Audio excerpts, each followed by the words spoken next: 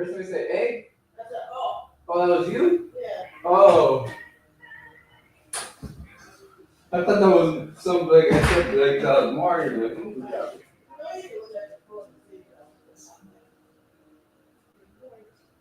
drop off at 5:36.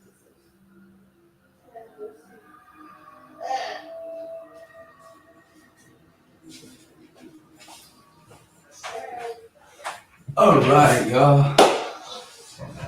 How's everybody feeling? Huh?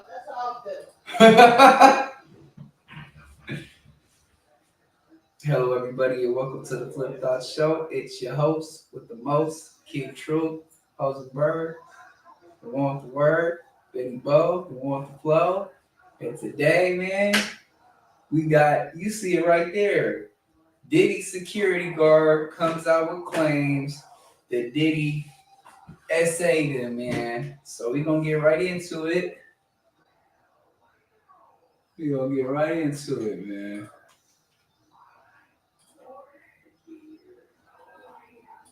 We're now hearing for the first time from John Doe, one of the P. Diddy accusers who's now broken his silence.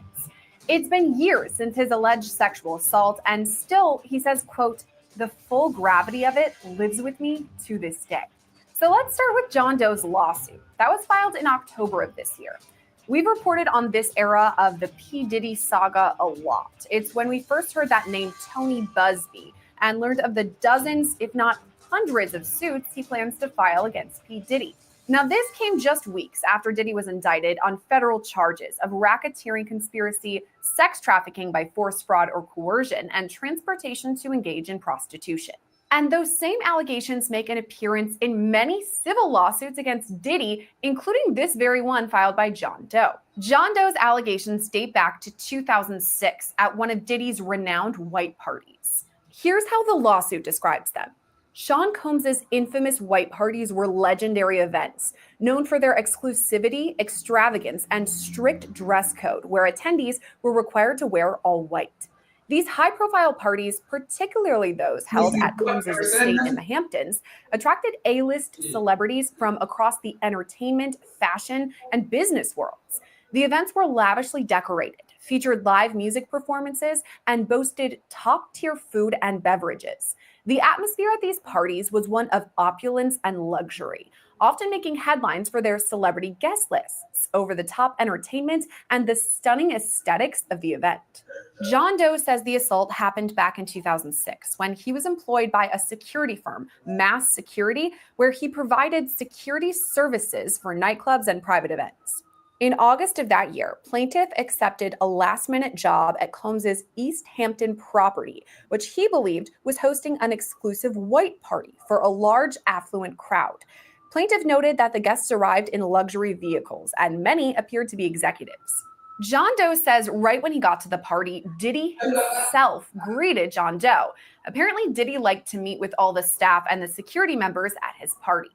Now, according to John Doe, things started off completely normal with Diddy. They chatted, and Diddy was friendly. He even offered John Doe another future security job right on the spot. But John Doe turned that one down at the time because his father was severely ill. And to that, Diddy appeared sympathetic and understanding.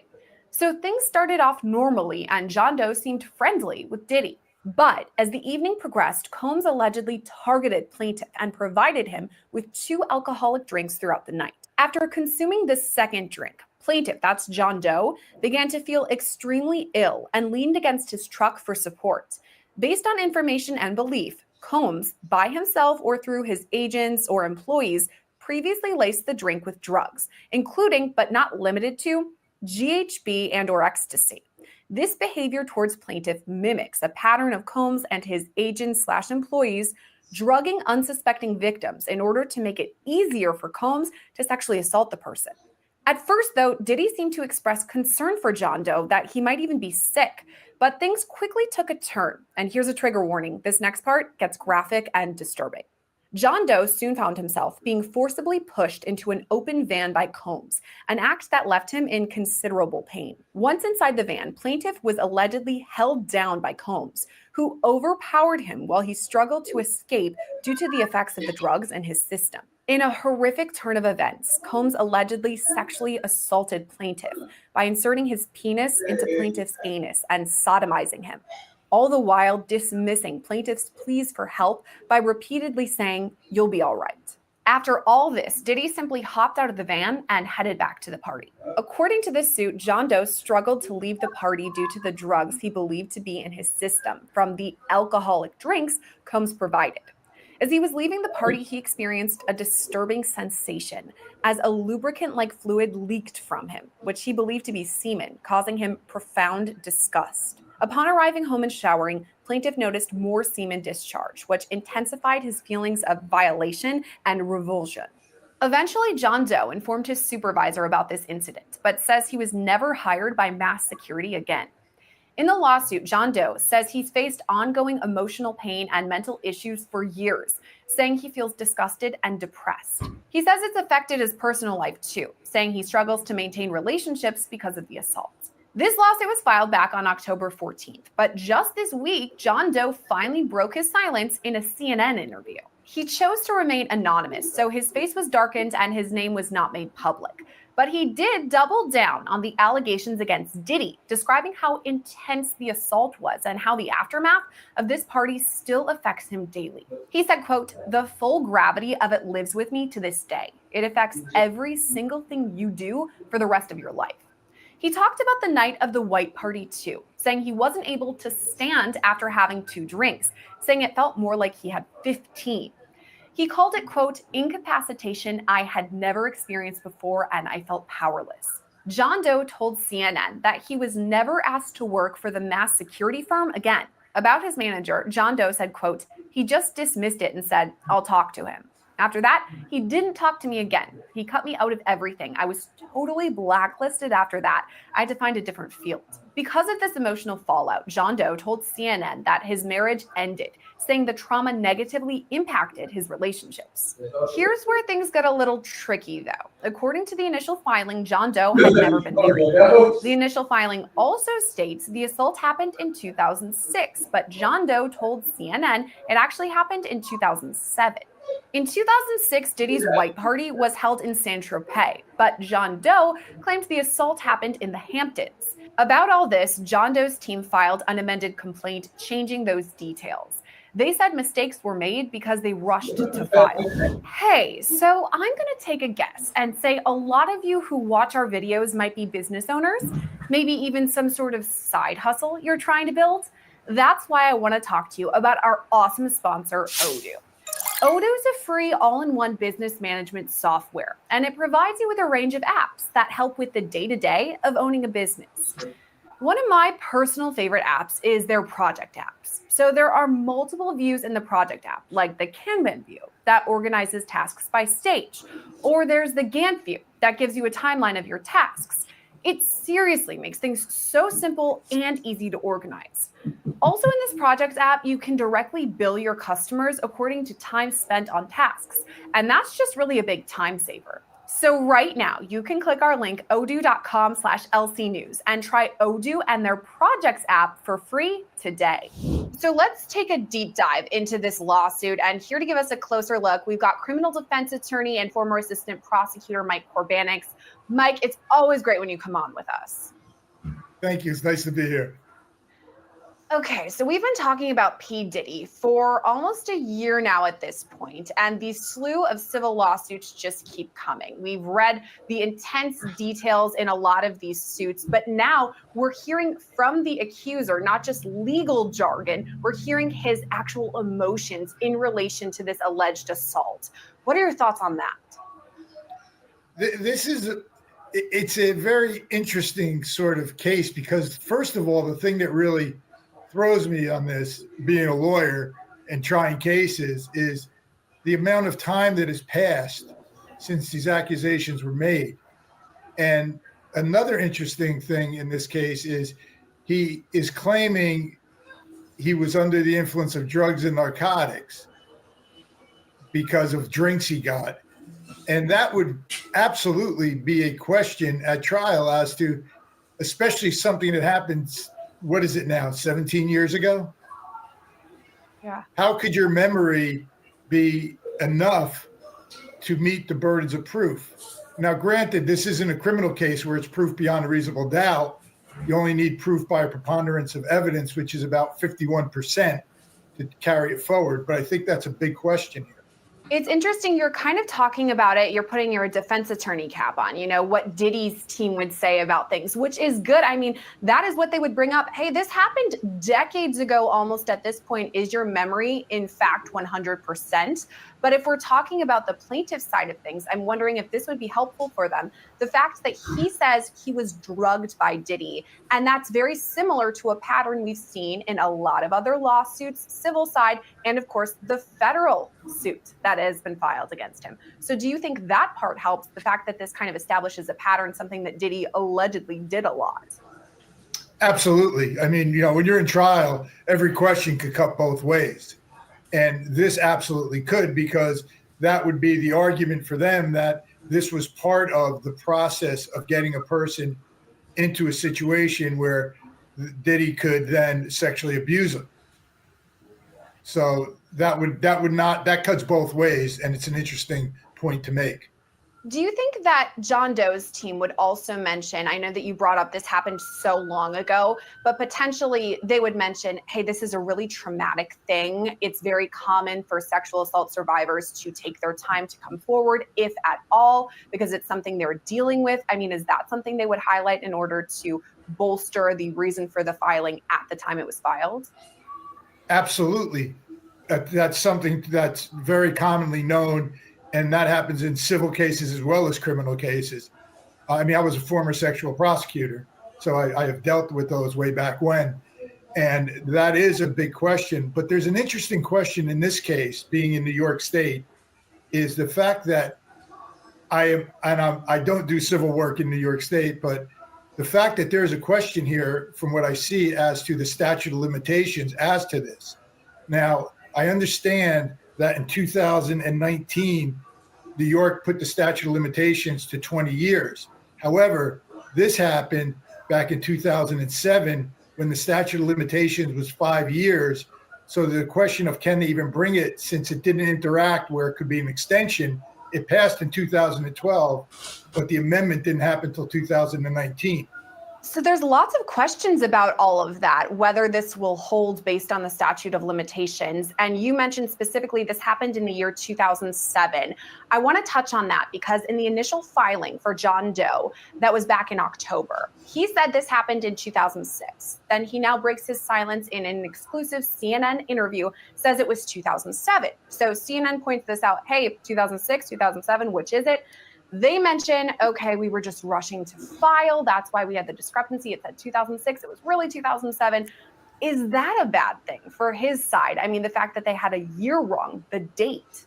Well, I got to talk as a real lawyer there, because sometimes you make typographical errors. Sometimes these things are, you're working off perhaps an old complaint, which has the legal data you need in it, and you make a typographical error. You didn't change a name, you didn't do something, because there's certain parts of the allegations that have to be the same in every case.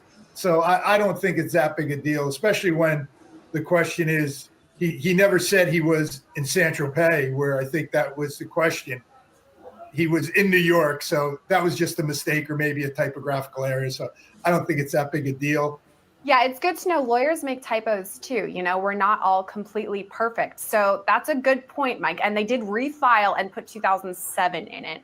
I want to talk about more about his interview too to CNN. He remained anonymous, obviously in the lawsuit. He's listed as John Doe. And then he decides to speak out to CNN, but we don't see his face. We don't see his name, any of that. Why do you think he chose to speak out, but still remain anonymous? Well, I would imagine, quite frankly, that one of the reasons is he's feared for his own safety. He doesn't know. I mean, P. Diddy is a famous person. People are following this. There's people watching our show. There's people very familiar with this. And so I would assume that he doesn't want to be someone who, if he goes out to dinner somewhere, somebody says, oh, that's that guy we saw on CNN, and, harass him and things of that nature. So I think that's very understandable. What do you think about this interview in general? Do you think it would help or hurt his case? I mean, if this does go to jury trial, and obviously Diddy's got a lot of lawsuits that are kind of lined up for all of that. But let's say this one specifically does. Could Diddy's team pull this interview and even use it against him? Absolutely. I'm not a big fan of going and having my clients go on TV and be interviewed and things of that nature. Number one is that's really not admissible in court unless it becomes some sort of consistency or something of that matter. And also, you've got to be careful because jurors are going to be asked, how are you familiar with this case? And is that familiarity with that case going to make you prejudicial in your decisions here? So if you saw that, I would think they would ask, any lawyer would ask the judge to dismiss that person from the jury because they have a preconceived notion and they're supposed to start from square one to be fair and be basically like the first time I'm hearing this case is in the jury box. And that's a problem with that. Yeah, that's definitely something tricky, something to think about in regards to doing these very public interviews. I mean, on CNN, we're talking about it. So people all over are kind of touching on it. But for the other side of things, for John Doe himself, I'm wondering if it was helpful in the way of he was describing how this affected his life. He said he's had to deal with the emotional and traumatic stress of it ever since this happened. He said something I want to read. He wrote, quote, "I was screaming, telling him to stop.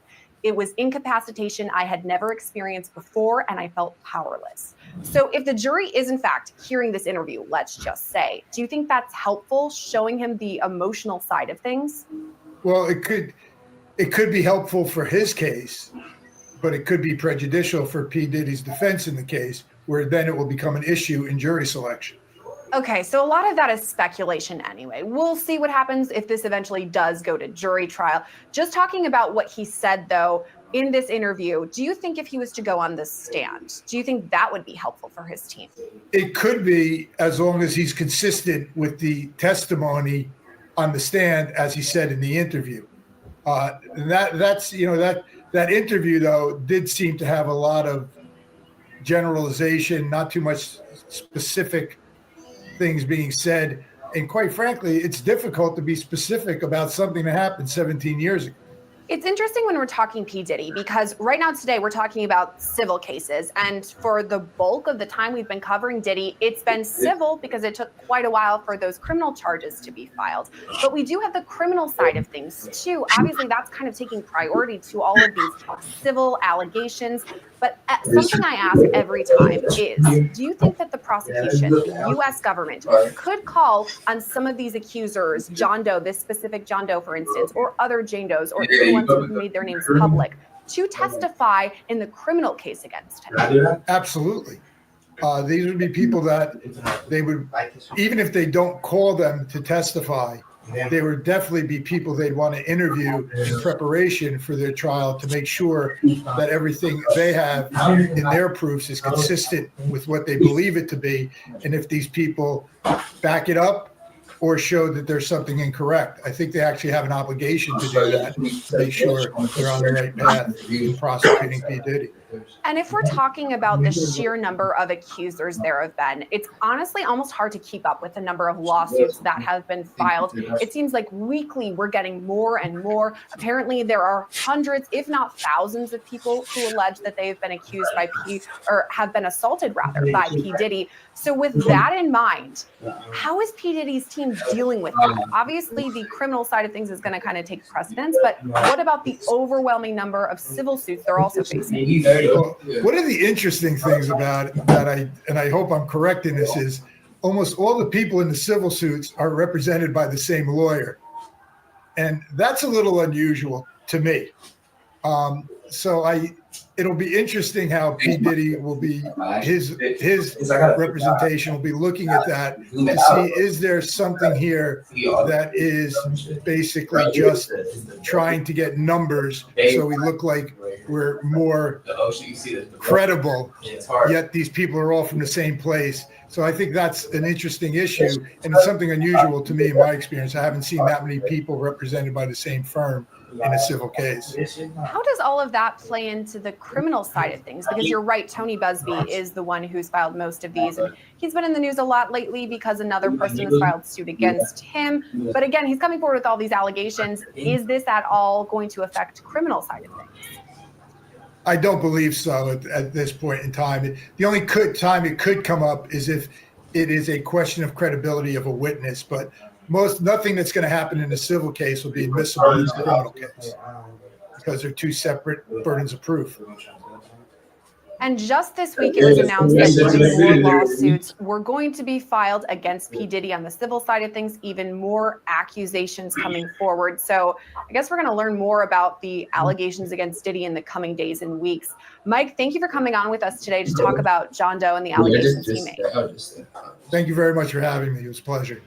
About all these allegations, it's important to note that P. Diddy denies the claims and he's pleaded not guilty to the federal charges against him. Reporting for Law and Crime, I'm Sierra. Welcome back, Golly Vibes family. I pray everybody has been good. Listen, this is going to be another episode on the whole Jay-Z situation. Just when I think it can't get any worse, something pops up. And this story is wild. Ladies and gentlemen, stick to the end. Stick here to the end.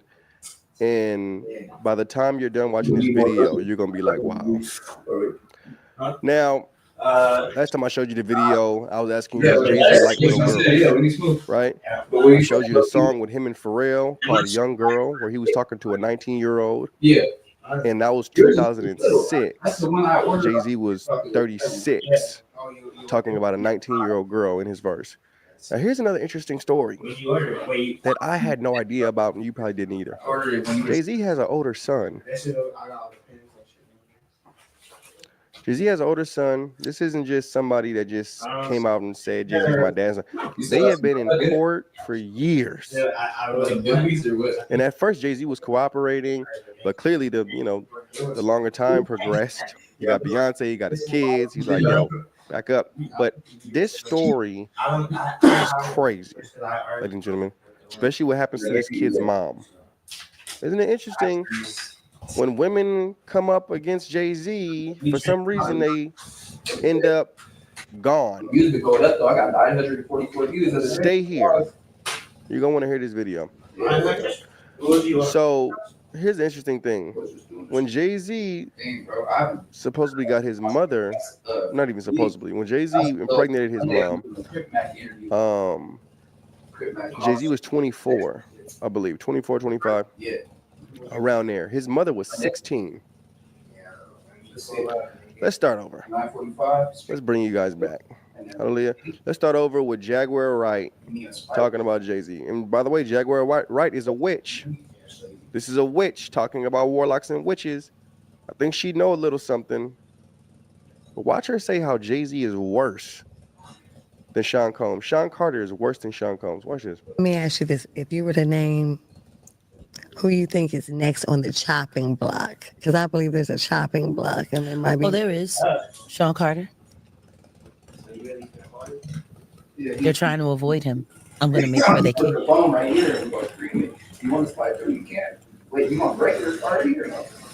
I have a total of 9 witnesses that are about to start coming forward. I'm going to walk them one by one. But the things that these people have to tell, and the video evidence and the recordings that they have, yeah, it's worse than that. So I drop it, but then again, we could always reveal it if you wanted to. That's worse than Diddy. Wow.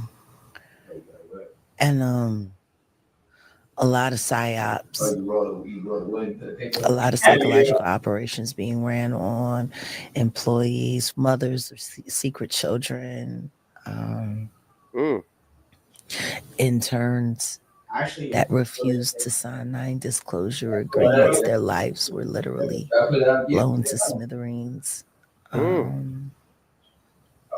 This one's really just supposed to be green, bro. I was lucky to survive him. Yeah. Aaliyah wasn't. Beyonce wanted. Yeah, we could do it. She wanted what he was selling. She said, I was lucky to survive him. Now this is Jaguar Wright.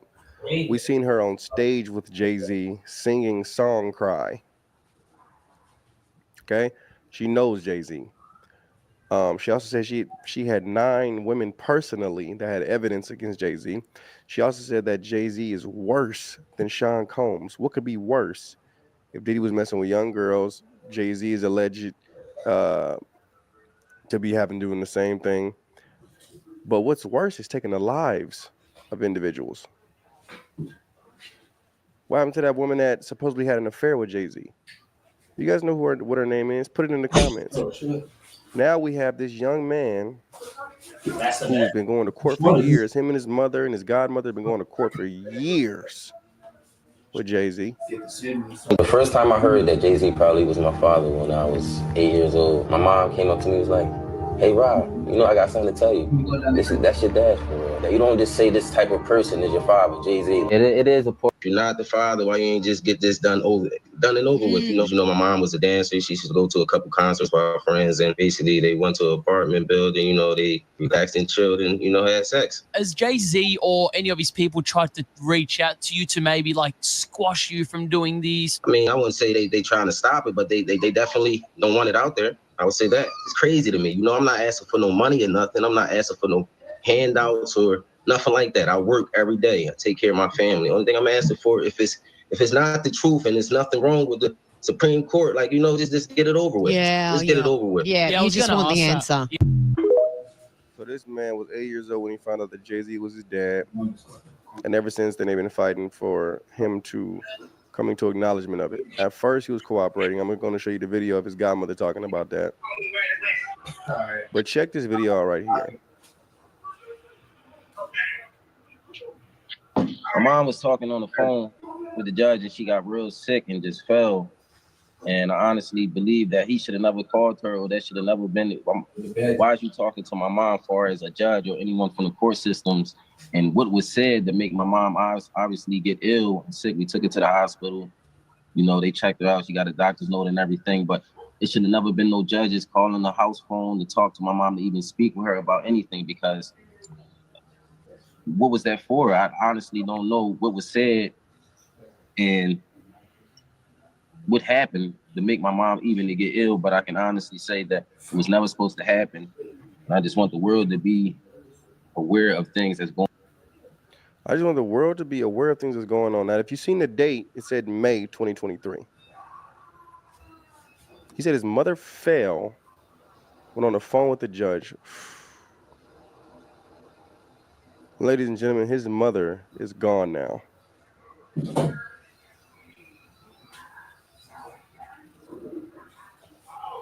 There's no coincidence, guys. I don't believe in coincidences, because this isn't the first woman whose life was gone after something going on with Jay-Z. Boy, oh boy.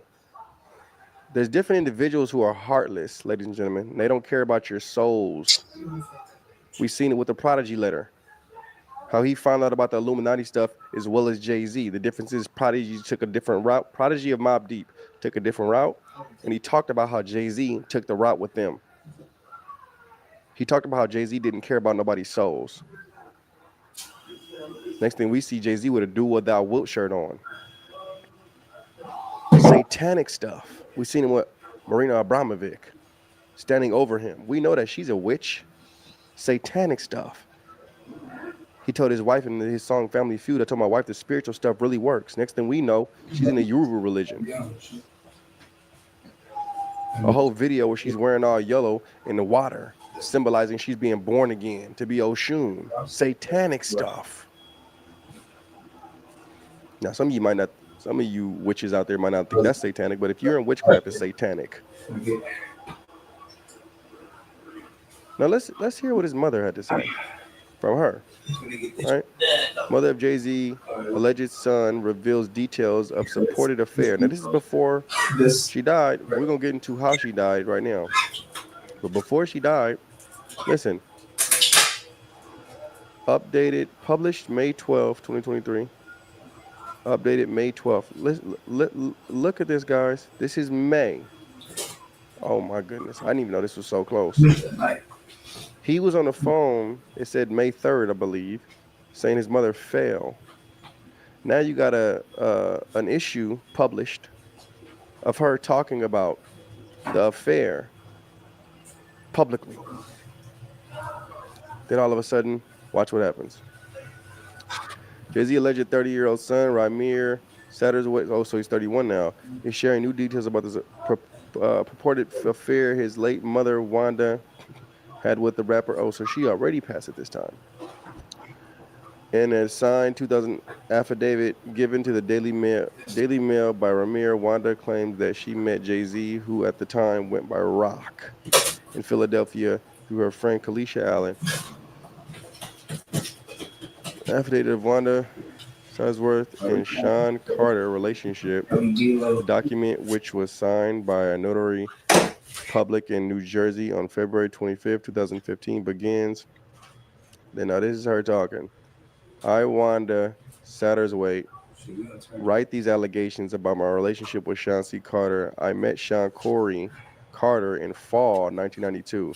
He identified himself as Rock through my friend Kalisha, who is an eyewitness. Now, those who know Jay-Z will know if he identified himself as Rock or not. Mr. Carter and a friend came to Philadelphia to pick up both me and Kalisha around the area of 24th and Bolton Street in Philadelphia, Wanda recalled. Now, this is Wanda.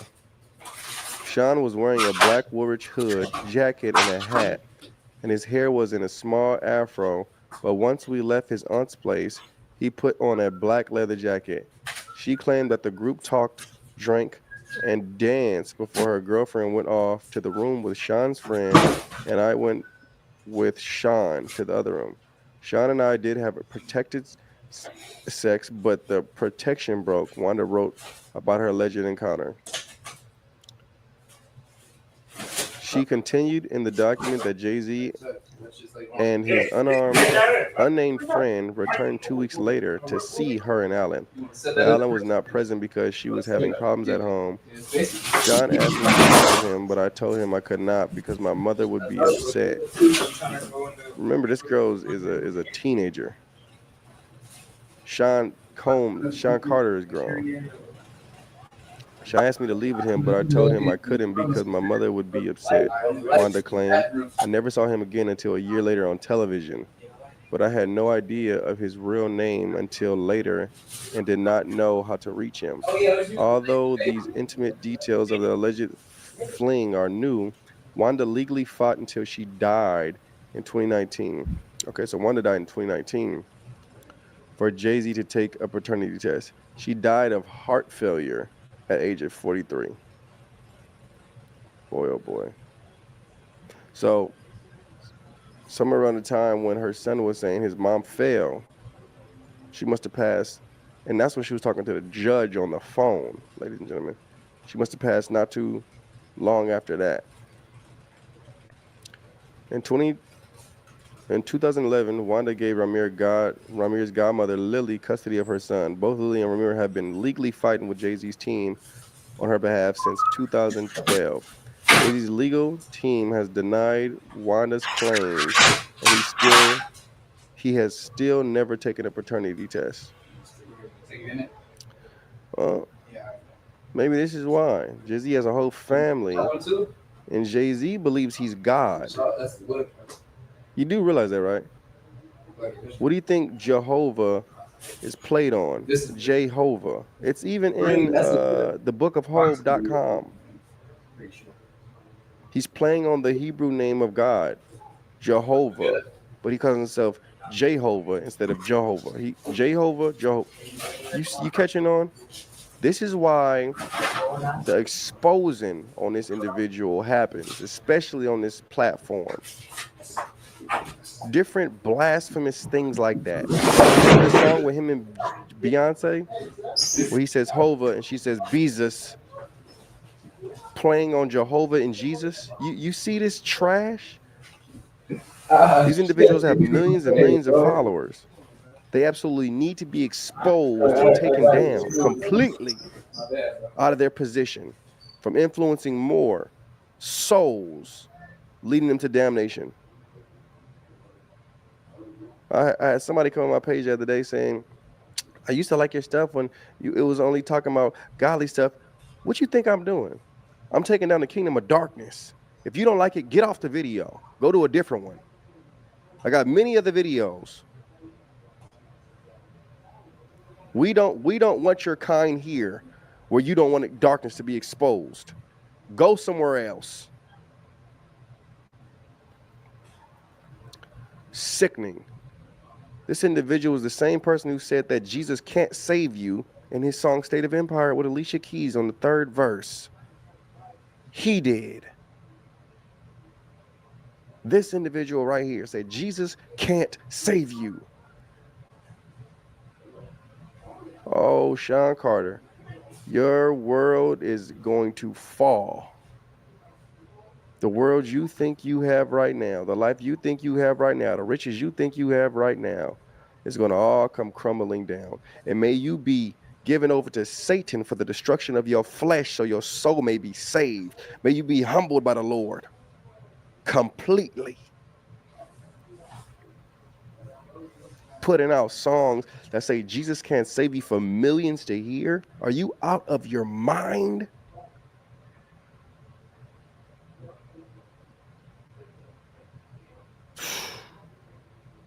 Out of your mind. Ramir Saddleworth, who has allegedly he's Jay-Z's son, shares a message from his godmother in response to Jay-Z's statement to Tony Busby. Okay, this is recent, by the way.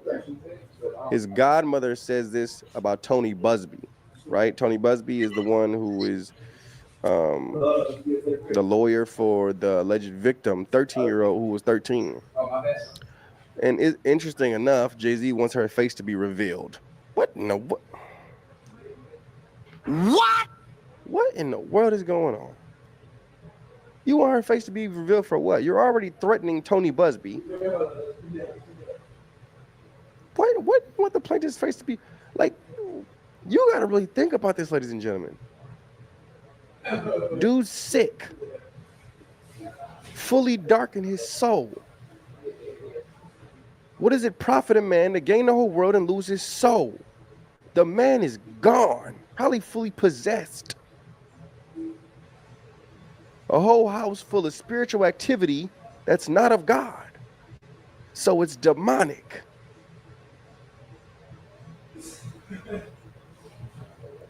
Beyonce's own drummer, who was her drummer for 5 years, filed a restraining order against her for extreme witchcraft. Like, y'all still haven't got it? Anyways, his godmother, in response to Jay-Z's statement to Tony Busby, here is the retyped paragraph. Now, this is what it says below, but it's clear up top. Ramira and I remain unwavering in our fight, inspired by the belief that there are ethical attorneys and judges like Attorney Busby who stand for victims' rights and uphold the principles of fairness. My goddaughter, Wanda Satterthwaite, Ramira's mother, is one such victim. She just wanted her son to be claimed. And he just wanted to know who his dad was, bro. Like, you're not God, bro. You're not God. I don't care about how much money you have. I don't care about how much connections you have. Settle and humble yourself, man. You're not God. I'm glad the humbling is happening. You're not God, bro. You're not Jehovah, bro. May the Lord humble this man. My goddaughter Wanda Satterthwaite Reimer's mother is one such victim. Her story deserves to be heard. Well, it's being heard today. It's being heard today, Ramir. It's being heard today, Wanda. And may this video get out to the masses. Good Lord. And her name must not be forgotten. Let us all remember to say her name, Wanda Satterthwaite. I pray I'm saying it right. Wanda Satterthwaite.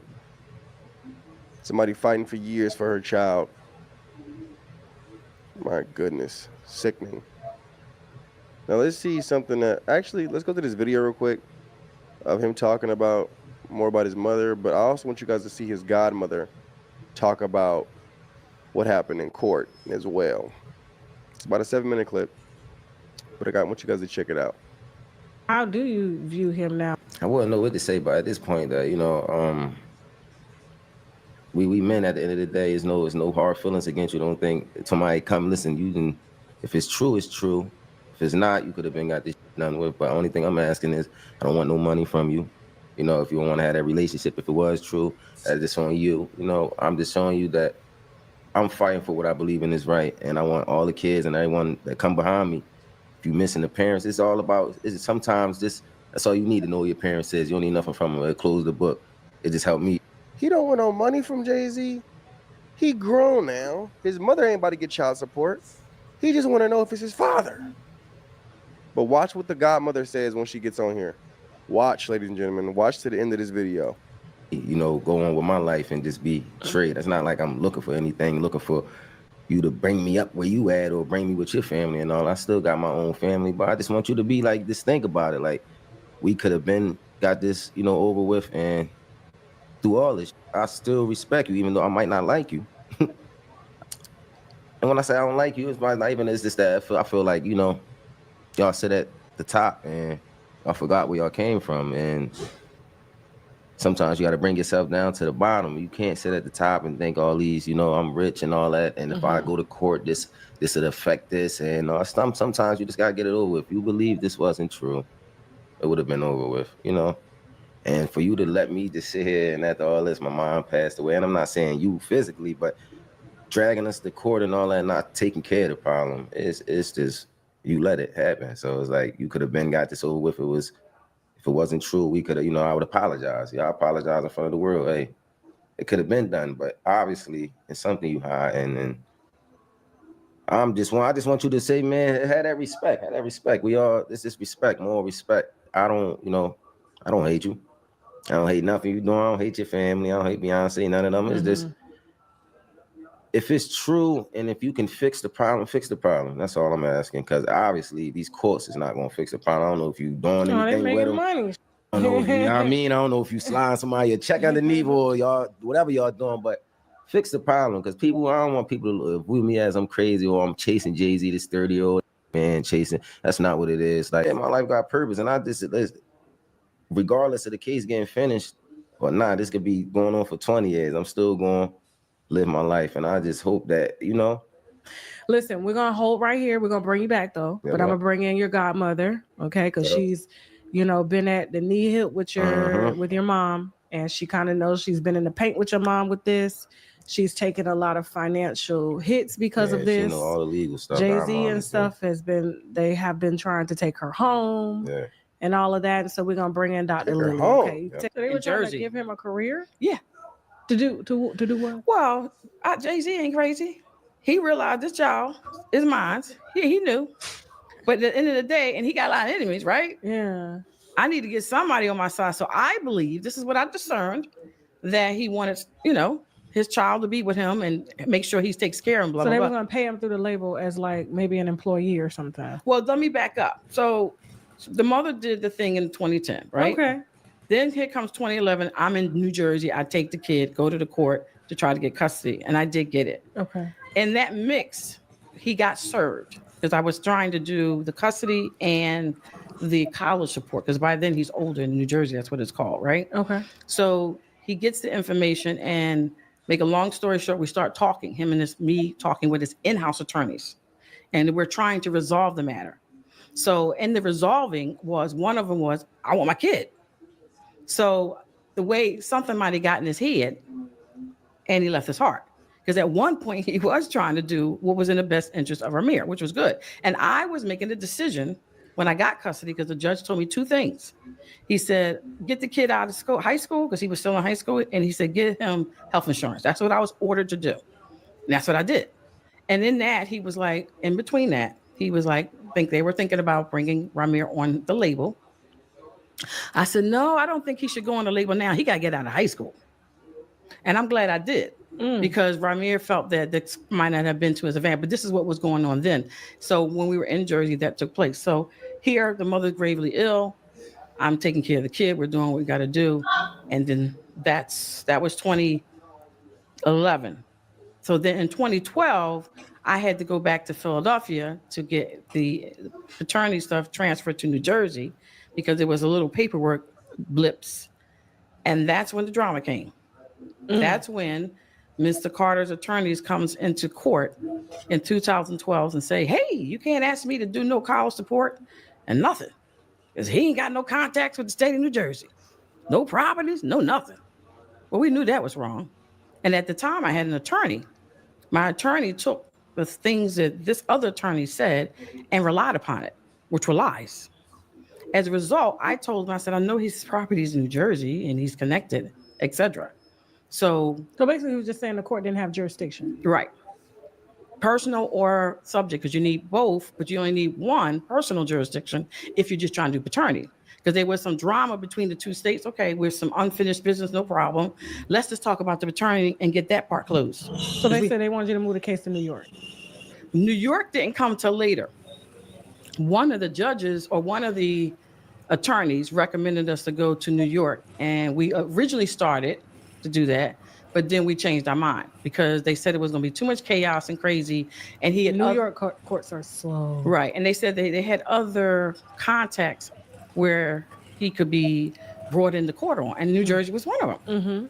But the whole thing was that I lost $3,000 plus in attorney fees when his attorney decided she wanted to come on a lie and boom and swing that around. And as a result, according to New Jersey's law, I'm entitled to my attorney fees back. So when we became aware, which is right afterwards, that he had properties, we had about 4 or 6. And I had 2 properties in New Jersey. One I lived in with Ramir and another one. So we went back to them and said to the court that this is what happened. And that's when all this crazy stuff. Now, by the way, they had the DNA all along. In fact, they got the DNA in 2011. So they have Jay-Z's blood? No, Ramirez. Okay. They don't do the blood, right? New Jersey just do the swab. Right. And the so they say, no problem. If you don't believe you the father, go down the hall. And if you don't go, in the state of New Jersey, you're presumed the father. So technically, he's not alleged. He is presumed the father of Ramir Satterwhite. So he is presumed the father of Ramir Satterwhite. Now, the whole reason I even bring that story up is to show how it coincides with one of my first questions from my last video, which was, does Jay-Z like little girls? It coincides because Jay-Z was 23, 24 when he had intercourse with Ramir's mother, which was 16.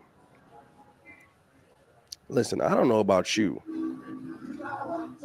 but when I was 23, 22, I wasn't looking at no 15, 16-year-olds, okay? That is a young fetish, ladies and gentlemen.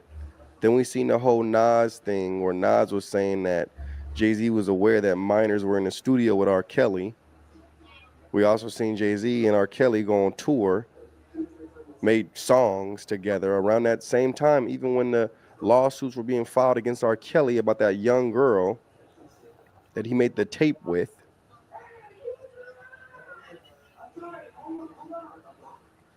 Boy, oh boy, it's all coming out. It is all coming out. Tony Busby also tweeted yesterday, investigators from New York have called many of our law firm's current and former clients. Boy, oh boy, they are panicking. What they didn't anticipate was one of the clients decided to record the conversation. It's shocking and illegal. Here's a portion taken from the transcript. Investigator, in a couple days, or maybe by next week, anyone Googling Busby and his company, his practice, are going into litigation, okay? What we're trying to do is we are trying to put this thing together for the company that we're working for. We can get you paid. You can get money, right? You can get money right soon, you know? We gave this kid $1,000 to start yesterday just to get him on the right path. And at the end of the day, this is going to go through the courts. Busby is getting sued. These guys are on tape offering to pay clients to sue our law firm. That's a crime. Busby ain't playing. Y'all keep playing with Busby like he's some kind of joke out here. You know this is an official lawyer. No. Busby's not a game. And you got people out there playing with Busby like he's a game. Look up Tony Busby. Busby ain't playing out here. You guys are playing games with Busby like he's afraid of something. Busby ain't joking. Y'all keep adding fuel to the flame. My goodness. May the truth come out, ladies and gentlemen. May the truth come out on all of them. Jeffrey Epstein had a thing with little girls. R. Kelly had a thing with little girls. P. Diddy going to court in May, but there's a lot of different victims, many who are little girls and little boys. Boy, oh boy. The Diddler situation is crazy. Now you got Jay-Z out here who allegedly had a thing for little girls. At this point, he got a song with Pharrell called Young Girl. Girl was 19, he was 36. Now I get she was legal, but I'm just saying you can see how he has a thing for little girls. When I'm 36, I'm not about to be looking at 19-year-olds, my guy. And if you're somebody in the comments who was 36 looking at 19-year-olds, you got a young fetish as well. I'm sorry. I'm sorry.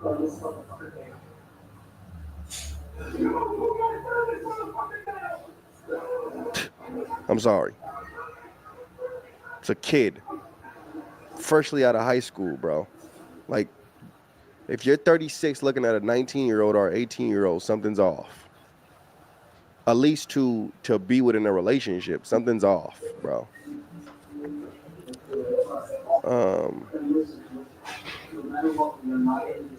Good grief. Jeffrey Epstein, R. Kelly, P. Diddy, now you got Sean Carter. Domino effect has come into play, ladies and gentlemen. Hollywood is falling. And in the midst of it, the Lord is raising his kingdom. Hallelujah. Light is elevating. Even when it comes to music, a lot of this demonic music is just starting to sound like trash to people. You know? And even with myself, I'm glad the Lord brought me into making kingdom music myself. Hallelujah. It's definitely been a change completely in my walk to completely submit myself to God and leave the secular realm of music and start doing music in the kingdom of God. Amen. And a lot of you guys listen to my music and say how it's very powerful. It's the Lord. Amen. It's the Lord. Completely. I give all glory to God. Amen. I love you guys. I pray somebody gets the courage to start speaking out as well, or even sharing this. Even sharing this, you're coming into agreement with truth. Hallelujah. Let me know what you guys think of the video. Comment, subscribe. I love you all. God bless. Shalom. I'm on 24-hour calls, a bodyguard, currently to this day. You know, I didn't speak on anybody I did good business with. I didn't speak on anybody. You know, I didn't throw anybody under the bus who didn't deserve it. So, how many Diddy parties have you been at? Did he ever hit on you? Or he tried any stuff with you? Yeah, I'm not playing that. I'm not playing that.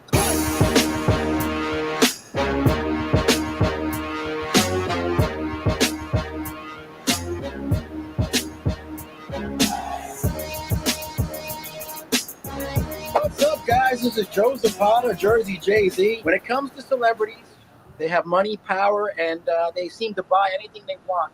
My next guest is a celebrity bodyguard, and he's one of the best around. He's known all over Chicago, all over New York, everywhere. And he protects some of the best and high-profile people around. My friend, big homie CC. What's up, brother? Good, bro. How you feel? You good? I'm good, man. I'm good, man. So let's get right into it, man. So how did you become a celebrity bodyguard? Did you hear me? How did I become a celebrity bodyguard? Correct. Yes. So basically, I played pro football initially. After that, I took my check and I started a security business. And I posted ads on Craigslist. I did my due diligence. There's a website called getbodyguardjobs.net. I got some real high profile. I got some real high profile gigs from there, and I've been doing this 16 years. So, in this business, word of mouth is the best advertisement. So, like once people knew I could be trusted, they always say I got good integrity, and I've been getting booked ever since. Wow. Now, with the recent events going on about Diddy and stuff, has that hurt your business? Not at all. Not at all. So here's the thing, right? I'm on 24-hour calls as a bodyguard currently to this day. Oh wow. I got 2 lifetime contracts with two different people. I didn't speak on anybody I did good business with. I didn't speak on anybody. I didn't throw anybody under the bus who didn't deserve it. So business for me is booming. Business is booming. Everything is great. Good. That's really good, man.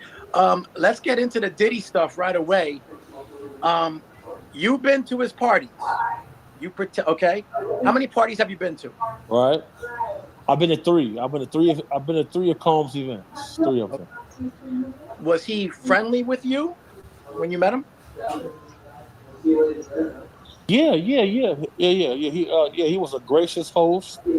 So the thing is, the first initial part of the party is a normal socializing mixer, upscale, everything is perfect until you see himself or one of his constituents coming out collecting everybody's cell phone. Wow. Did they take your cell phone? Yeah, I'm not playing that. Because if you take my cell phone, that means I'm complicit. And I just can't afford that. As a man of honor and a man of principles, you never want to align yourself with people who may operate in a dark nature. Because just like I know, coming from Jersey, coming from Chicago, it's the same thing. You could be guilty by association. Guilty by association is real. Correct. I'm listening. He ever hit on you or he tried any stuff with you?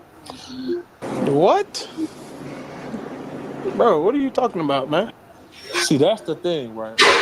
I always tell people this. He have a method that he goes by. So just to give you some insight, there's a video of a boxer named Gervonta Tank Davis. I know him. In the video with him and Tank Davis, you see Combs being very touchy-feely. He hugged him, picked him up off the ground. Now, Gervonta got away from him and left to go by his friends. You see Combs let off a scream, say whatever he wants he's going to have. He goes down there to pursue Gervonta again. It didn't work. Wow. So the way he does it is he's very touchy-feely. You feel me? So like, if you allow him to do that, then he'll escalate it a little bit. Wow, that's pretty crazy. And then you'll find yourself getting invited to a second layer of the party where things start to get lascivious. Wow. So obviously Diddy likes men, obviously. Absolutely, for sure. Okay, now does your client, did she get laced with something in her drink? So this is what started the problem between myself and my team and him and his team. Okay. Now, we were under contract with a lady. Her name is Beth. She's on the cover of the Gucci magazine. And, I've always done good business with the Ford modeling company. So what ended up happening was some drinks got brought to the table. Mm-hmm. And after some of those drinks got sipped, some people in our group, but they were compromised at that point. They couldn't control themselves. They showed concern. And then now I got to go into a complete different mode now. So now we in escape mode. And it led to an altercation. I ended up getting hit with a bottle by one of his security. Wow. A few guys ended up going to the hospital that night. Mm-hmm. And this is in 2013. So, I first started being vocal and speaking out about this gentleman and his activities back then. But back then there was no YouTube. There were no podcasts. These platforms didn't exist. So, I had an uphill battle for myself. And in the industry, everyone is not a person who partakes in this type of activity. So, I got a very strong backing and support system. So that's why you don't see anybody sending cease and desist. You don't see anybody coming out to challenge anything that I've said, and it's for those reasons. Yeah, exactly. What other celebrities were there? Was Justin Bieber at these parties? So my only encounters with Justin Bieber were when high-profile clients would have me with them. They got press boxes at his concerts, stuff like that. Other than that, those are my only interactions with Bieber. Do you know if Diddy had something going on with Bieber? He definitely did. And there's an interview that Combs released where he said out of his mouth that Justin is somewhere right now doing things we can't talk about. Wow. And we also seen Mr. Bieber cry in an interview when asked about certain things. And I feel like that should speak volumes. What about Leonardo DiCaprio? Was he also involved with Diddy? Say it again. Leonardo DiCaprio. Was he involved with Diddy? No, when it comes to him, I myself only speak on things I can verify to be fact. I'm not going to embellish or invent information. Okay. But I will say this. There have been some very high-profile attorneys who have reached out to me and showed me certain stills from alleged footage that allegedly came from CCTV footage that Combs had recording in his own home. There's a Fed. The Feds came out and said that they have video evidence of Combs sexually assaulting a male sex worker at his home at a party. Wow. So when it comes to DiCaprio, a very high-profile lawyer showed me some stills. The stills, to me, just showed DiCaprio and some of his constituents with Combs at his residence. Now, it didn't show anything explicit, but that's simply because there are laws that have been passed now, revenge porn laws. You can't just go and sell someone's sex tape anymore. Certain laws have been passed to prevent that. And it was presented to DiCaprio to purchase certain footage of himself with Combs so it wouldn't come out. So that is facts, and I can verify that. Wow. Jamie Foxx, he came out and said he possibly might have been laced with something. What do you think? Now, you said someone might have been laced with something. Who are you referring to? Jamie Foxx. Jamie Foxx? When it comes to the Jamie Foxx situation, at a live taping for his Netflix special, he said out of his mouth that Combs was the person who poisoned him. Here's the situation, though. When Jamie Foxx is confronted about these allegations in person, in the public, he does not deny anything. Now, what I know to be facts is his daughter and Fox's mother, Corinne and his mother, are the ones who reported Combs to the FBI while Foxx was in a coma. Jamie Foxx said he asked his partner for an Advil. He gave him the Advil and he woke up 22 days later. Wow. Wow. So you gotta think about it. Think about it. Being a guy from Jersey, somebody like yourself, you know just like I know, the price of life is cheap. Yeah. And just like I know, if someone is under federal investigation, they may take certain actions to remove certain people to protect and save face. Mm-hmm. Now, did you get sick with pneumonia from something from his party? Say it again. Did you get sick from a pneumonia? Yeah. So I've had pneumonia 3 times. Okay. Over the period of 6 years, I tested positive. I had pneumonia 3 times. Okay. My toxicology report showed that I tested positive for cyanide. And the way cyanide metabolizes in the human body is it turns into pneumonia after a certain amount of dosages. Because if you look through history, people used to use rat poison to slowly kill people.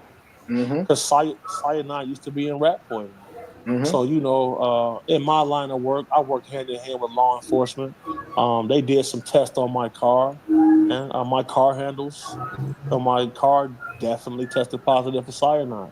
Wow. I can't pinpoint it to be him exactly, but where there's smoke, there's fire. Right. Kim Porter, his ex-wife. And once that got brought to my attention that she died from pneumonia and one of his other bodyguards also died from pneumonia, very strange. But Very strange. in my line of work, combating human trafficking, we've had wars with several organizations. So at that time, I had problems with Combs and his group, and I had problems with some Serbian guys. So, I'm somebody you may have to poison because to be able to confront me in any type of like violent situations is gonna be hard. Situational awareness is high. I was trained by the best. We move appropriately. So I was definitely poisoned with cyanide for sure. Wow. J-Lo, did she get divorced possibly because of Diddy's with Ben Affleck because of Diddy? You think? Now look, when it comes to that situation, what I can confirm is FBI came to Ben Affleck. Oh wow. They came to him and he filed for divorce shortly after. Wow. That's a fact. I can confirm that. Wow. That's crazy. The FBI had to come and tell me before that there was a threat against my life. Really? Because by law they have to. If they know there's a threat against your life, by law they have to. So they came and told me these type of things before. So are you worried at all about Diddy's people? It's not often. Say it again. Okay. Are you worried about Diddy's people at all or no? Coming at you? So I'll be honest, big bro. I'll be involved in a lot of activities. So they didn't tell me exactly where the threat came from, but they made me aware that there was definitely a threat. Wow. Which is what led me to contact my law enforcement friends. They came and tested my car, my door handles at my house, stuff like that. So the toxicology report is real. I definitely had pneumonia. 3 times. And I'm from Chicago. You from Jersey? We used to cold. We used to that type of weather. We not getting pneumonia, man. No, you're right. It's cold. It's cold. It's cold. We used to that, Joe. We're cool, man. R. Kelly, you know him. Who's worse, him or Diddy? Well. Who's worse, him or Diddy? So my thing is this. I used to attend a church called Carter Temple on 79th and Wabash from the south side of Chicago. Okay. Whenever R. Kelly would come to the church, they would remove all of the young ladies away from anywhere around him. Damn. Word has already been out about him. So, there's a sex tape of him and a 14-year-old girl. That young lady was in my class at Providence St. Mel, a school in Chicago. So I've been around this situation. My uncle, who's an outstanding man, he did certain things to be able to try. He said he wanted to try to save Robert's soul. And he would bring me around Robert Kelly on several instances, and each time he would do very questionable things. And I told my uncle, hey, look, I don't want to come around this guy anymore. And he respected that. And my uncle also disassociated himself from him as well. So, the allegations against him are true. There's no secret he likes young women. And any chance I got to challenge him, I take it. Wow. Do you think Diddy will ever beat this or go, be free? Or is he going to jail? So here's the thing, bro. How often do we see someone present a $60 million bail package and it gets denied? Yep. You're right. Think about that. Yeah. $60 million, they denied. Yep. And he was well aware he was under federal indictment and investigation. And when they arrested him, he had illicit drugs and illegal firearms with him when they arrested him. Yep. Why would you have these things with you? And they told him, as long as your private jet is not in the same city as you can stay on the street. What do they see? This guy standing on the street with a sucker in his mouth, talking to some young ladies on the New York streets, and they came and picked him up right after that. Wow. You're right. You're right, man. Yeah, it's just a fact. It's just a fact. And here's an exclusive for you. Homeland Security was the lead group on the raid on his property. Really? They did not inform the raiding officers whose home that they were raiding. Wow. Why is that? That goes to because he probably has been an informant, and that goes to show that he have a lot of reach. Okay. Wow. That's crazy, man. For sure. Yeah. Absolutely. Yeah, that's crazy, man. At these parties, how would you protect your clients? Yeah, it's pretty simple. So if you insist on attending one of these events, we have a 62-minute rule with our team.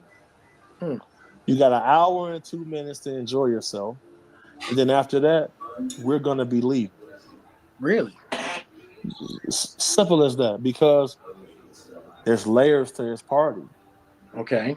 The first layer is a normal party. It's a normal party. You and I can show up there. We can have a few whiskeys, drink a few beers, have a good time, and it's cool. But nevertheless, when you see the guy coming out to collect the cell phones and you see the other dude or the lady with the NDA agreements to sign, now his non-disclosure agreements for his parties is you cannot speak about him or anything that took place at the party until 10 years after his death. Jesus. That's crazy. Come on, man. Now, big bro, if you having a party and people can't talk about it, until 10 years to after you pass, something's going down. It's funny. Something's going down. Something is going down. He wouldn't try. Like if he seen Joe Zapata at this party, he's not gonna try you the same way he tried somebody else. Of course. I know. He fishes. He does. Okay. And if he feel like he got some bait, he gonna try to reel you in. What's the craziest shit you've seen at his place? Crazy. I seen waitresses completely nude. Okay. I seen people with lions on leashes. I seen plates of cocaine floating around. Whatever narcotic you wanted was available. And certain people were indulgent. Some were not. But you get invited upstairs, anything goes at that point. That's cool. Do other people in your group do they partake in any of this or no? No. Not at all, bro. Like my friends are very conservative, I would say. And they would take certain things as a sign of disrespect. Okay. Okay. And it could more than likely would lead to a cataclysm, I would say. Mm-hmm. Now, I've heard Diddy's paid out a lot of money to people as they leave, so they don't say anything. Is that true? I've heard him hand That's out. very true. Yes, I've heard him hand out Very money, true. a lot of money. So it's public facts. He paid Cassie $30 million. Mm-hmm. That's Innocence doesn't cost that much. no. You're right, man. You're right. You're absolutely, Yes, sir. absolutely right. What advice would you tell these young girls who want to go up to Diddy's party? Don't go. Yeah. You see, Only advice I can give them is to not to go. mm-hmm. Because your phone's gonna get taken from you. Mm-hmm. And then now it's your word against a billionaire and his team. Yep. You're right. You're gonna lose that every time. 100%. Every time you're gonna lose Yes, that. sir. But they want to be stars, maybe. That's why you do it. They want to be singers. They want to be stars. You're gonna lose that. Absolutely. Absolutely. Yeah, they're gonna lose themselves, man. But it's crazy, man. What about Ray J? The guy Ray J.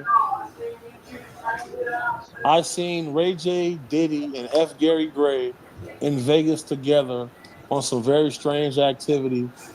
First perspective. So check this part out. News Nation reaches out to me to speak about this situation. Okay. They didn't want to pay me any money, so I turned it down. Mm-hmm. So when I turned it down, they go and get Ray J. Oh wow. Ray J comes on there, tries to make Diddy look good, and then that just showed me that there is an active conspiracy going on, and a lot of big media outlets are involved. And then shortly after that, we seen Diddy's sons physically attack Ray J outside of a party. Wow. Because in their mind, dude, you one of us. Why are you on there speaking against him? Mm-hmm. That's all it boils down. That's what it boils down to. Wow, man. That's crazy, man. So at these parties, did you at least have a good time, at least? The beginning part? Not at all. Not at all. Because here's my thing. When you work in this business, you know the difference between the difference between a sex worker, a drug dealer, a person who's here to have a good time, a person who's here to be predatory. And oftentimes I would find myself being one of the only few straight men at the party. So I would say, you know what, look, I'm going outside to the car. Call me, text me if things look suspicious, I'll come inside. And I would have to take that avenue. I would always have to use that avenue that I could. And then this got to the point where I couldn't be involved anymore. And I would tell people that, look, if this is your scene, hire someone else. Really? Tell them to hire someone else? Wow. Definitely. But because who you gonna remember? Who you gonna remember there? You got me, 6'6", 400-pound black dude. You gonna remember me before you remember anybody. You gonna remember me before anybody else. Big homie, that's right, man. And you'll be scrapping. You can't take the risk. No, you'll be scrapping if you have to, man. So that's why, man. I know, man. That's crazy.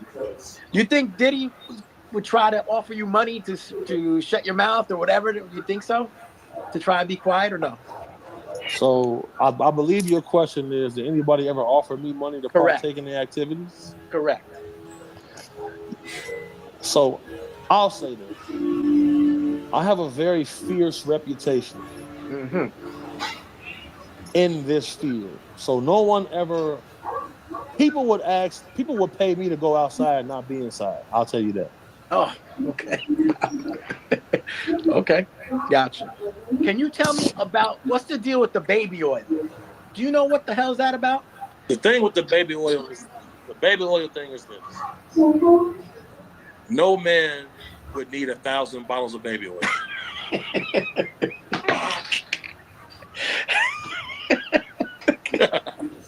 That's true. That's how he broke it down. So the problem is, so let's do the math here. 1,000 bottles of baby oil, 8-ounce bottles. If liquid GHB was involved in that, Mm-hmm. that's like 54 pounds of liquid GHB. Mm-hmm. Mandatory life sentence. Mm-hmm. Mandatory life sentence. Mm-hmm. So we also seen Costco come out and say he did not buy that baby oil from us. Yeah, that's true. That's true, man. So you know, when you see major corporations distancing themselves from stuff like that, Mm-hmm. the fix is in. They know the Yeah. fix is in. Mm-hmm. There's some ladies on the indictment who've been in contact with me, and they've told me that he rubbed me with some baby oil and I passed out. Wow. Liquid GHB in a very small form incapacitates you. It lowers your heart rate. Someone will look like they're asleep, but they're not asleep. They can hear and see everything, but they're incapacitated because of the GHB. Yeah. So, GHB, scopolamine, these are things that serial killers use to be able to have their way with victims. Wow. That's crazy. Why, let me ask you a question. You ever been married before? Yes. Divorced.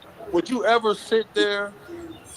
pay a male sex worker to come to your house and have sex with your wife while you're sitting there watching it? No. You're not gonna do that.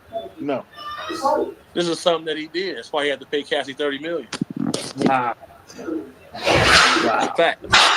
Those are facts, man. Facts. Well, you speaking the truth, man. And like I said, I appreciate you coming on, brother. I really do, man. And you got to come to Jersey so we can hang out, brother. You got. So I'll be in Jersey. Like mid-January. Let's link up and do some stuff. Let's definitely do. Let's definitely look up. Hit me up when we get up there and let's do something, man. I'll take you out, bro. Not no freak off. Sir. Can't wait. But we'll go hang out in Jersey, brother. Yes, all right, sir. Brother. Can't wait. I'll talk to you later. Thank you for having me on. Thank you so much for doing it, brother. You got it, man. I'll talk to you soon. Thank you, brother. Next. Yes, sir.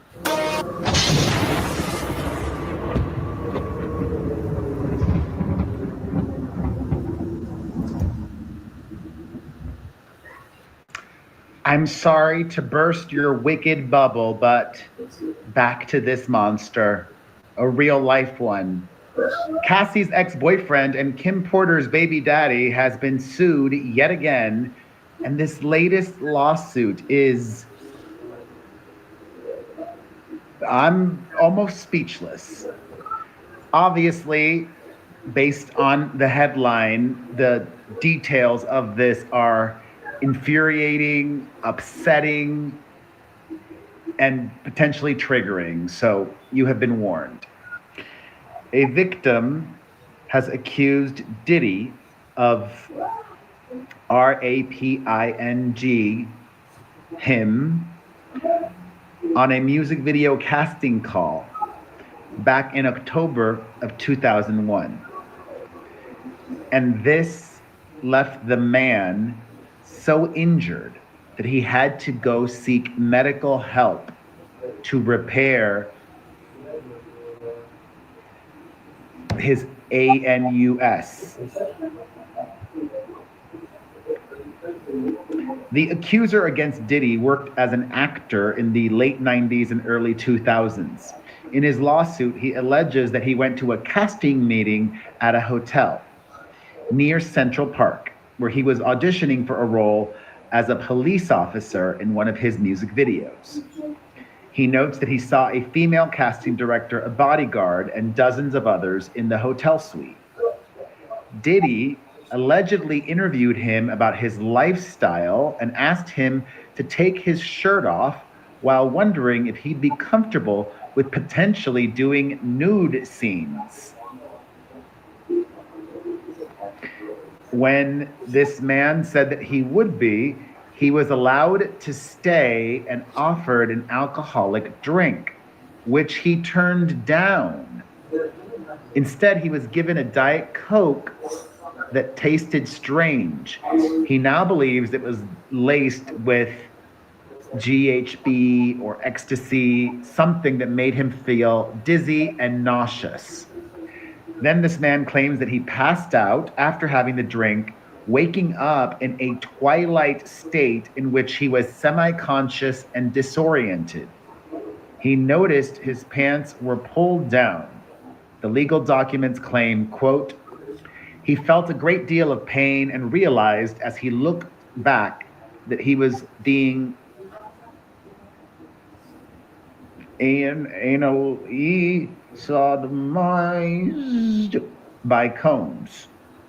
He was being taken advantage of from behind by Diddy. His vision was blurry, but he recognized Combs's chest tattoo and the large gold chain with a jeweled cross on it that Combs wore during the interview. The man allegedly tried to fight off Diddy, but felt too sick to do so. Diddy's security team was also holding him down, the complaint reads. Quote, additionally, Combs's bodyguards were holding plaintiff down by the arms. All of these accomplices need to be charged as well. When Diddy was done, the accuser claims he saw his bodyguard putting on a condom. The victim then passed out again, but when he came to, he was being held in a kneeling position by an unidentified Caucasian man who had been at the meeting, who was allegedly using a metal device to keep his mouth open while he orally raped him.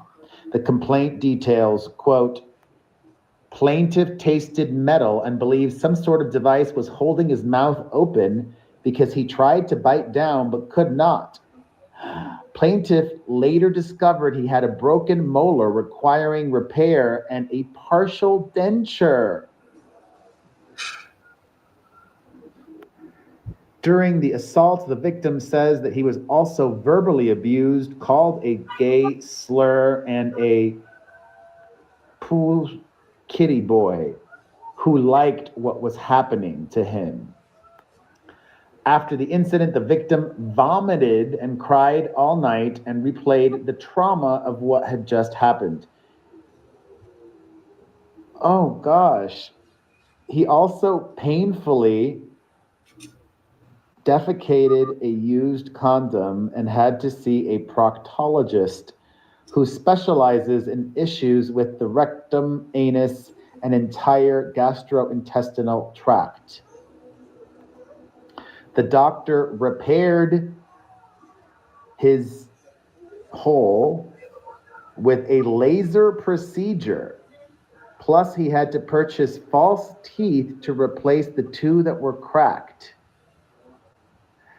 Understandably, this man claims that he has faced intense emotional pain and mental health issues, such as depression, after the horrific encounter. Abuse. And yes, this is yet another lawsuit brought against Diddy by Tony Busby. Combs's attorney has given a new statement.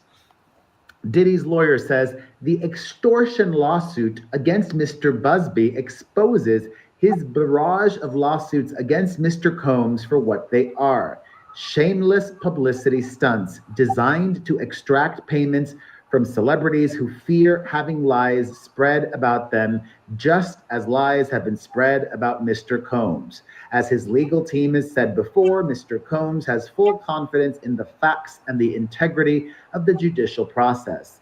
In court, the truth will prevail that Mr. Combs never SA'd or trafficked anyone, man or woman, adult or minor. Yeah, I don't believe that, lawyer. I don't believe it. How about you? Thoughts on this latest lawsuit and anything Diddy in general? Let me know in the comment section. So to all the smart people out here who know more than me, to all the people that's legally smart, I got one question to ask, man. How the hell is Lil Durk about to get out this situation? King AK-47 Voice of the Streets. Y'all make sure y'all hit that like button, subscribe to the channel, and share this video, man. So we got people running around comment sections talking about it's not necessarily Durk done and all this. Man, man, listen, man. How did Lil Durk put himself in these type of situations, bro. Y'all gotta understand, man. He didn't pull the trigger of no weapon. It's not like the get back that he was getting back. He actually picked up the weapon and shot anybody. This dude is charged with not one murder for hire, 2 murder for hires. And the second one kind of explained the first, and 2 different murder for hires. This is the feds in Chicago, on top of the feds in LA. Now we know the first murder for hire, they said that Dirt paid for a hit on Quando Rondo. I'm gonna tell y'all how I feel like what's going on here. Them cell phones and a bunch of snitches after good police work. If y'all see the details in the second murder for hire, nobody snitched initially for the police to solve that murder. Dirt was moving sloppy, reckless, and with too much emotion, man. There's no way Dirt should have ever been implicated in none of this. First of all, y'all hired 2 rookie-ass niggas. 2 rookies. One is all in your music videos, standing next to you in the group with you after the murders. Then you in the music video of the leader of the little nigga gang. So what it's looking like is you went to that leader face was blurred out because he might get his ass indicted or whatever might happen. And then from there, he got the 2 little niggas to kill the dude in a get back for D-Thing. They leave a cell phone in the car. Let me tell you, this is how you solve a case with no snitches. The car was stolen. This is the same car that the killers hopped out of. They left the car. On top of leaving the stolen car and having a cell phone, the dude that dropped the dude's low, for them to even know he was at that YMCA center or whatever, but the youth center, they all on camera inside the center. They all on the phone calling the dudes, yeah, he up here, he up here, he up here. So they all, you know they got talked to. They from Risky Road, which also got ties directly right back to Dirt. They dropped the low, right? The dudes pull up in the stolen car. They hop out, shoot dude, he gets killed. One runs and throws the gun in somebody's yard. The gun is in his name. So when the police find the gun, track right back to you. Then he's on ring camera yelling the other dude's name. Like, come on, bro, come on. He's yelling his name. They end up leaving and the cell phone is stuck in the car. The police go through the cell phone, tap the phone, contact, figure out every text message, every phone call, everything. The phone ends up leading back to the girlfriend. The girlfriend ended up telling, yeah, he's a felon and all this. You feel me? When they go back to the girlfriend, she ends up reporting the phone missing after the murder when the dude realized he don't even have his gun. All of this led to them 2. And then the text messages between the 2 people. Yo, where Dirt? Where the money at? Dirt pay us, the Dirt pay us, the Dirt pay us. And them text messages keep going. He gets another phone. They end up having enough probable cause to tap that phone. And then from the next phone, he still said, where Dirt at? Where Dirt at? Where the money at? Then the text is stopped. And he posted an Instagram story. The killer with a lot of money playing Lil Durk song. Case solved right there. That's enough circumstantial evidence for a warrant and a hell of enough circumstantial evidence for guilty. Because all you need to do is show circumstantial evidence that this, what we accusing, happened. Then later on, they get some informants. So the informants breaking down shit like, yeah, this dude from over here, that's the dude, that's the killer, and the dude that's in Dirt video, yeah, he the head over here. And then they get another informant for the other side. Yeah, you know, the people who got people killed snitching. Yeah, The dude who died, he Smashville OG, you know, Big GD and all that. So I'm like, wait a minute, man. This is crazy. And guess what? The FBI agent posted last year. Now this is after. Yeah, Dirt wants every GD killed. Basically, them dudes. And he has put money on people and continues to put money on people. Y'all, this ain't about to be it neither. So not only is he fighting one murder for hire, he's fighting two murder for hires. It looked like there's more coming. Explain to me how the hell is this boy gonna get? And that was just the second murder for hire. Everything point directly back to Dirt without nobody directly telling on Dirt. It was the killers. It was the people he aligned to, recklessly talking, recklessly moving, recklessly leaving cell phones, and all the recklessness they did led right back to Dirt. The first murder for hire, these dudes all caught on surveillance cameras. They using their ID to board flights. They done shot, killed the wrong person. I mean, bruh. Then they got witnesses on both murder for hires. They got people that snitching after. I wanna tell y'all once again, these are people that snitch to help the police solve anything. The police already solved everything. These are snitches that's just trying to help themselves now. Because these dudes left enough surveillance, evidence, physical evidence, any evidence you can. They left a trail in crumbs to go right back to the dude who never picked up a gun in the first place. Not one, two murder for hires, man.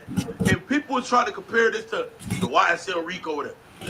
When the last time we seen a rap or hip hop star get charged with two murder for hires? One, let alone two. Brother, this dude done threw his life away, man. And let's say he somehow beats the first one, which I doubt, because now they done flipped people a part of the crimes. They done flipped close witnesses to make sure on all the evidence we got, now we got the stamps and verification. Y'all, they got the Dirt language, the secret language of murder from Dirt's phone. Dirt's phone was tapped, all the killers was tapped, all these phones were tapped, all of them, for years. For years. They were just sitting back, letting Dirt and OTF and any affiliate crash the fuck out. Oh yeah, big Rico indictments coming behind this too. This ain't just murder for hire. This is going to be one of the biggest. Dirt may go down, but we don't even need to talk about that. Listen, let's just say, by the grace of God or the devil, whatever the hell Dirt believe in, because now we know that Muslim shit was strictly for protection. How the hell you a Muslim from 2021, but you putting hits out on people and all this shit throughout? So he knew he was going to jail. The Muslim shit was for protection. He knew. All his moves was building up to him going to jail. Somebody explain how he gonna get out this second. When the jury see all that circumstantial evidence, when the jury see how everything point back to this man, when the jury hear everybody involved screaming out Dirt, then you got snitches, then you got people.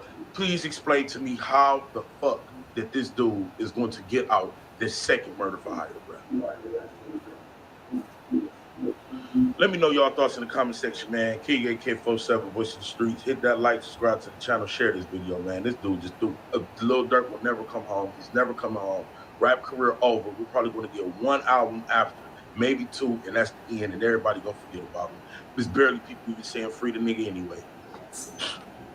Big homie right here, I know. Big homie Smith right here, y'all better know, recognize. Let me get say I'm capping. You stupid as fuck. That's right. Yeah. I can tell I am wrong, man. I don't know, man. I'm lucky, man. I'm thinking. Just give me a minute. That's my boy, though. Lucky boy. I had to break him in, though. I had to break blood in. You know what I'm saying? I had to break blood in. What you eat? Oh, he was tripped when he first got off here. He always been off, you know. But he got love. But not like that. I ain't no bully. Oh, yeah. I be trying to keep shit cool. I assumed you was playing when you was like, do I need to teach you a lesson or some shit? In the car, was you playing? Party boy. They gonna tell them how to be small. You said what? Beefs. So I don't need that. I mean, really just showing y'all. It's one of, all this bullshit from all the niggas. I'm like, fuck my wallet's not home. I'm gonna catch your card. Let's go.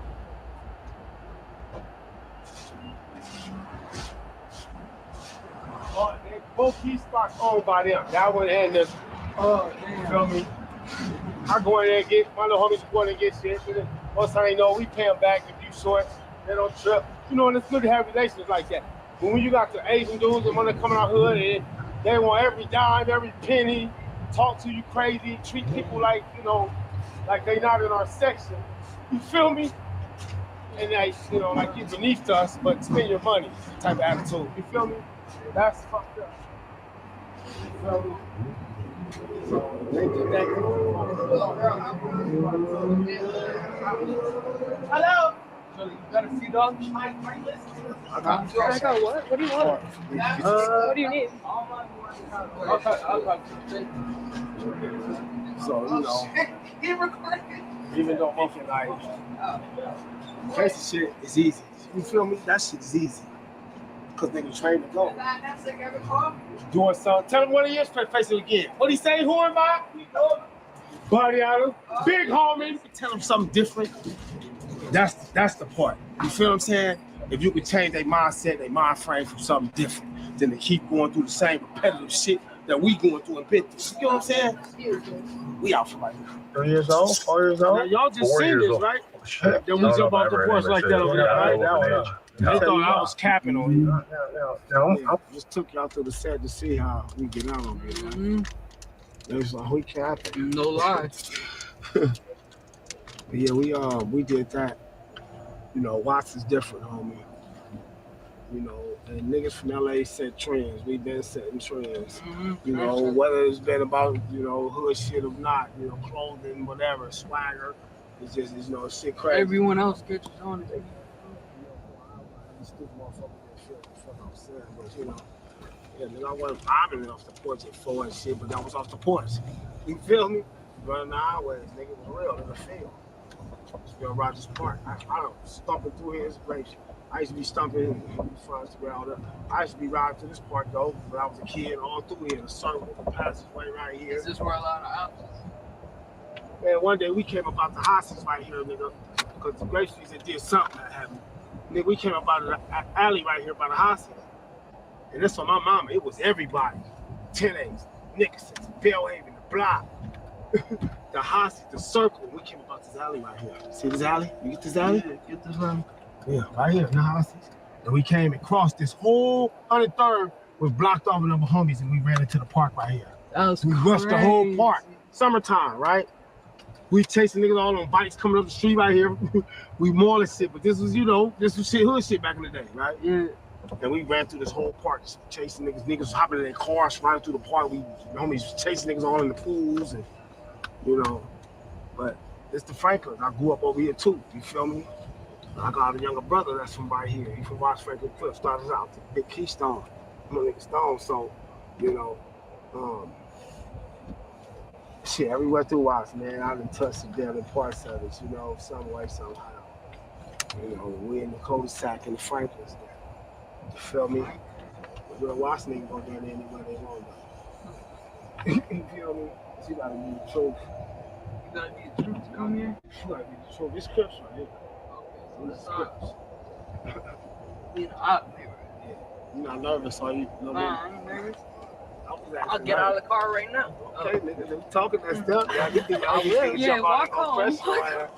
You better back me up, though. You better back me up. Oh, you didn't say all that. I'm gonna let you all see all the niggas in the garage right there. I'm gonna let you all right there. Ooh, we got one.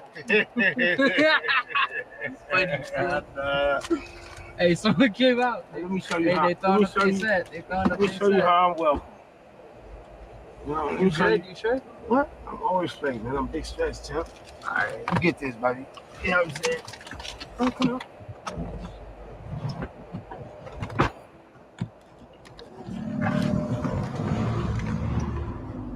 You got love for you. You a Talmud. You a blood. You can go anywhere. Just know the address, though, okay? What's up? You know I'm doing my little vlog shit. What's up, bro? Saed. See, when you're real, when you go where the fuck you want. What's up, man? What up, dope? My local, nigga. Watch like crap, nigga. Tell them who I am, my nigga. This big stretch. Nixons. I taught my young niggas a lot of shit. Oh, everything. Big coming through this motherfucker. Nigga ain't never no faking with me. Dead homies. I Come love my young niggas. wherever you want to go. Been like that. Bro, I since just we was told you. kids. Anywhere, my Everywhere people. you want Like, to go. what is you talking about? I'm certified. Stupid. Ain't got to never worry about nothing. What's up, baby? You already know. Love you, nigga. We finna burn. Let's show my nigga cars. Let's show the cars, my nigga, before we burn. Let me show you what my niggas do over here, though. What you talking about, nigga? Real Damo, I want to keep wet. Give me the what?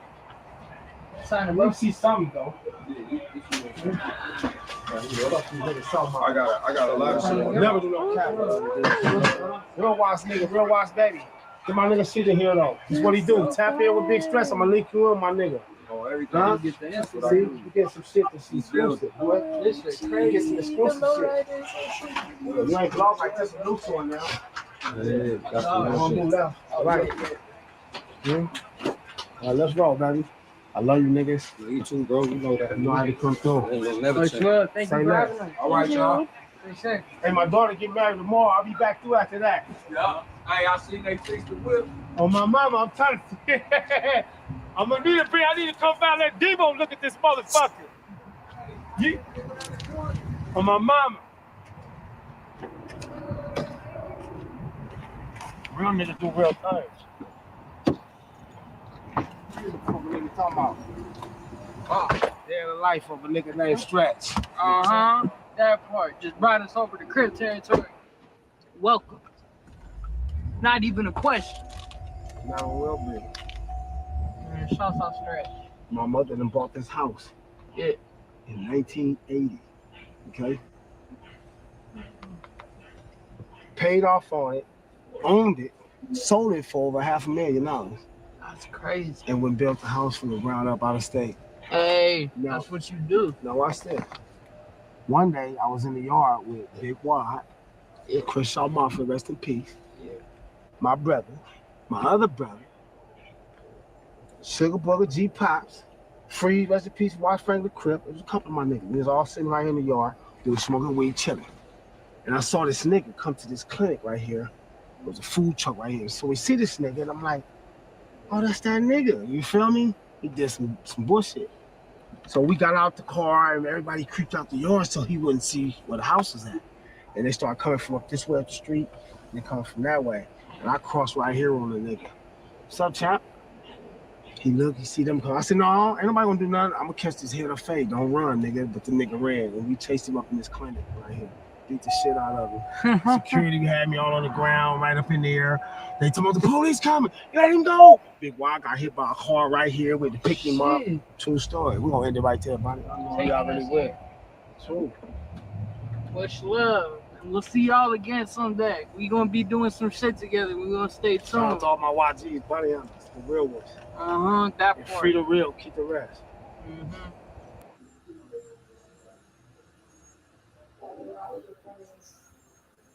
All the smart people out here who know more than me, to all the people that's legally smart, I got one question to ask, man. How the hell is Lil Durk about to get out this situation? King AK-47 Voice of the Streets. Y'all make sure y'all hit that like button, subscribe to the channel, and share this video, man. So we got people running around comment sections talking about it's not necessarily Durk done and all this. Man, listen, man. How did Lil Durk put himself in these type of situations, bro? Y'all gotta understand, man. He didn't pull the trigger of no weapon. It's not like the get back that he was getting back. He actually picked up the weapon and shot anybody. This dude is charged with not one murder for hire, 2 murder for hire. And the second one kind of explained the first and 2 different murder for hire. This is the feds in Chicago. On top of the feds in LA. Now we know the first murder for hire, they said that Durk paid for a hit on Quando Rondo. I'm gonna tell y'all how I feel like what's going on here. Them cell phones and a bunch of snitches after good police work. If y'all see the details in the second murder for hire, nobody snitched initially for the police to solve that murder. Dirk was moving sloppy, reckless. What's up, and Slim with too Dog? much emotion, man. There's no way Dirk should have ever been implicated in none of this. First of all, y'all hired two rookie ass niggas. Two rookies. One is all of your music videos. Definitely hire some rookies. Cuzzo, what's the big old deal? Standing next to you in the group with you after the murders. Then you in the music video of the leader of the little nigga gang. So what it's looking like is you went to that leader. That leader face was blurred out because he might get his ass indicted or whatever might happen. And then from there, he got the two little niggas. Shit, man, cool. You know how this shit go, man. Back for D-Thing. I'm just chilling. They leave a cell phone in the car. Let me tell you, this is how you solve a case with no snitches. The car was stolen. This is the same car that the killers hopped out of. They left the car. On top of leaving the stolen car. Bro, how could you leave your phone in a stolen car? Like, them niggas had to be high off something, bro. I just don't understand it, my nigga. That shit ain't adding up. And having a cell phone, the dude that dropped the dude's low, for them to even know he was at that YMCA center or whatever it was, the youth center. They all on camera inside the center. They all on the phone calling the dudes. Yeah, What's up with it, seductive? Up here. So they all, you know, they got talked to. They from Risky Road, which also got ties directed right back to Dirt. They dropped the low. Good Friday. Right. The dudes pull up in the stolen car. They hop out, shoot dude, he gets killed. One runs and throws the gun in somebody's yard. The gun is in his name. So when the police find the gun, track right back to him. Then he's on ring AR-17, man, good looking. camera yelling the other dude's name. Like, come on, bro, come on. He's yelling his name.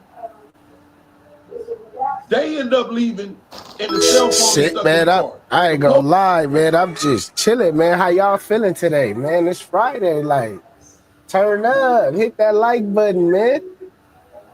What's up with my good people, man? Oh, shit. What's going on? What's going on, nigga?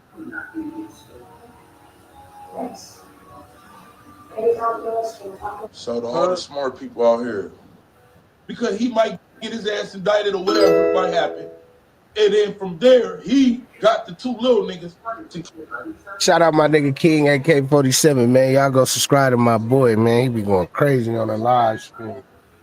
Partner right there, man. Make sure y'all go get a bar of that, man.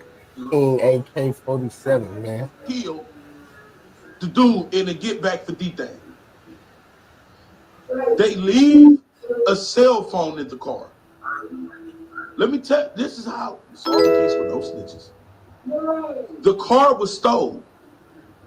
This is the same car that the killers hopped out of. They left the car. On top of leaving the stolen car and having a cell phone, the dude that dropped the dude's low, for them to even know he was at that YMCA center or whatever it was, the youth center. They all on camera inside the center. They all on the phone calling the dudes. Yeah, he up here, he up here, he up here. So they all, you know, they got talked to. They from Risky Road, which also got ties directed right back to Dirt. They dropped the low, right? The dudes pull up in the stolen car. Juicy, man, what's They the hop deal? out, shoot dude, he gets killed. One runs and throws the gun in somebody's yard. The gun is in his name. So when the police find a gun, track right back to you. I like that. I like to see my mods in this bitch, man, popping out, man. I love y'all, man. Y'all the go. I'm off this gas right now, so excuse me, man, but we need them lights up. I ain't gonna cap, gang. Let's get them lights up, man. What's up with my good peoples? Then he's on the ring camera yelling the other dude's name. Like, come on, bro, come on. He's yelling his name. They end up leaving, and the cell phone is stuck in the car. The police go through the cell phone, tap the phone, contact, figure out every text message, every phone call, everything. The phone ends up leading back to the girlfriend. The girlfriend ended up telling, yeah, he's a felon and all this. You feel me? When they go back to the girlfriend, she ends up reporting the phone missing after the murder. When the dude realized he don't even have his gun. I almost blacked out, Chad. I had to grab myself. All of this led to them two. And then the text messages between the two people. Ooh, hold on, Chad. Hold on. Ooh, I just almost blacked out on God, nigga. I had to catch myself. I ain't let go of this. Yo, where Dirk? Where the money at? Dirk pay us, the Dirk pay us, the Dirk pay us. And no text messages keep going. He gets another phone. They end up having enough probable cause to tap that phone. So for Slumdog, basically, this is what happened, but he just broke down what happened. But on God, this nigga left the phone in the car and he was texting Dirk and them. Well, not texting Dirk, but he was texting a nigga. They said his name and shit, but he was texting bro, basically saying that the Dirk sent the payment, bro. So they cooked, my nigga. What you mean, bro? And he bought a gun in his name and threw it in the neighbor yard. And they on the ring camera calling another nigga name that was there. So what you mean, bro? The nigga, basically the nigga never coming home, nigga. And then from the next phone, he still said, where Dirk at? Where Dirk at? It's a killer. Then the text is stopped and he posted Instagram story, the killer, with a lot of money playing Lil Durk's song. Case solved right there. That's enough circumstantial evidence for a warrant and a hell of enough circumstantial evidence. Regular shit. For regular guilty. Because all you need to do is show circumstantial evidence. Good looking, mini clicks. The accusing happened. Then later on, they get some informants. So the informants breaking down shit like, yeah, this dude from over here, that's the dude, that's the killer, and the dude that's in Dirk video, yeah, he the head over here. And then they get another informant for the other side. Yeah, you know, the people who got people killed snitching. Yeah, the dude who died, he Smashville OG, you know, Big GD and all that. So I'm like, wait a minute, man. She talking about, hey, she talking about she would have hit this, Chad. I don't think she would have hit this, my nigga. I have to, luckily my mind not weak, you feel me? What off finna fall on the whole desk? Oh, face first. Oh! Crazy. And guess what? The FBI agent posted last year. Now this is after. Yeah, Dirk wants every GD killed. Basically, them dudes, and he has put money on people and Congrats, man. Continues to put money on people. Y'all, this ain't about to be it either. So not only is he fighting one murder for hire, he's fighting two murder for hires. It looked like there's more coming. Explain to me, how the hell is this boy gonna get? And that was just the second murder for hire. Yeah. Everything. I'm not gonna lie. See, that's what everybody keep forgetting and sleeping on, bruh. That it's other Ricos. I mean, other murders that they gonna put on, bro. We all know that, bro. It's like.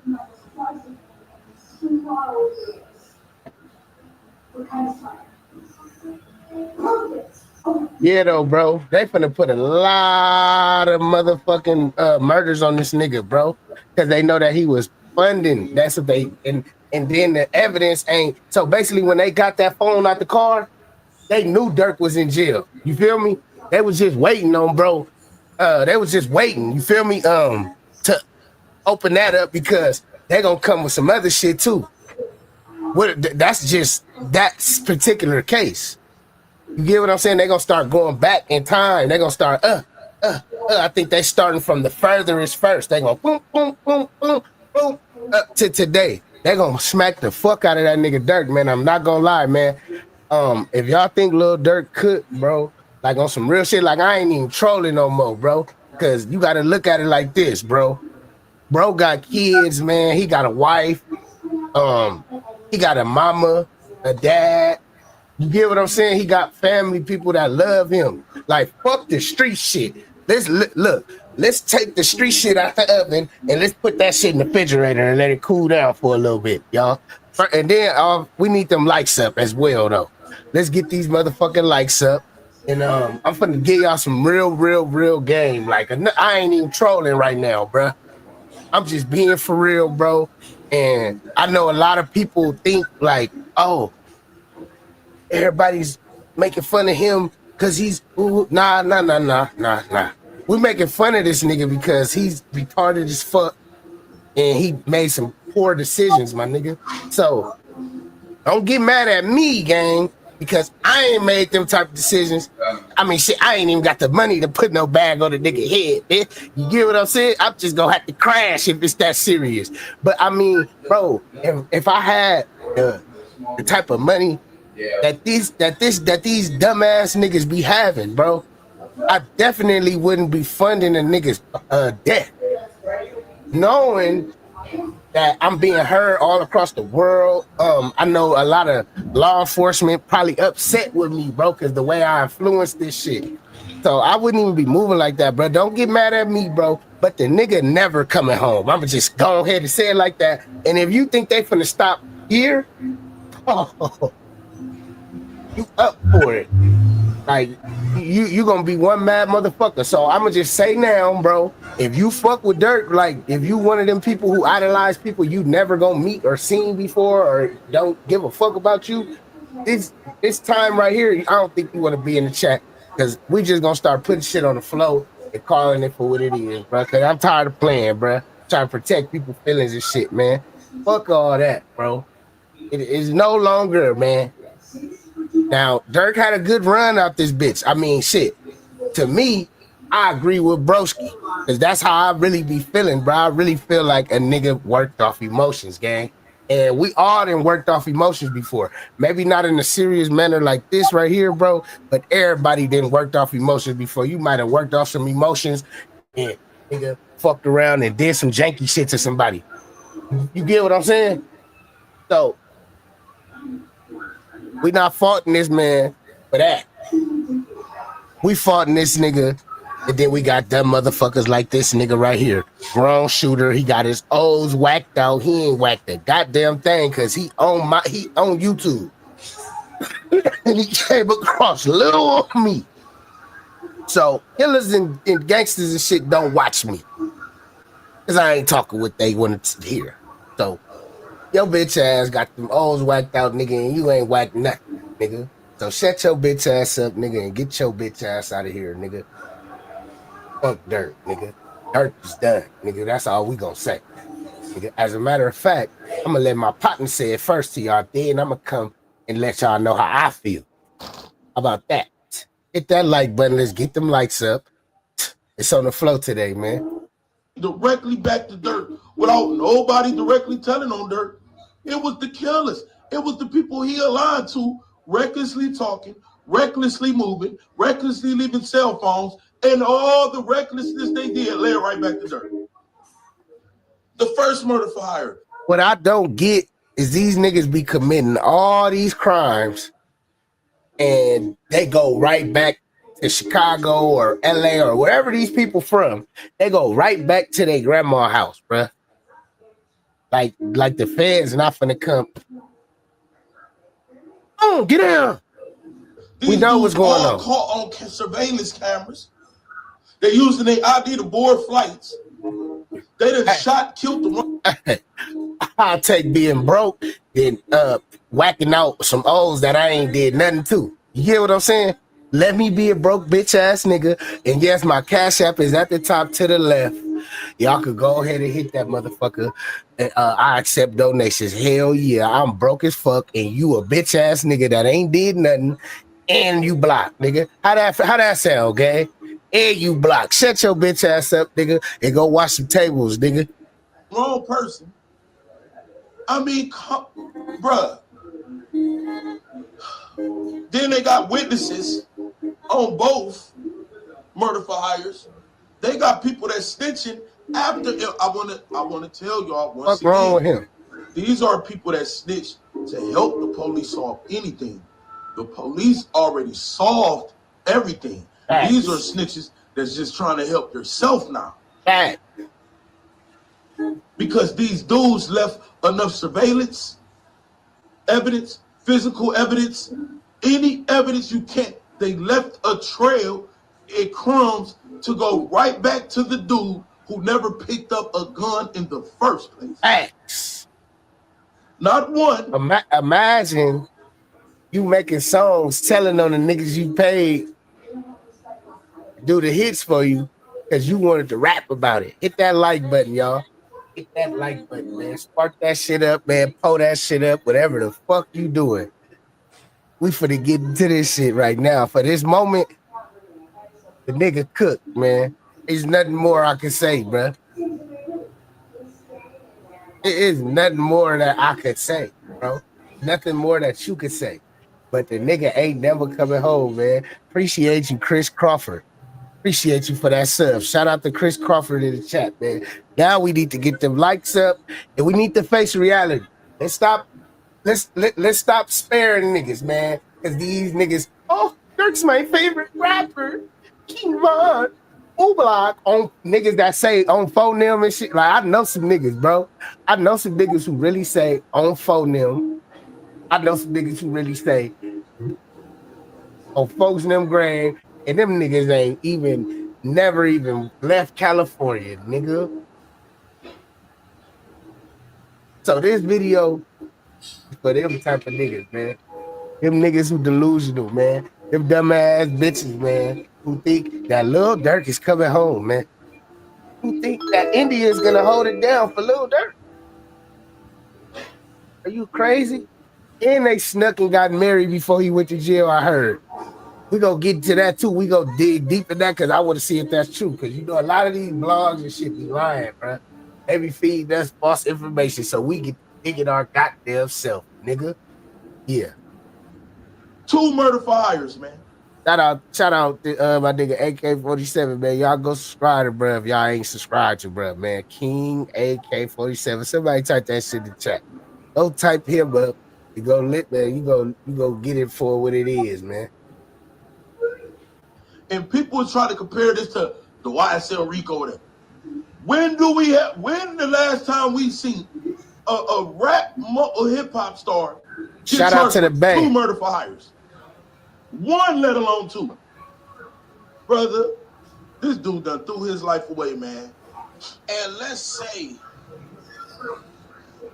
he somehow beats the first one, which I doubt, because now they done flipped people a part of the crimes. They done flipped close witnesses to make sure on all the evidence we got, now we got the stamps and verification. Y'all, they got the Dirk language, the secret language of murder from Dirk's phone. Dirk's phone was tapped, all the killers tapped, all these phones were tapped, all of them, for years. For years. They was just sitting back, letting Dirk and OTF and any affiliate crash the fuck out. Oh yeah, big Rico indictments coming behind this too. This ain't just murder for hire. This is going to be one of the biggest. Dirk may go down, but we don't even need to talk about that. Listen, let's just say, by the grace of God or the devil, whatever the hell Dirk believed in, because now we know that Muslim shit was strictly for protection. How the hell you a Muslim from 2021, but you putting hits out on people and all this shit throughout? So we knew he was going to jail. The Muslim shit was for protection. He knew. All his moves was building up to him going to. Somebody explain. Hey, this nigga thought he was moving like one of them ones, man. He thought, look, that's the most dumbest, retarded, dumbass nigga in the world that I ever heard of. The dumbest shit in the world, bro. That's why I don't fuck with niggas, bro. Cause you could be doing everything right, but that nigga that's with you gonna fuck everything up for you, or he might tell somebody that fuck up everything. Who don't know that? I'm starting to think these niggas ain't even get them likes up, man. We need 83 more likes, man. 83 people. Double tap your screen, bro. Comment in the chat. Let me know what you think about all this, bro. I'm finna start reading comments, man. How he gonna get off this second one? When the jury see all that circumstantial, you just ask yourself this. You got 2 murder for hire cases that you finna be fighting. Not just right now. He only been in jail for like not even a month. He just went to jail like 2-3 weeks ago. Come on, gang. Hit that like button, man. Let's get them likes up, when chat. the jury see how everything points back to this man, when the jury hear everybody involved screaming out dirt, then you got snitches, then you got people. Please explain to me how the fuck that this dude is going to get out this second murder for hire, bro. Let me know y'all thoughts in the comment section, man. King AK47, Voice of the Streets. Hit that like, subscribe to the channel, share this video, man. This dude just threw. Shit crazy, dog. This shit crazy, dog.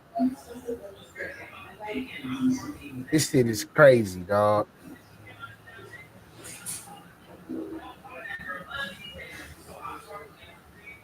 Just recently, an extremely serious allegation was made now against we on this Jay-Z bitch ass lawsuit nigga. Filed now we on this nigga, Mufasa. We on Mufasa now. Feel me? We know his ass. We know for a fact. This is just the beginning. Y'all remember.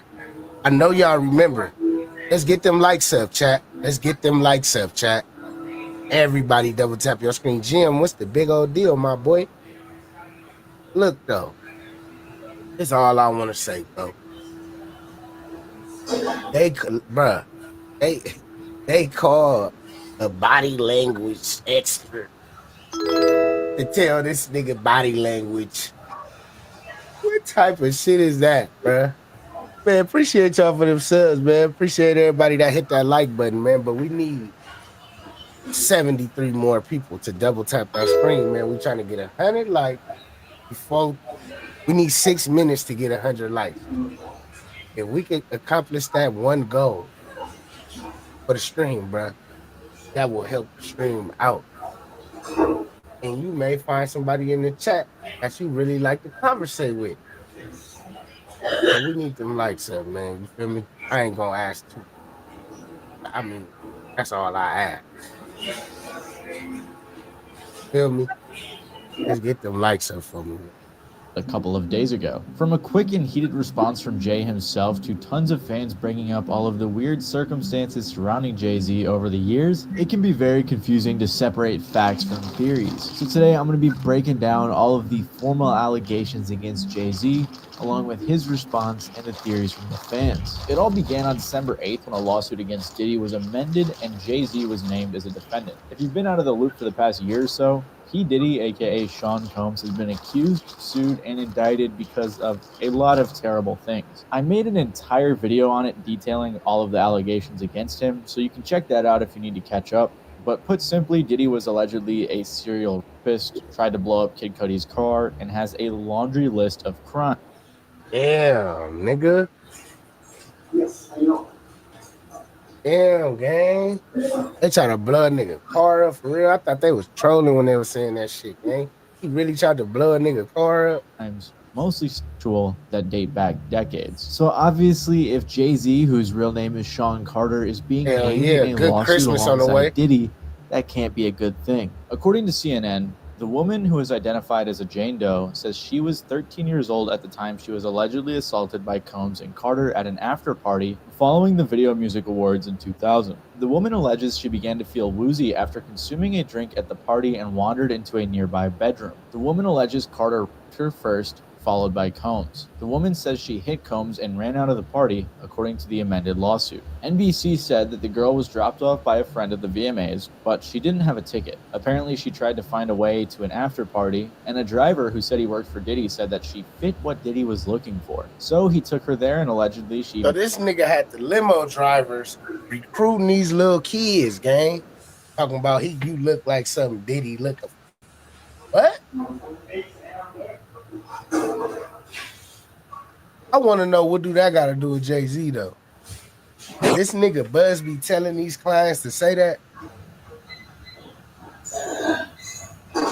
Even had to sign an NDA to go into the after party, but she never got a copy. After the incident, the girl ran to a gas station and called her dad. So basically, Jay-Z is being accused of being a 13-year-old girl back in the year 2000. Then the lawsuit said that the woman's legal team reached out to Jay-Z to try and resolve the problem. Jay-Z responded to said letter by not only filing an utterly frivolous lawsuit, but by also orchestrating a conspiracy of harassment, bullying, and intimidation against her lawyers, their families, employees, and former associates in an attempt to silence her. They said that the effort to scare the alleged victim didn't work, and they plan to continue with the lawsuit. Also, the reason that all of these lawsuits have been coming out lately, out of New York in particular, is because New York recently extended their statute of limitations. What that means is that a crime that happened a super long time ago wouldn't have been able to be prosecuted, but now since they have a 2-year look back window, you can file a lawsuit. I explained this in my previous video about Diddy because he's got hundreds of suits against him right now, but that's why all of these lawsuits have been coming out lately. The lawyer filing the suit against Jay-Z is also the guy who you may remember announced he was representing 120 new victims against Diddy. He said high-profile names would be named once he had enough information, and I suppose now he thinks he has enough to bring Jay-Z down. This suit in particular was filed back in October, but Jay-Z...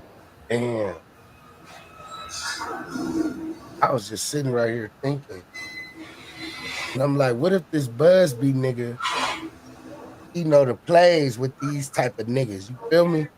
And he, hey, all you gotta do is say this, ooh, and I guarantee you a paycheck.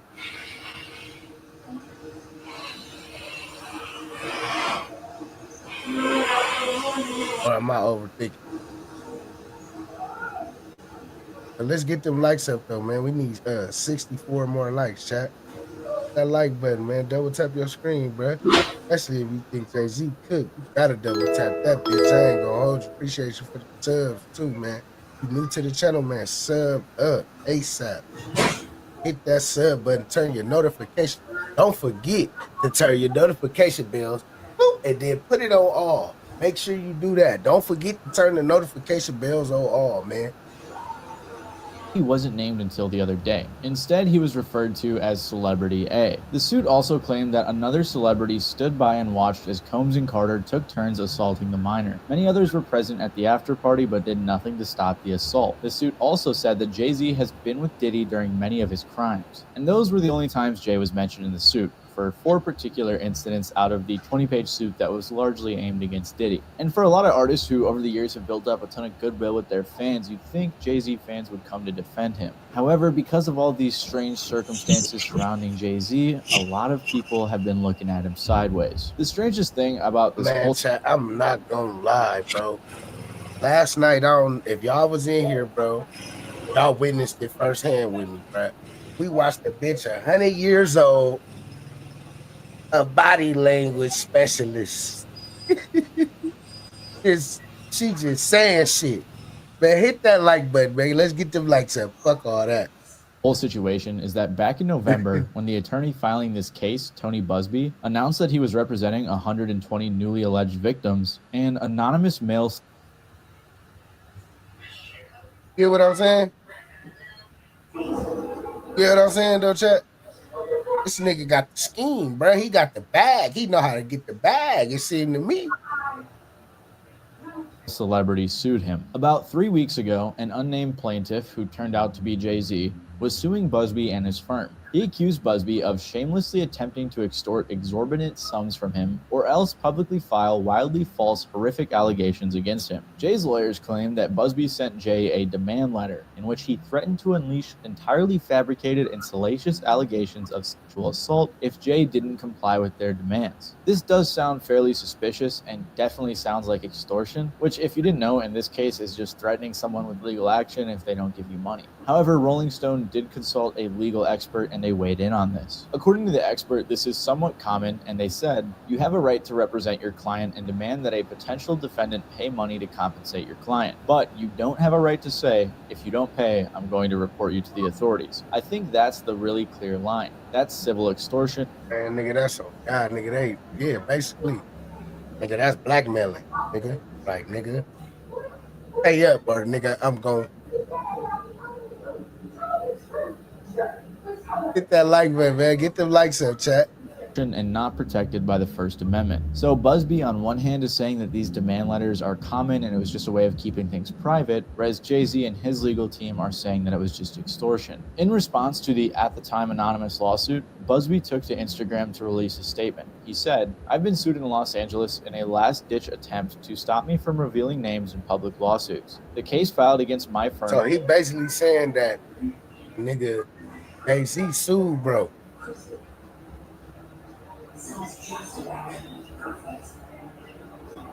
But stop, bro, from revealing the names of the people, bro, that they trying to sue. Like the people that this nigga Busby going after. So like I feel like, bro, it's some shit going on, gang, that's bigger than everybody that we don't know about, bro.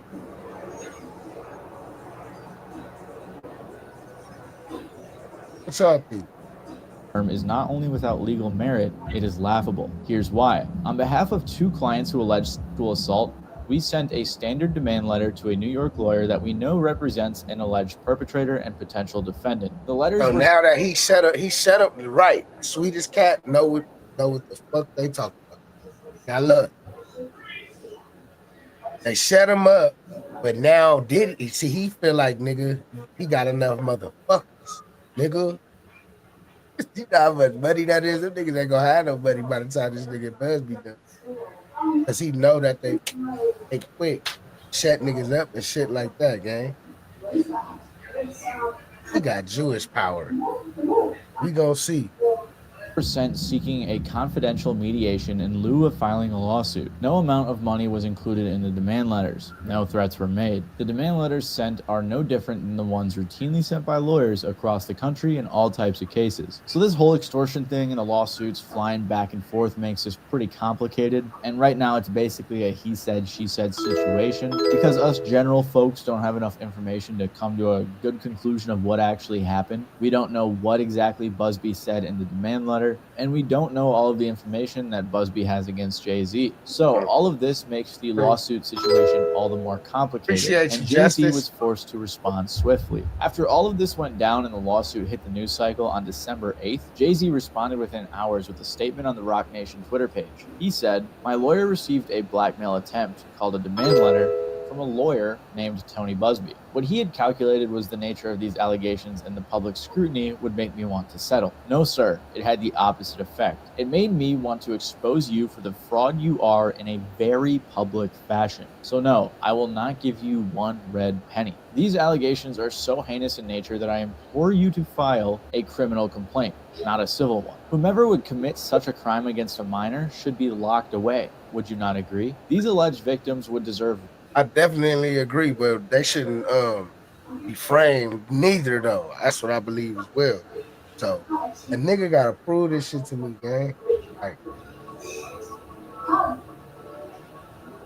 but the mind that I have, I know that them niggas is fucking little kids. You know what I mean? They were still doing it to this day.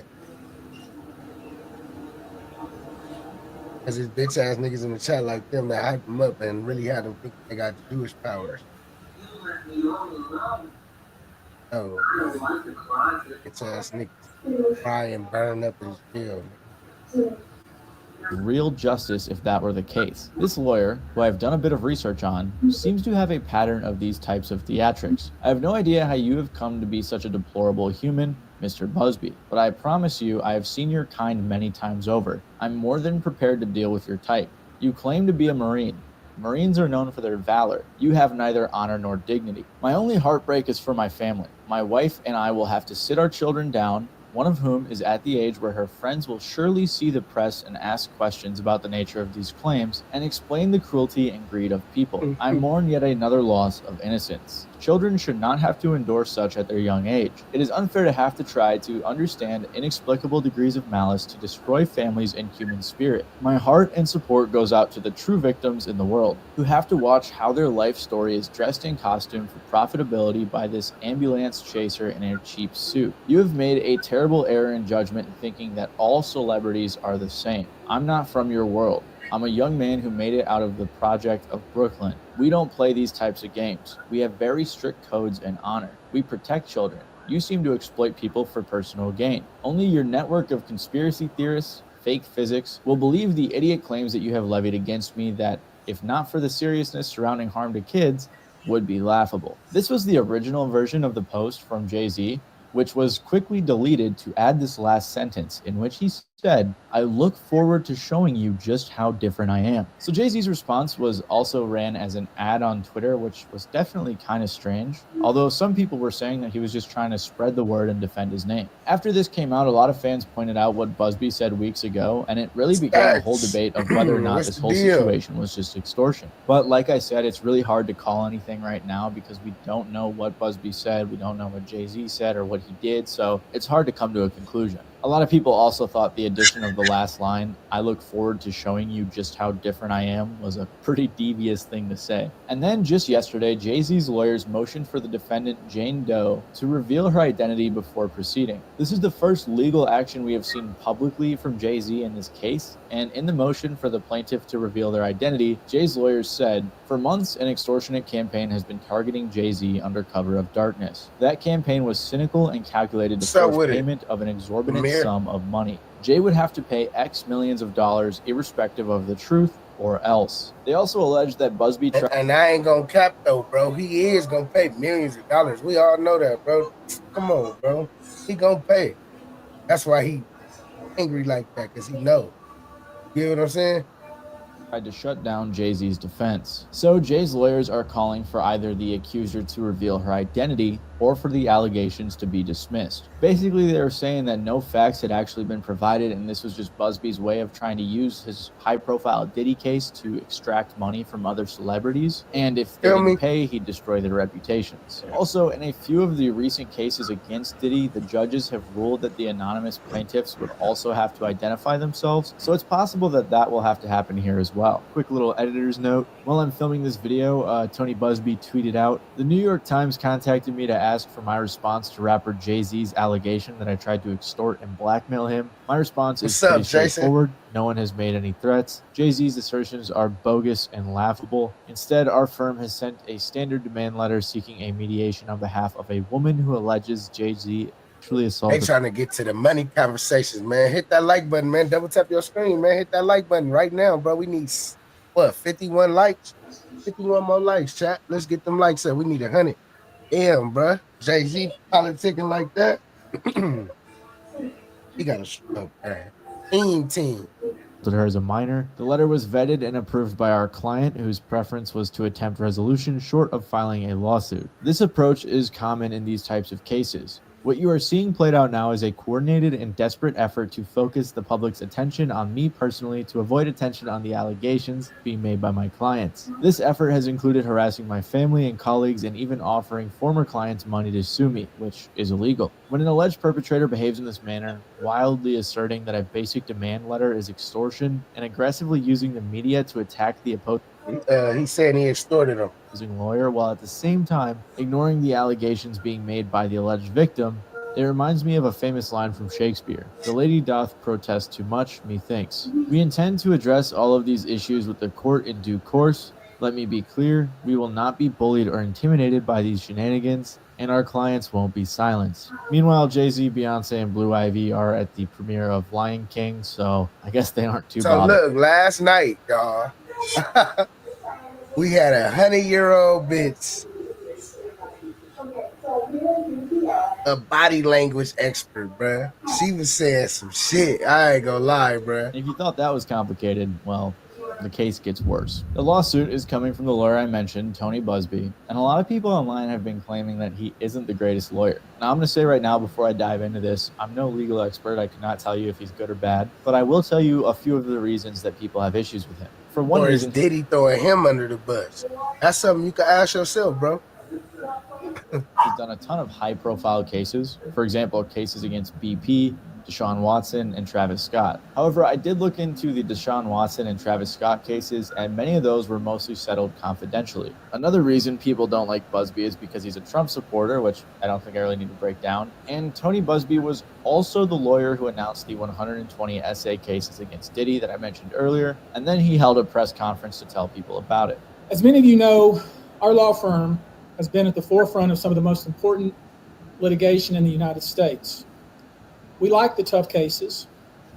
We thrive in the... And that nigga sound like he don't know nothing. They telling him anything. I don't know, bro. Double tap that screen though, bro. We need 44 more likes, y'all. Hit that like button, man. Complicated cases. We've handled over the last 25 years some very big and very important cases. I believe that this one may surpass them all. The day will come when we will name names other than Sean Combs, and there's a lot of names. It's a long list already. Of course, I already know who some of these individuals are, but because of the nature of this case, we're going to make damn sure that we're right before we do that. But the names that we're going to name, assuming that our investigators can corroborate what we've been told, are names that will shock you. These are individual cases. There are indeed other perpetrators involved. They will be he said names that are shocked. Ooh, nigga. Revealed when that particular individual case is ready 40 to be more filed. likes. 40 more likes. They already know who Double they tap. And I'm talking here about not just the cowardly but complicit bystanders. That is, those people that we know watched this behavior occur. And that's on my mama. This nigga look like an old man Stewie from Family Guy. For sure. Did nothing. I'm talking about the people that participated, encouraged it, egged it on. And a lot of people have looked at this one of two ways. The first being, wow, he's brave to go after the big fish. And what he's saying then lines up perfectly with what's happening now. And the other perspective is that this guy is really big on theatrics and kind of pushing his own name. I mean, to be fair, I didn't see any other lawyers against Diddy holding whole press conferences for 30 minutes. And Jay-Z himself thinks that Tony Busby is pursuing attention and wealth. He does own a real estate firm and is fairly wealthy, which you can see all over his social media. And he also ran for office a couple of times in Houston, both unsuccessfully. I looked a bit more into this and I found out that a lot of people in Houston aren't too big. So this nigga in politics, gang. 34 more likes, man. Y'all double tap the screen, man. Let's get them likes up. Oh.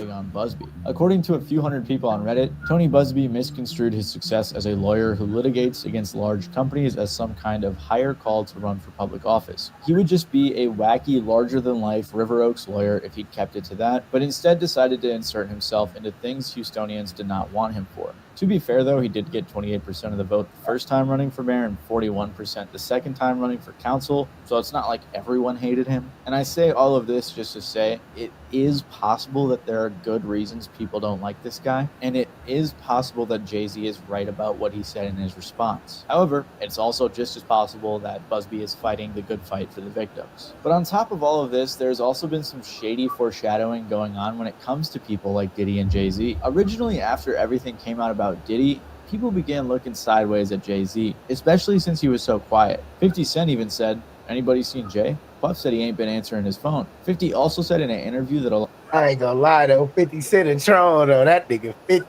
funny as hell. I swear to God, he be trolling them. Man, that nigga crazy. Man, I remember when he used to go at Rick Ross and shit when I was a little nigga, man. We need 29 more likes though. Hit that like button for your boy. Hit hit that like button, man. We just need 100, man. I mean, we hit 100, we gonna shoot for the moon, man. A lot of the celebrities who aren't speaking out like he is are probably scared since they were involved. You have something huge coming up, which is a documentary about P. Diddy, Puff Daddy, P. Diddy. Yeah. Did he do it, right? Yeah. You've been heavy on social media talking about it. He did it. And I'm the only ones that are vocal about this long before it actually. Oh, you've been saying this for a long time now. And then no one was, they're just, why is he saying this? And now it's coming out like crazy. But I also didn't participate. I also didn't go to those parties. Yeah. So a lot of the celebrity culture that you don't hear saying anything is because they participated to it. I went over all of this in detail on my last video about Jay-Z and Beyonce, but I'll break down the main things that apply here. First of all, people thought it was strange that Jay-Z met Beyonce when she was 18 and started dating her when she was 19 because he was 31 at the time. And the second main thing that people have pointed out is Jay-Z's connections over the years to R. Kelly and P. Diddy, who are all these niggas is in jail. Except for who? I'm waiting. Let me see it in the chat, man. All these niggas on this screen that he just showed, they in jail except for who?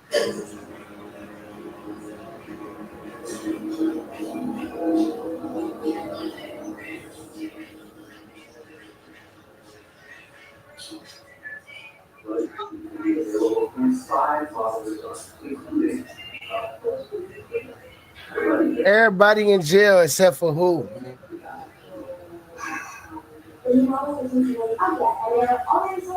Jay-Z, nigga.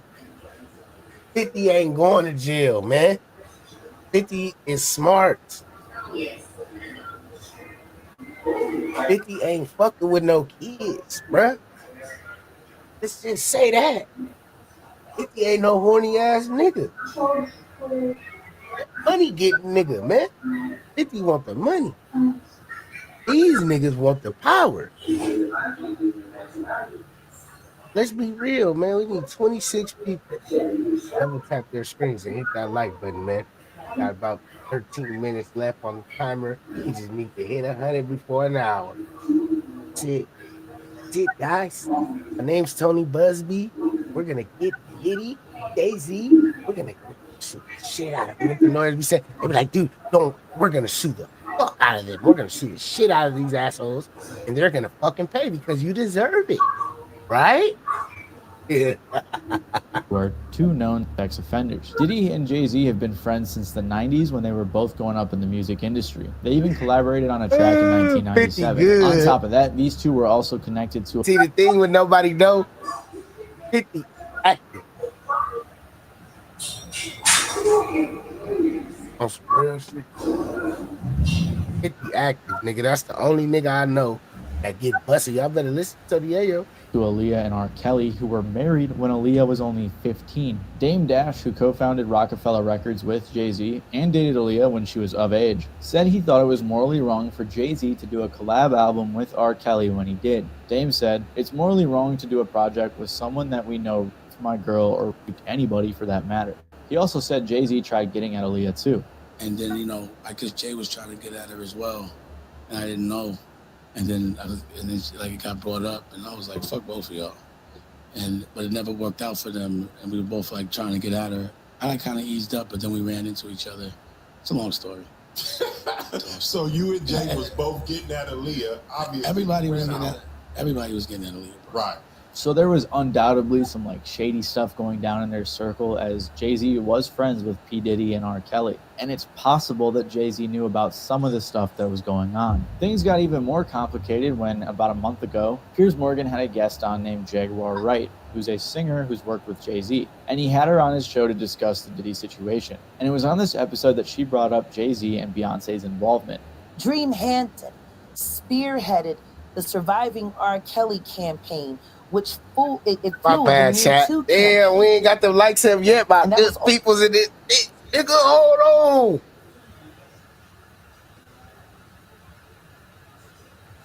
What's up with my good peoples in this bitch, man? I see some dog been popping up. What's going on, man? What's up with my good peoples, man? We need 34 likes. Nigga can't get 34 fucking likes. God damn. Shit, I can. Yeah, I might as well tell y'all to shit $34. Everybody send $1 on Cash App. Yeah, you can't get them likes at my gang. Oh, gang or what? I'm starting to think niggas is in this bitch. Is getting educated and shit, man. All funded by Sean Carter to make sure that Robert Kelly went to jail, get his lick back. Why is nobody understanding that Dream Hampton was being financed and ran by Sean Carter? They were able to go and get all of these witnesses because he was there with Robert Kelly. How does this bitch been on these niggas' heads for a minute? I can honestly say that. Jay-Z sit down with Gayle King and she not ask him one question about the intersection between him and Aaliyah and Robert Kelly? This is insane that people keep refusing to see what's right there. To be clear, I couldn't find any articles funding this docuseries, by the way, but I did see a few articles that said Jay-Z declined to be interviewed for the show. Jaguar also said in this interview that Jay-Z and Beyonce are a nasty couple who do nasty things. Now, before I tell you what followed this interview, I want to tell you a little bit about Jaguar Wright. In my previous video, I mentioned that Jaguar has made a ton of crazy claims, many of which have gone nowhere, so I wouldn't count on her to be the most credible source, although she has gotten some things right. But it's also possible that she does know something. One person on Reddit said it pretty well when they said, she might be right about some of the stuff regarding Diddy, but I'm guessing a lot of it was already known in the music industry. And even a broken clock like Jaguar Wright is right twice a day. Regardless, following her interview on Piers Morgan, Jay-Z and Beyonce's lawyers reached out to Piers. They said Piers Morgan's irresponsible broadcast filled with lies is so far over the line that a legal ultimatum was warranted. Nobody acting under the guise of journalism can elicit outrageous statements from exploitive situations in an effort to drive clicks and not have to answer for that. Because of this, Piers Morgan actually apologized and trimmed the segment from his show. Well, last week I interviewed Jaguar Wright, a singer-songwriter who's made claims about Diddy for years. I ain't gonna lie though, that's the first person the first female that I ever heard exposing these the nigga Diddy and them. She was saying Beyonce and Jay-Z too. She kept saying Jay-Z next. Everybody was coming in the stream when we was doing this shit. I still got the lives up. Not gonna lie, bro. Was some real shit. Niggas was popping it. Niggas was saying, oh, she's mental. Has mental issues. She's on drugs. You get what I'm saying? Nigga, she been popping. I wouldn't be surprised if she one of them 160 motherfuckers. Got a lawsuit coming on this bitch ass nigga Jay-Z and them, man. Those claims had already received a lot of attention in the media across many platforms for many years. And that's the thing about platforms. The reality of the modern world is that pretty much everyone has a platform as long as they have something to say that other people want to hear. That's why we invite her on to be interviewed. The people making these claims have an audience with or without shows like mine. Weird shit. Well, Jaguar Wright unexpectedly made several serious allegations about Jay-Z and Beyonce during that interview. As I said in the moment, they were not present to respond or defend themselves, but now they have. Their lawyers contacted us to say that those claims were totally false and have no basis in fact, and we've therefore complied with the legal request to cut them from the original interview. Editing interviews is not something we do lightly at a show called Uncensored. But, like the proverbial cries of fire in a crowded theatre, there are legal limits on us too. And we apologise to Jay-Z and Beyonce. Again, there are two main ways to take this. One, Beyonce and Jay-Z didn't want crazy, disrespectful misinformation like this on the internet, or they really did what Jaguar was saying and were trying to keep it quiet. Regardless, this only made the situation bigger, and around the He said she mixes her truth with her. She mixes her truth with her mental struggles. No shade. Damn. That's tough. But I ain't gonna lie though, bro. We been through these niggas. I ain't gonna cap. Let's see what this nigga talking about. See what this nigga talking about, man. The YSL trial starts. Early on in the trial, one of the co-defendants, Khalif Adams, walks by a young thug and tries to hand him a pill in open court. Did you see that? I heard about it, but I don't believe this still. Like, No, you actually see it on camera. He's actually handing, and then thugs the like camera make it the camera look like something that it might not be, man. We need 15 more likes though, chat.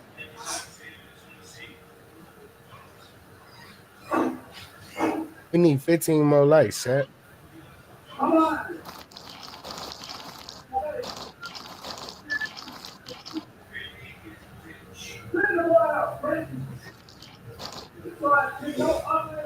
I don't see some on camera that wasn't what it looked like it was. You get what I'm saying?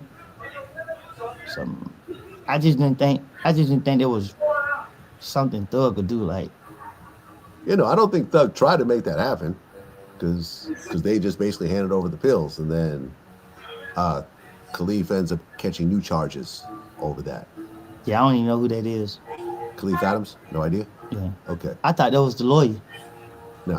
When I used to hear that name, I thought it was the black lawyer name. What's the black lawyer name? I don't know. Thug lawyer. The black bald head guy. I don't know. I just know Brian Steele.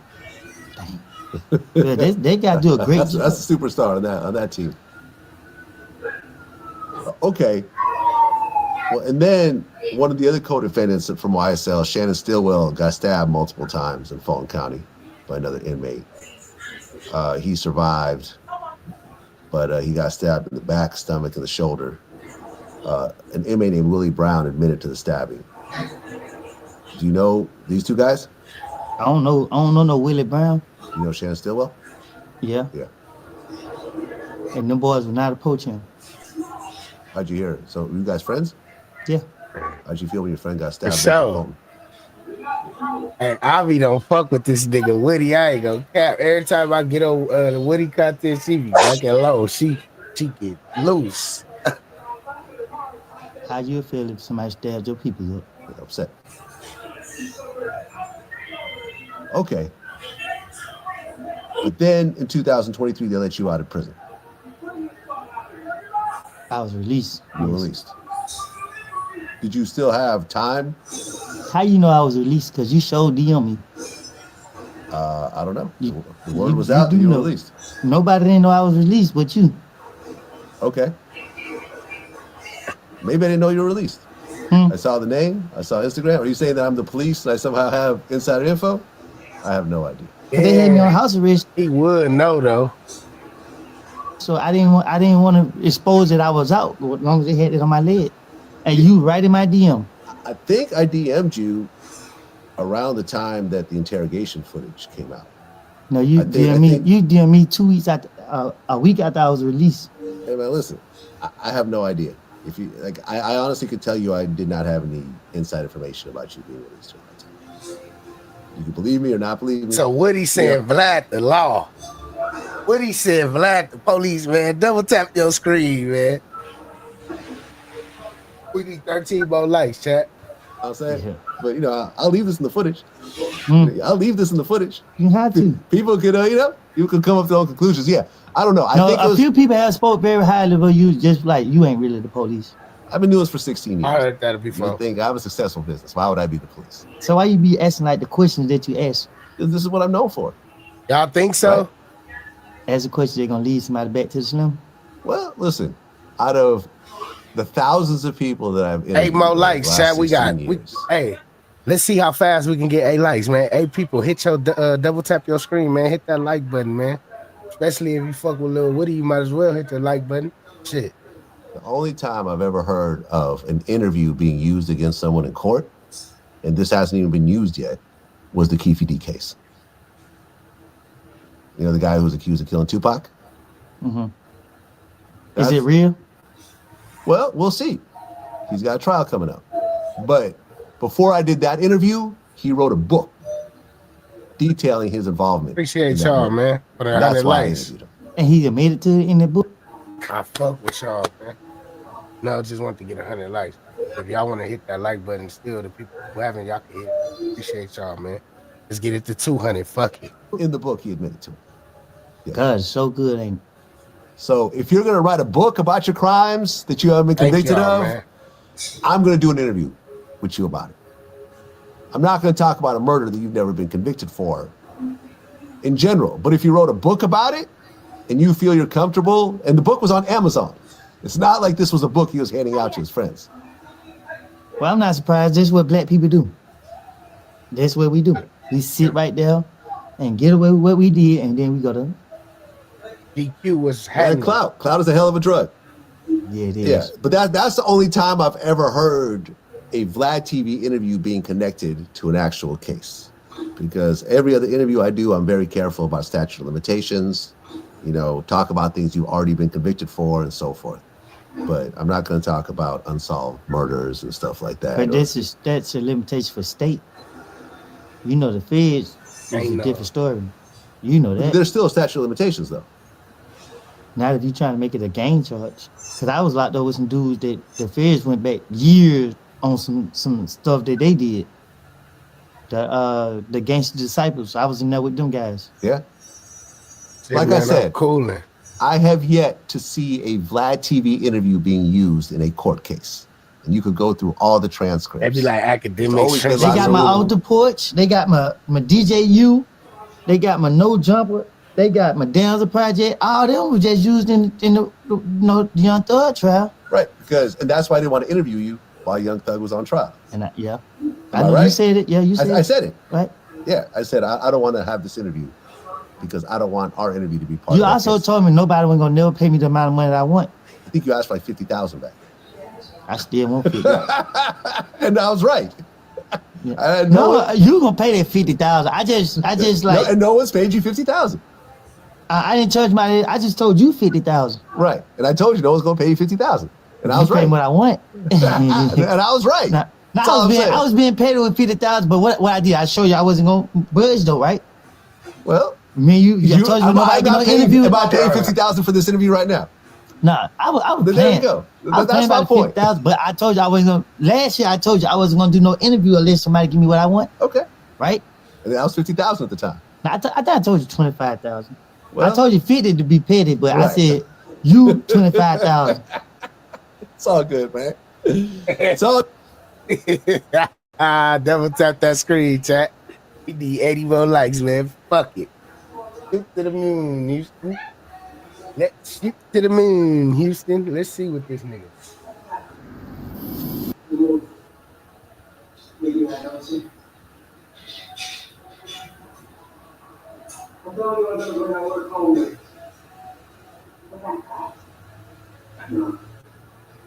Diddy go to jail, these niggas come out.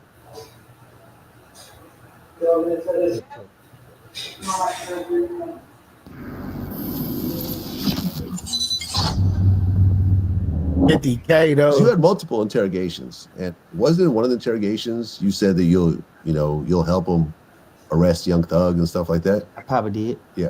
Mm-hmm. I'm very fast. Do you regret that now? You said. Hey, what the fuck, bro? What do he mean by he very fast though? I'm lost, bro. What do he mean? Do I regret it? Yeah, saying that. What you mean? Well, once it came out, now they have you saying all this crazy shit. It wasn't no long run thinking that I was doing. It was just in that moment trying to tell these people anything to get them to believe me, to trust me, to let me walk out that door. And then whatever happened on the back end, it just happened. But at that moment, my only mind was, get out of there. Okay. Because then they send you back to prison for 2 years? No, they gave me 15, served 3. 15, served 3, right. Adrian, appreciate and then, that. right around that time, May 2021, YFN Lucci with 11 other people get charged in a 105-count RICO case. And Lucci was facing racketeering, violating the state's anti-gang law, and possession of a firearm during the commission of a felony. I guess a shootout happened, and someone in the car returned fire, and the passenger that Lucci was with ends up getting killed, and they try to put the murder on him based on his, being in the vicinity of it all. Did you know Lucci, though? No, not person. Okay. Like, I knew of him. Got it. Okay, and then, well, I guess you're serving time at this time, and then May 9th, 2022, Young Thug gets arrested on RICO charges with 27 other people, 56-count indictment. Fonnie Willis, the DA, said that Young Thug was the leader of Young Slime Life operation, and He was called King Slime. Thug was accused of participating in violent street activities, conspiring to violate the RICO Act. He was tied to accusations of murder, assault, robbery, theft, gun possession, illegal drug possession, and other situations around Atlanta since 2012. And then Thug's house gets raided 2 days later. And they found Glocks with switches and guns. So he got 6 additional felony charges. Then Gunna turned himself in 2 days later. He gets charged with 1 count of conspiracy to violate RICO. And really everything is going crazy. And they're looking at you as almost a star witness of this whole situation. Now you're in jail when all this is happening, all the raids and all the arrests? Yes. Hey, y'all think Young Thug really told this nigga to do that shit? What y'all think? I was in prison. Right, in prison. State prison or feds? State prison. You're in state prison. Is state prison worse than the feds? Yes. What makes it worse? Yeah, a bunch of broke people together. You know what I mean? Knuckleheads. The feds, you have people that they probably never been around this type of, you know what I mean, environment. So it's just like people in the feds, they do their time. Feds are more mature, and state is immature. Okay. That's the difference.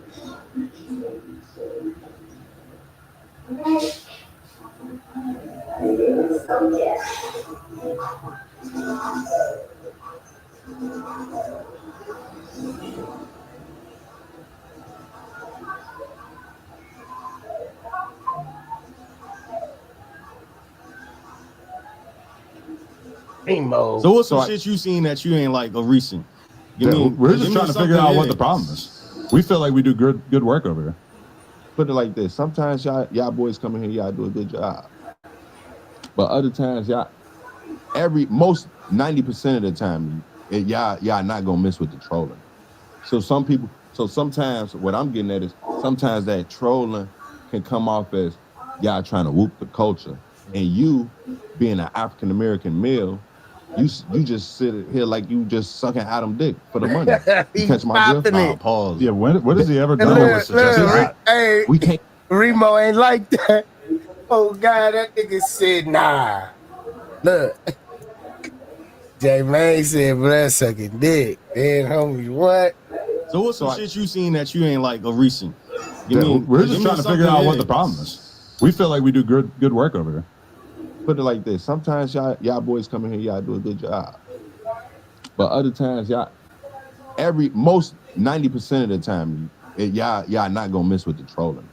So sometimes what I'm getting at is sometimes that trolling can come off as y'all trying to whoop the culture, and you being an African American male, you just sit here like you just sucking Adam dick for the money.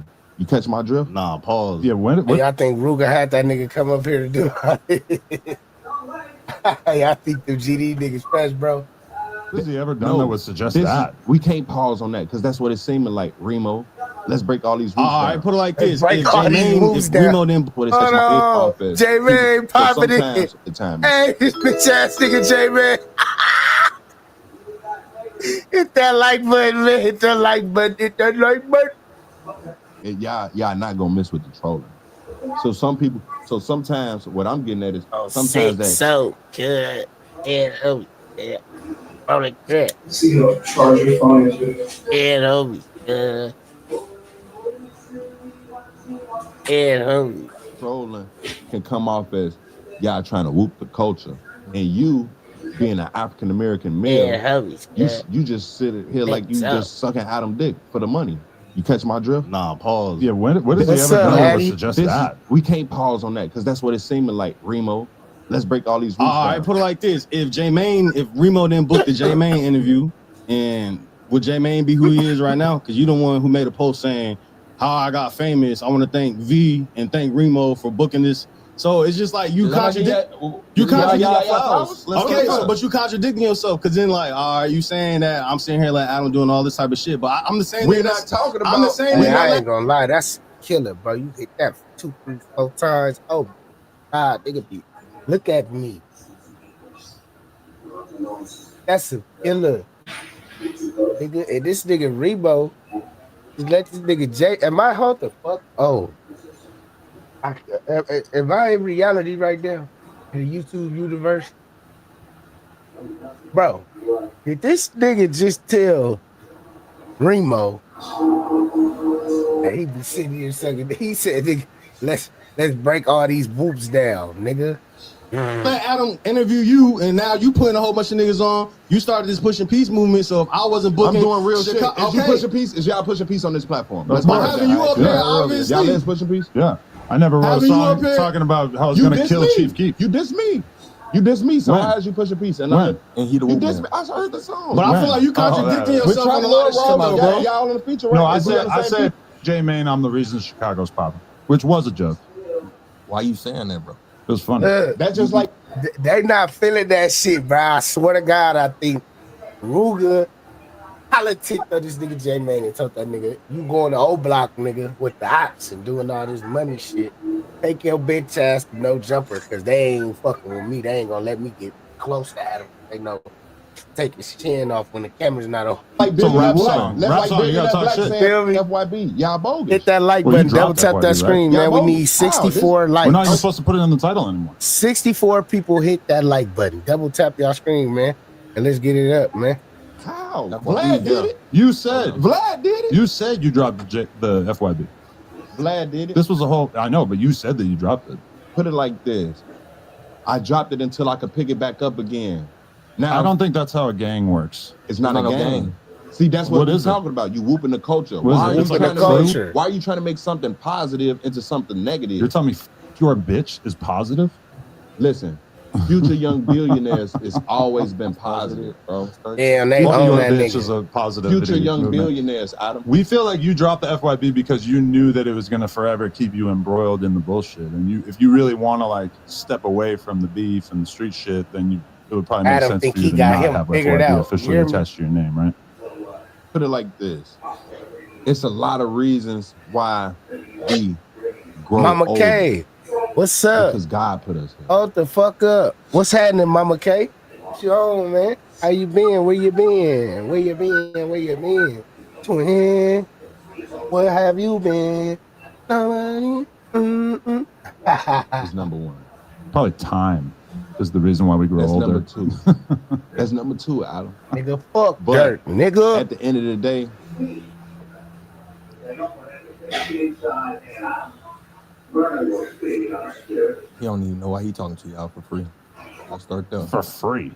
Damn, look how J Mane hit Adam with the okie doke. He flammed him and hit him with the flam. He flammed him down.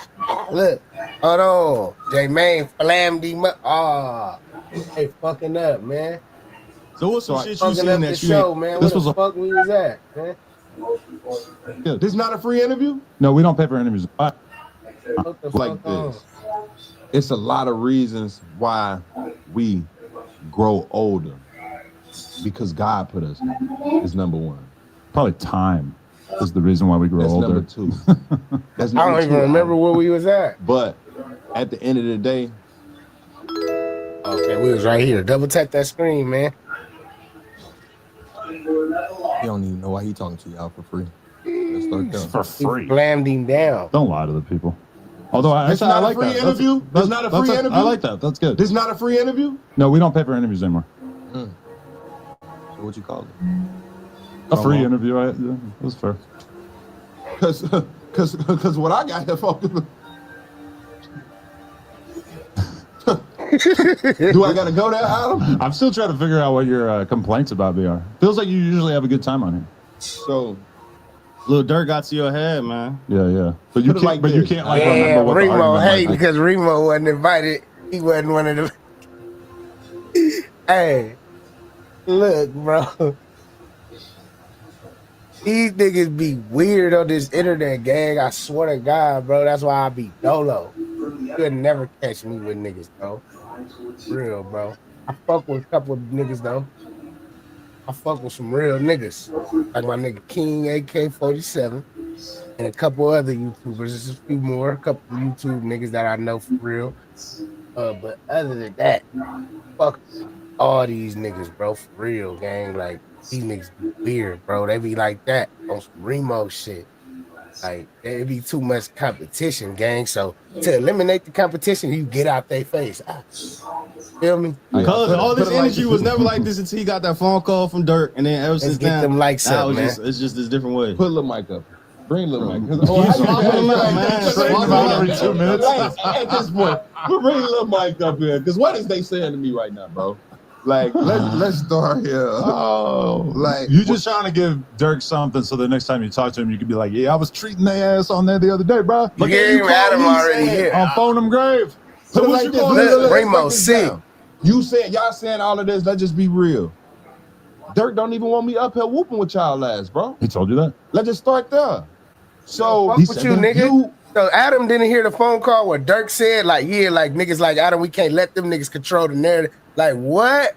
Nigga, why you think he put these niggas in position? Because he trying to eliminate your bitch ass because you the police. Dirk was out here paying for niggas. Hey, get that nigga. Hey, smack that nigga baby too.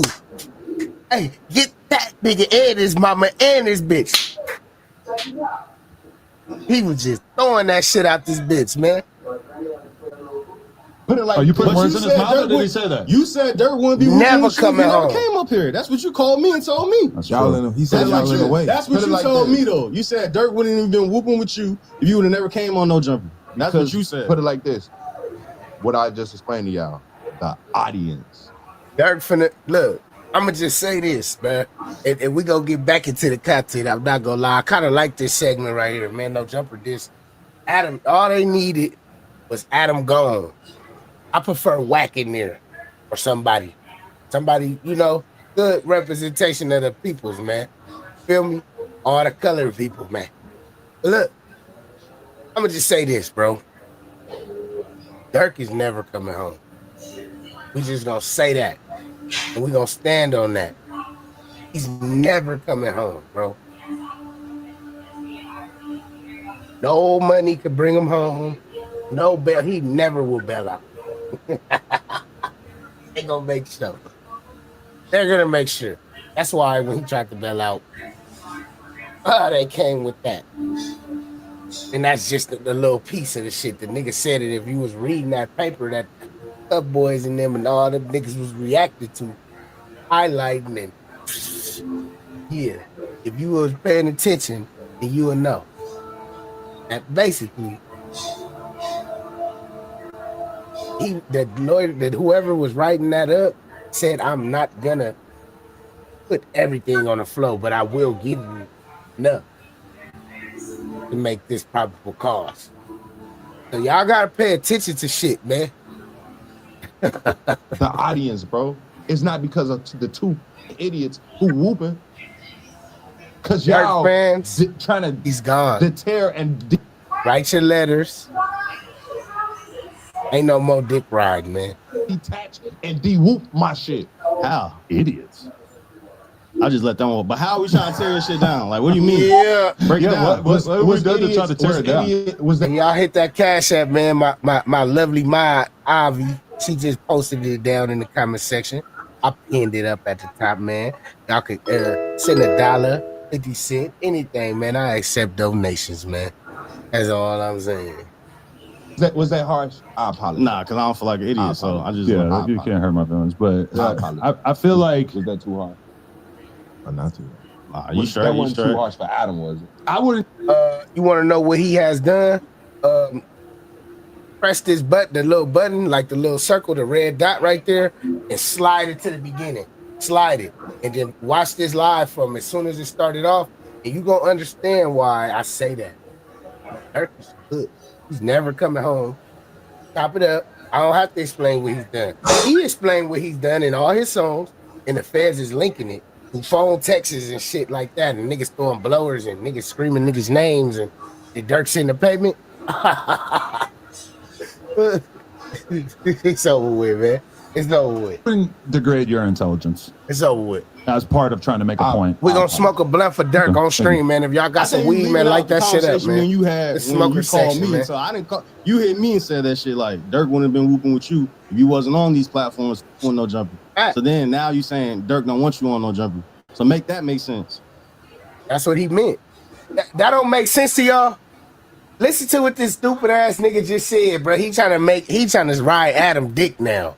See, that's what Remo be killing me at, nigga. You ain't got to secure nothing, nigga. You are the clout at No Jumper, as far as all them niggas that's there, bro. Come on, gang. Not to. You sure? That wasn't too harsh for Adam, was it? I wouldn't degrade your intelligence as part of trying to make a point. I apologize. Okay, thank you. I think you leaving out the conversation you had Jeff. when you called me, and so I didn't call. You hit me and said that shit like Dirk wouldn't have been whooping with you if you wasn't on these platforms. Dirk wouldn't be whooping with you if you was on the look. No jump. Okay, thank you. I think you leaving out the conversation me and you had when you called me, and so I didn't call. You hit me and said that shit like Dirk wouldn't have been whooping with you if you wasn't on these platforms with No Jumper. So then now you saying Dirk don't want you on No Jumper. So make that make sense.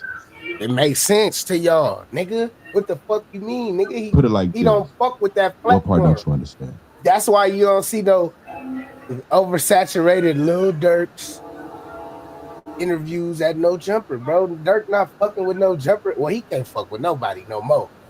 But Dirk not fucking with No Jumper, bro. We know that. So now you just doing everything Dirk say. The Dirk wouldn't want me whooping on No Jumper, or what part don't you understand? Let me see. What part you don't understand, Remo? That shit. Remo's basically saying that you said one thing off camera and that now you're acting different. You saying some different shit. That's cap. Because you told me about this conversation as well. But it's cap to act like I'm on this bitch saying that the conversation ain't happening. Nah, with what?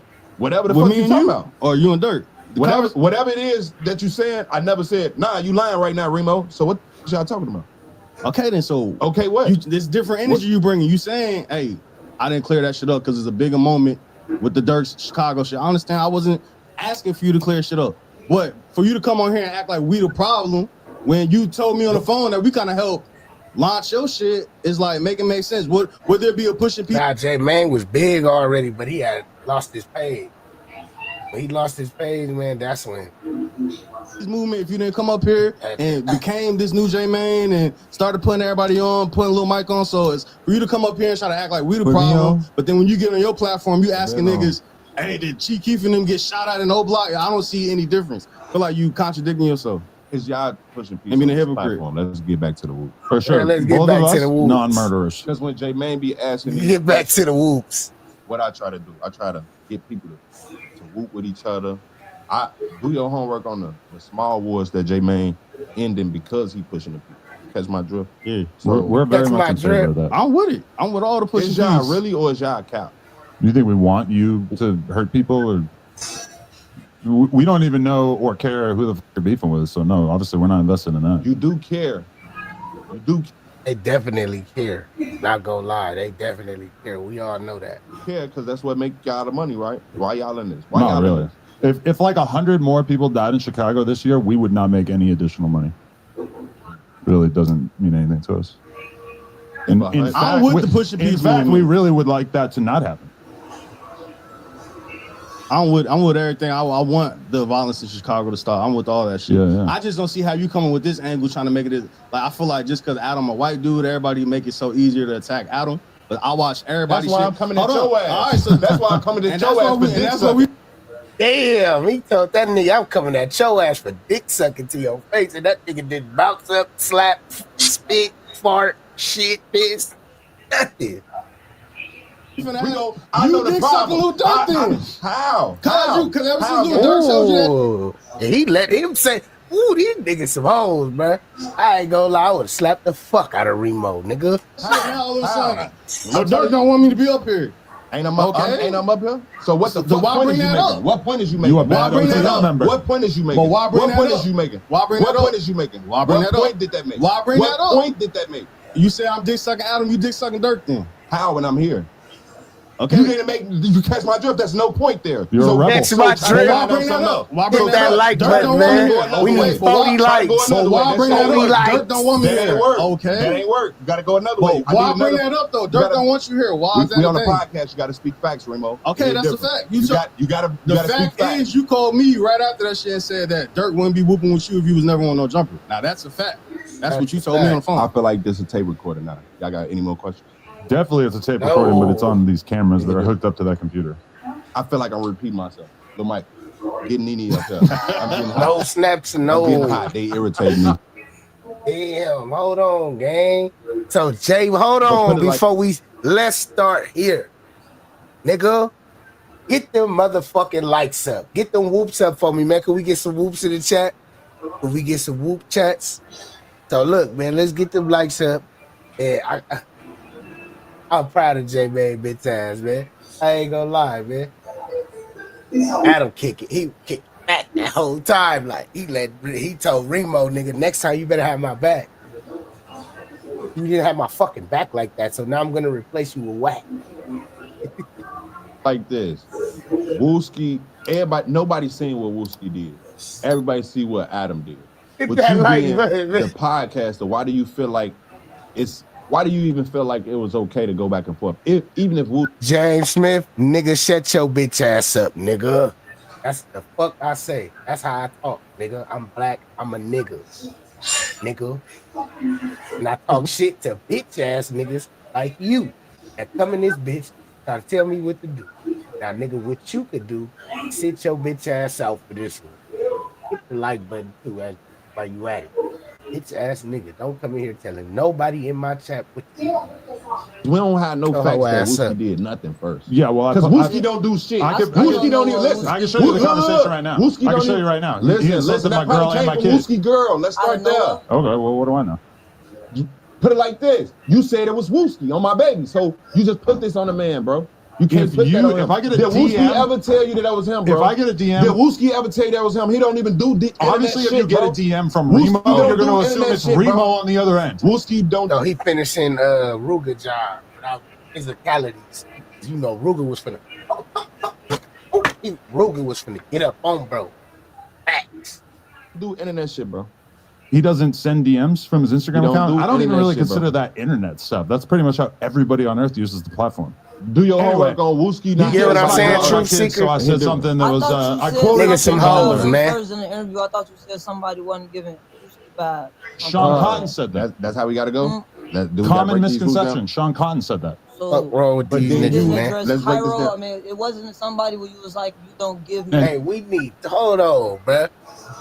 We let the trolls distract us, man. We was on the road, we was on the street, man. We need 26 more likes, man. And I appreciate everybody that have hit that like button, man. Y'all really helped support the channel by doing that. I can't say it no better. It's really appreciated. That keep me on live. But as long as them likes going up, I'ma stay on. Feel me? But if them likes ain't going up, man, I mean, no. I got a lot of other things I can do. I can play the game with my club. I go chill with the kids. I go chill with my wife. Lay down with my wife. She always want me to lay down with her. I'll be over here with y'all. So the least you can do is hit that like button. J Main going in. I ain't gonna cap. J Main, let's start. J Main standing on business at no jumper, man. He walked in that bitch with his shirt off. Nigga, it's my shit, nigga. And that was Sean Cotton saying that he didn't feel like Cairo was a killer, which, do your homework. Why is Cairo locked up right now? No comment. But Sean Cotton might not be the best judge of character. But put it like this. It was you who gassed that situation. Put it like this. Why? I didn't DM Wooski. He DM'd me. That's what, like I keep saying, you have no proof that was Wooski.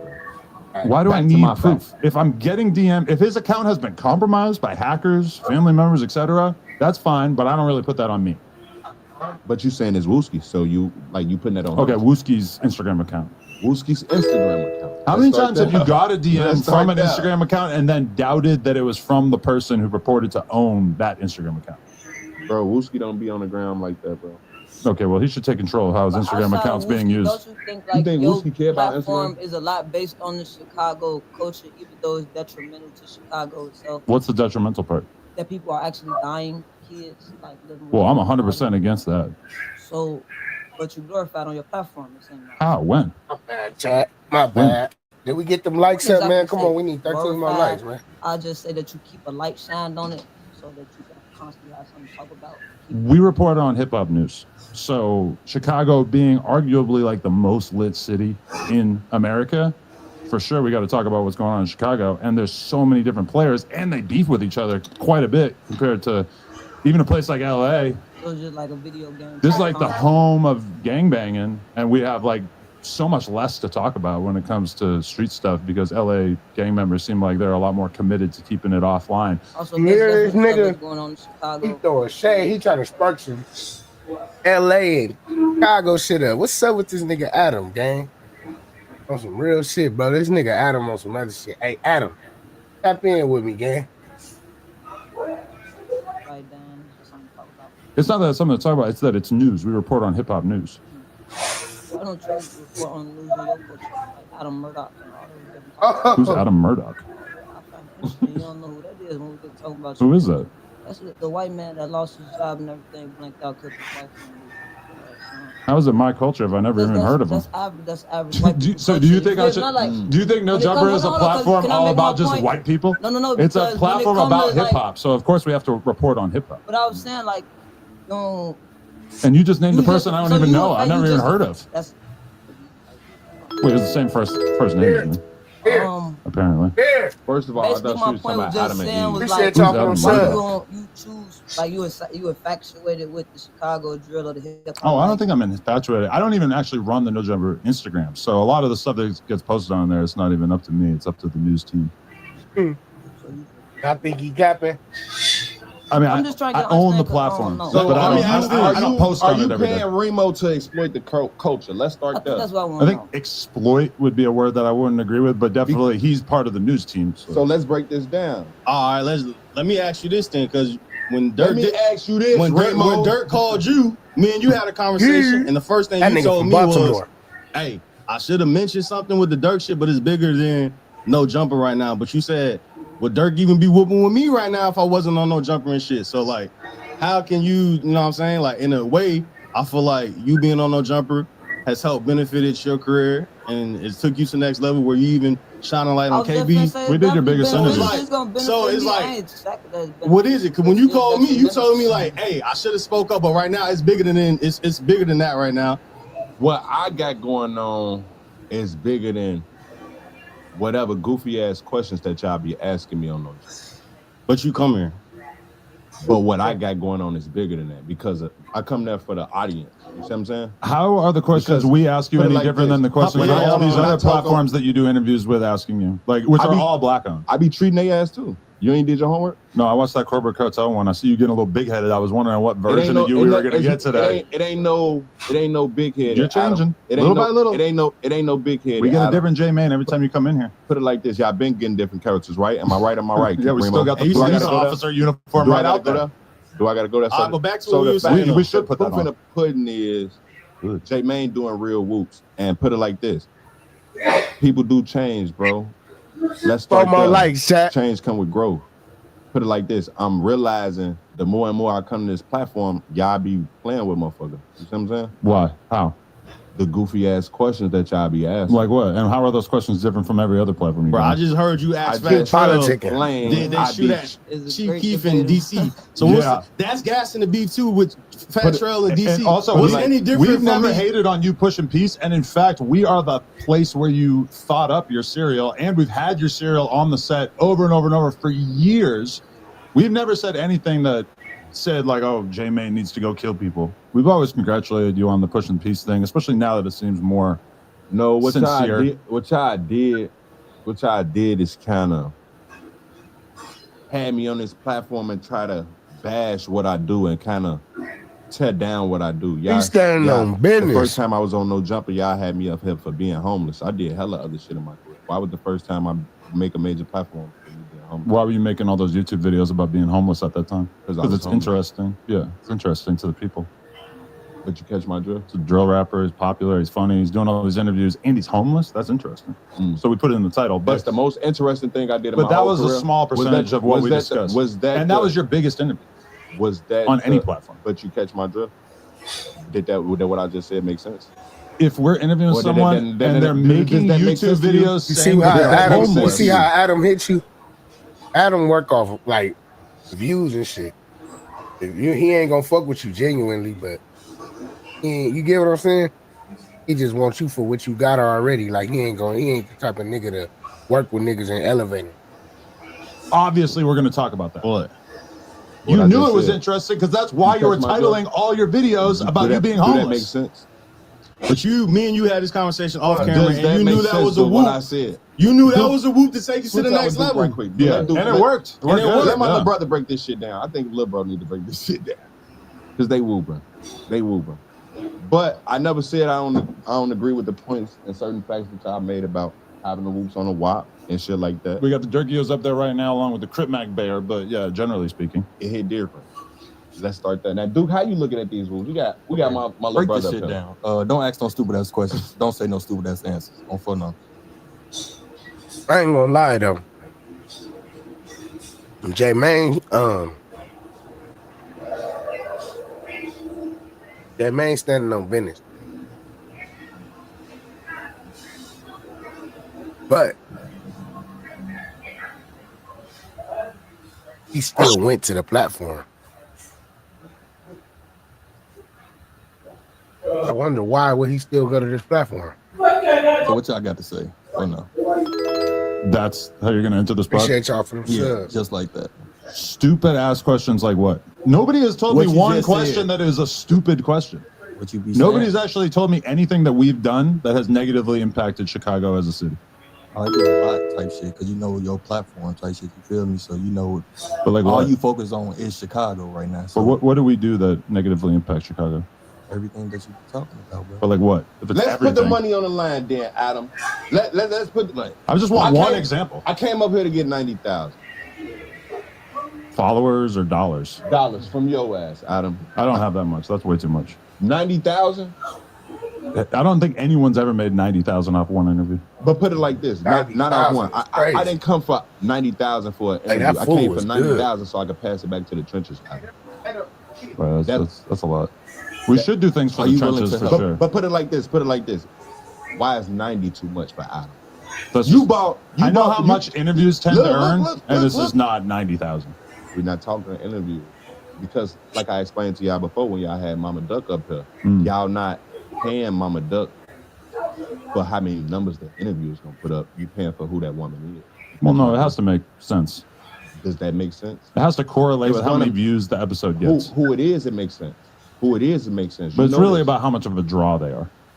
Put it like this: you have this person up here, it makes a snowball effect, and it's this domino effect. So you having Duck Mama up here that leaves room for you to bring this person and this person and that person. You only can get certain shit out of Duck Mama. We really look at interviews on an individual basis and not like what they are likely to cause to happen in the future. So 90,000. That's too much. That's way too much. What can we settle at, Adam? Let's get to the point. Something dramatically lower than that. And for what? What are you even talking about? Dramatically low. Like, that's what I'm saying. Do you think Mama Doug is a Mama Doug interview is worth $90,000? Put it like this. Nobody would ever pay her that much. Put it like she knows that. My bad, Chad. I had to go double back for some more Don't food. ever say never. No, for sure, that's a never. You don't think Mama Duck can get paid $90K for it? Well, she's done so many other interviews that, of course, nobody would pay her that much. And even if she had never done an interview, then, of course, also nobody would pay her. What if somebody just wanted to look out? You're never going to make and write it off a single interview. You interview Mama Duck? With almost anyone. Me and Mama Duck, we done did a few whoops for shit show. We definitely done did some. They out? Private whoops? What? Nah, these public. You see how Adam be trying to play with niggas' mamas and shit, gang? And he wondered why Ruger was finna slap the skin off his mouth. But they didn't come out? Yeah, they did. For real? You had her on the whoops? Yeah, I had Mama Duck. All right. You paid her 90,000? Put it like this. I paid Mama Duck some nights.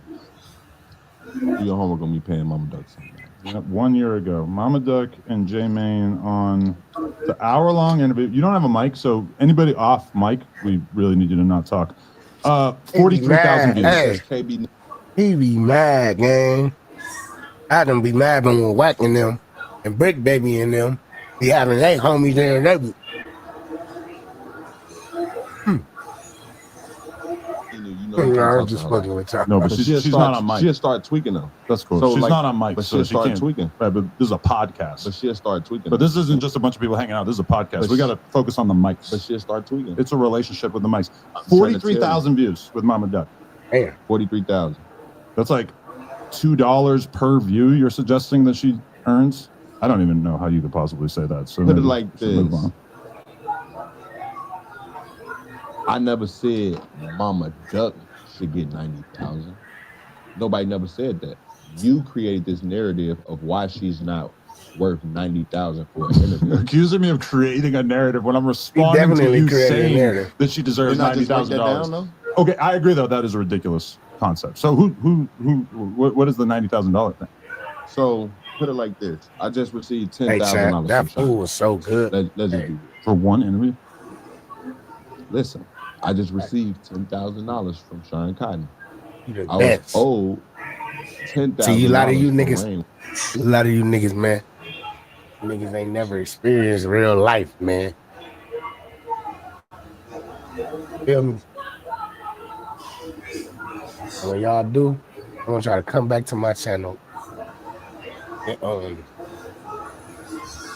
let me know, man, how life is, man. Which he has still. Oh, yet okay, to for pay. this bet. Right. Let's break this shit down, Adam. Right. Let's break Rainwater it really down. felt like that he wasn't going to have to pay that money, huh? That's sneaky as hell. I don't know what's going on with that. They're just kind of slimy to make a bet that Hopefully you can't he pay. Hopefully he be a real nigga one day and get the kids the money. I do feel You like talking a lot and then don't back that shit up. But I feel that's like- what you be doing too. You gotta back that shit up. What you be talking about? what am I not backing up?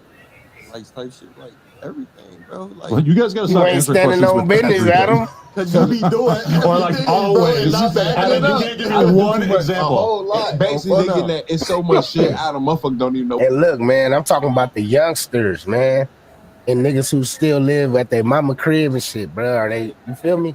I'm not talking to you, bro. So pipe down, little nigga. You feel me? If it don't pertain to you, then I ain't talking to you, bro. Shut your bitch ass up, nigga. I don't give a fuck what you got, nigga. Know where to start with you, eh? Right, but you'd think that if it was so much, you'd be able to think of one good example. You want to start the when it's beginning, that the much middle, shit, like, what's up with damn, that? I'm leaving it up to it's you. Adam. We right here with Adam. Like, damn, like it hit different.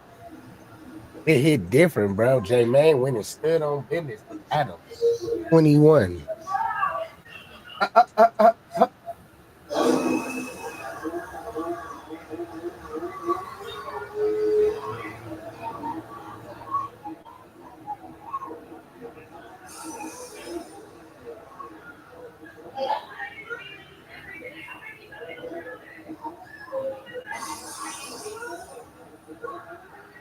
Glorilla body cam.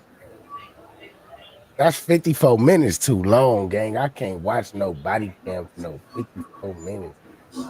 I'm sorry, bro. I just can't do it, bro. I can't do it, bro. Especially a Glorilla, bro. I just can't do it, gang. Like, I'm sorry, chat. But I mean, shit, if y'all want to, man. I nigga.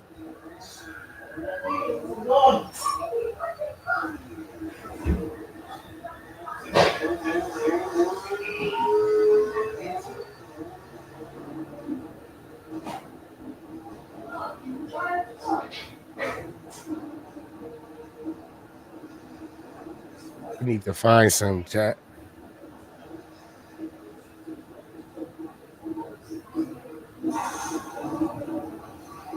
Oh, see shit, man. This algorithm ain't hitting right now, gang. Bullshit up here, man. Fuck Lil Durk, nigga.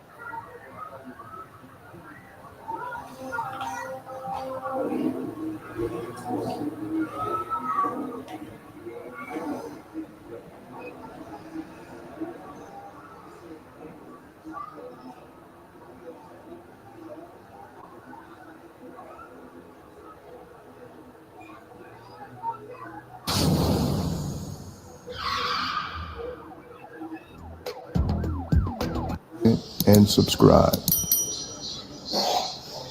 We're about to address some stuff because it's too much going on. Like, first of all, let me say this first before anything.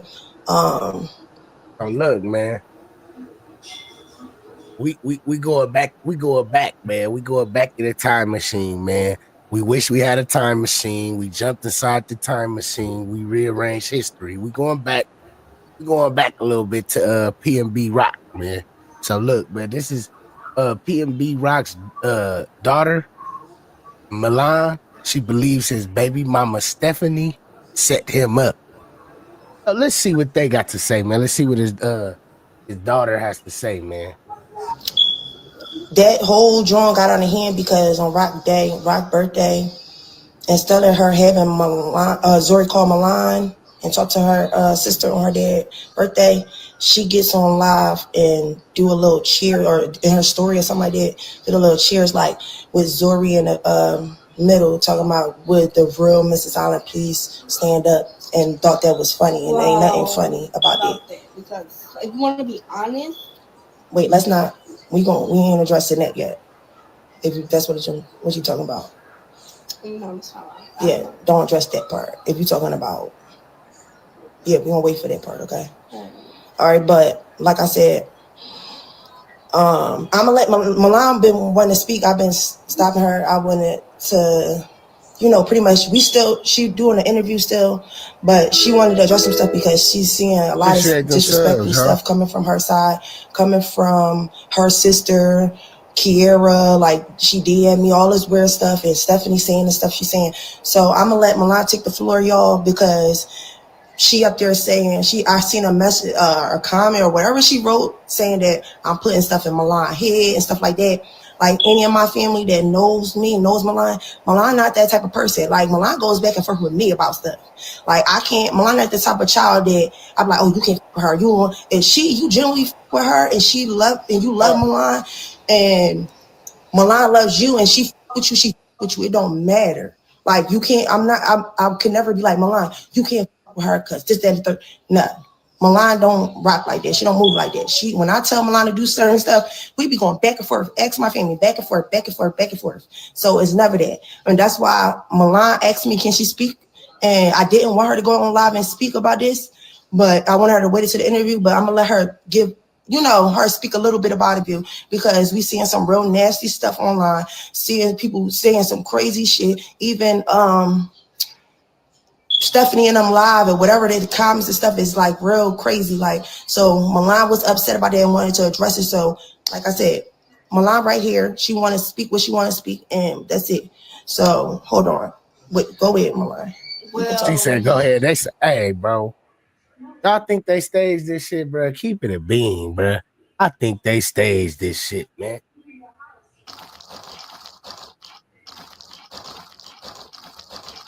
I think they clout chasing, man. I think they trying to get some of the internet money, man. I think they coming the wrong approach, man. She gonna have clout just off being PNB Rock's daughter, nigga. What is going on? To be honest with y'all, I don't know what she's talking about at this point, because, well, you don't want me to say nothing about her and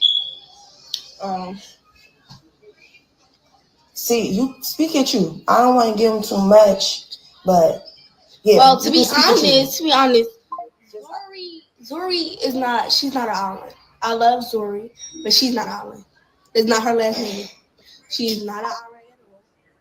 Her sister came in my mom DMs talking about, oh, December 3rd. She called my mama. This bro daughter. She called her a whole bunch of names, and I feel like it's too much going on for me because I'm only 11 years old. It's way too much with Stephanie. She started throwing shots at my mom, and I don't like people talking about my mom. That makes me mad. Don't talk about my mom. The beef started with Stephanie. Nigga, this little girl talking like she 18.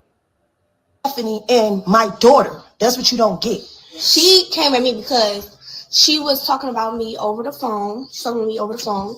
This whole thing all started because I was tired of Stephanie treating me like I was nothing. Like, she just straight up was treating me like she didn't care about me. This is before I came online, anything. This is before I came online. She was treating me like straight up crap. She was telling me a whole bunch of lies, talking about, oh, 11? yeah, I don't got this down at third. She lied to me about a whole bunch of stuff. And I got tired of it, and I tried to talk to her about it, and she just went crazy. She started getting mad and stuff, and that's when my mom hopped in it or whatever. I'm not going to fully address that because I have all the text messages, I have all that, because I didn't have a phone. I broke my phone or whatever. I broke my phone. I didn't have a phone. And Stephanie sent the phone. And Stephanie sent me a phone. Like an iPhone 12. Yeah, like iPhone 12 or something. And then, because I told her, I said, oh yeah, you don't have to buy me a phone. I can just get my mom to do it. But I was just telling her. And she kept offering to do little petty stuff like that. Kept offering to do stuff for me. She didn't need to do it. And she cut the phone off. She cut the phone off. Which was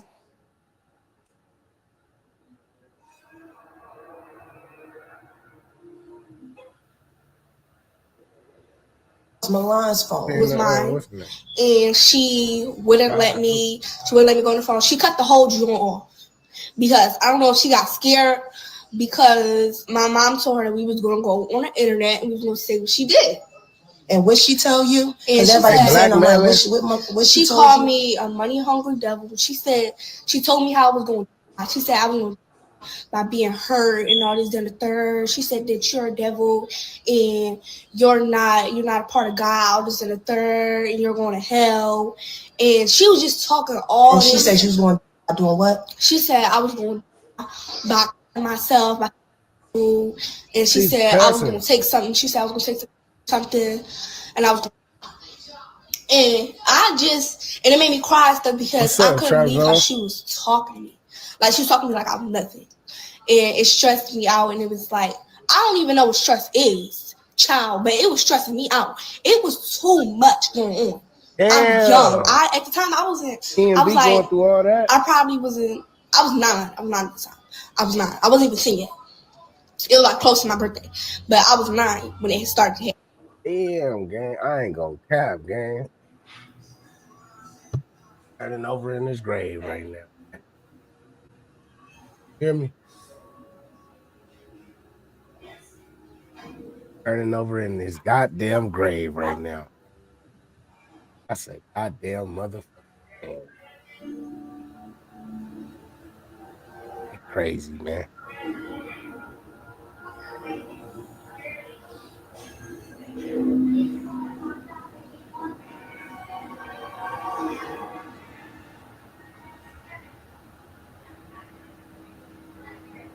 Nigga J Main.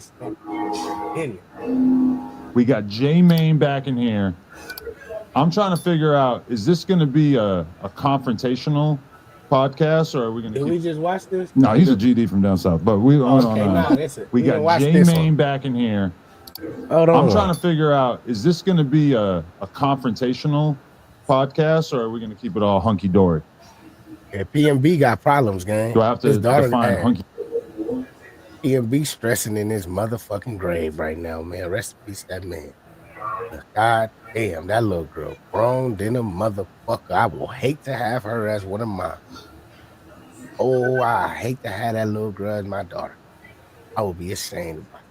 I will be disappointed. Hunky dory. That means like chill. Oh, he ain't doing no talking. You gotta talk to me. Nigga. Oh, that might be an issue. That is gonna be an issue. It just feels like it's gonna take a while to translate. Hey, whispering this shit.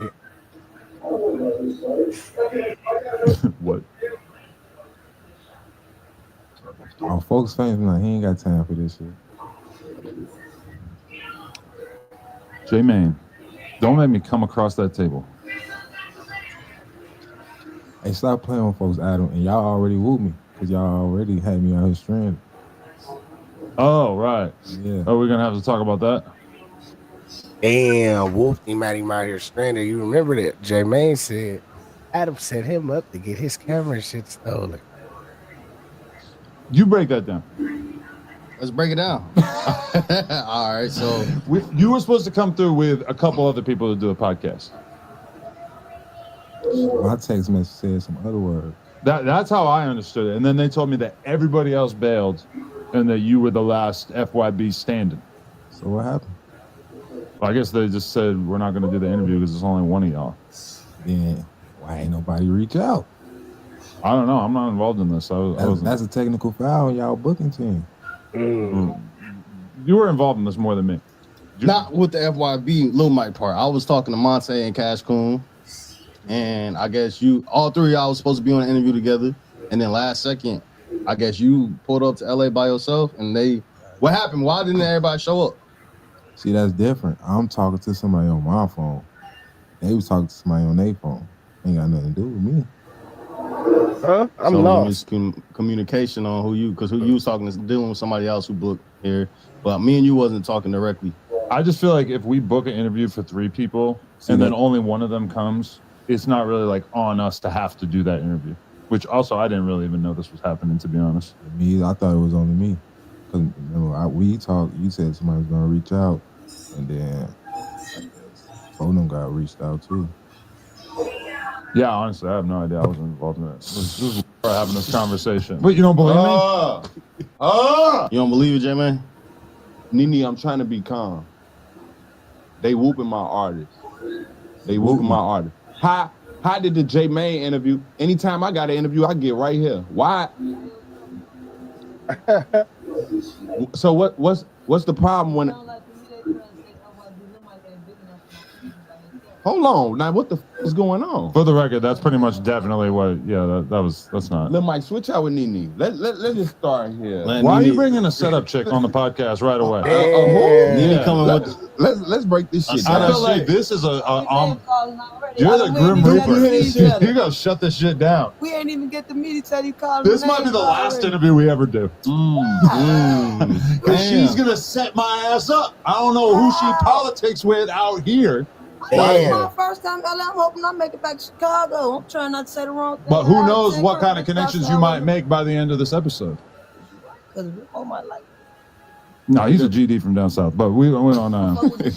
Yeah? That makes one of us. We don't even let the GDs in the door anymore. Like all of the trenches. I'm just kidding. We love the GDs. Shout out to all the GDs. So introduce who this is for the people who don't know. For the people who don't know, this the #1 female comedian out of Chicago right now, and I just bought her the No Jumper, so y'all should be thanking me. Cause she been over whooping. Over whoop. What do you mean by that? Just going hard? Let's break this shit down, Adam. Let's do it. Nah, put it like this. When it comes to resumes and when it comes to actual talent, when we speak in talent, Adam, we speak KB Nene. KB Nene is talent.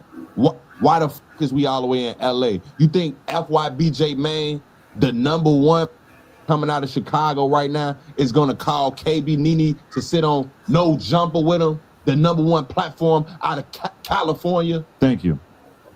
I mean, that is what you're doing, right? Yeah, that seems... Do I gotta break this shit down? You're co-signing her? Is this your artist? Do I gotta put it like this? I'm a real nigga. She got her own wings. She gonna fly like a bird. We ain't got no paperwork. I just wanna see her blossom. I just wanna see her do good. I've been seeing her whoops on Chicago Way. Shout out Chicago Way. You ain't doing your homework on the way? Well, you don't think I know about Chicago Way? We gotta break these whoops down. They'll post whatever. If I wake up and I fart and it sounds like a drill beat, Chicago Wave, hey, post this. Whoa. Just kidding. Slow down. We got an open line of communication. Shout out Chicago Way to if you ain't tapped in with the waves. Chicago Way home team. The wave emoji, all that. Hold on, wait. What you trying to say about Chicago Wave posting if you fart? Well, I'm just saying they post a lot of No Jumper content. But what if you... Everybody content. Chicago, no Jumper posts a lot of content related to Chicago. Almost all of the content. I wouldn't say almost all at all. Y'all ain't got a Kendrick. Let's put it that way. And actually, y'all are kind of hurting right now. A lot of your best talent. Oh, this nigga, bro. Didn't they just get on this podcast and tell this nigga to don't play? Didn't they just tell this nigga to stop playing with Chicago, bro? He don't get it, bro. I don't understand what's wrong with bro. But the nigga. A Kanye.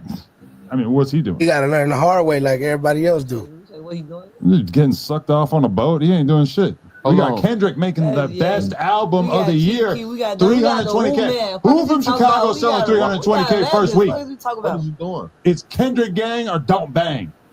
Don't talk to me. So put it like this. Wasn't he just sneak dissing Kendrick like they not like us? They not like us. You was the day, Adam. You was the day. No. You was was a the Drake day. diss. You was the day. Common misconception. That was a Drake diss. I didn't get mentioned. Act was compromised. He was a colonizer. No, he's talking to Drake. Do we gotta break this shit down? Everything that the world be thinking is for Drake. Every time that shit don't be for Drake, sometimes that shit be for Adam. You think Not Like Us wasn't for Drake? Let me break this shit down. That's why I'm here, right? I'm about to go rainwater. I'm gonna scream. Why is you over talking your guests? I hate when podcasters do that. Because you putting out cap narratives. J-Man pulled up and gassed him up on his own platform, and J-Man reversing the tables, man. Giving Adam a little taste of his own medicine, man. WJ Main, man. We putting out the real wolves. Me and you is like Jake Paul versus Mike Tyson. Spoiler. I'm Mike Tyson. You might win. I know you because I'm a fucking crook. You don't put your ass out. That's a good point. That's the only thing. Let's just break this shit down. That did happen. It hit different. We seen your whoop. Let's start there. You going back and forth with Ruga on this month. Why is you? Hold y'all. What's your problem, Adam? Let's break these whoops down. Do it, because Ruga told me, J-Man, you can't even go back to. Dirk told me you in the way. Why am I here? Do I gotta break these whoops Definitely down? said Adam and them in the way, though. Break it down. Appreciate that sub, Adam, Vivian. you in the way.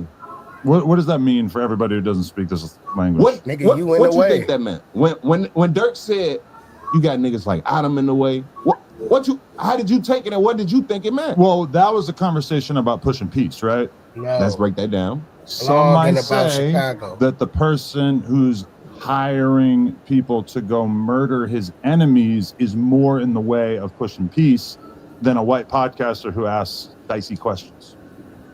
I actually don't feel like that's too much of a stretch at all. But put it like this. If you the type of person that's, put it like this.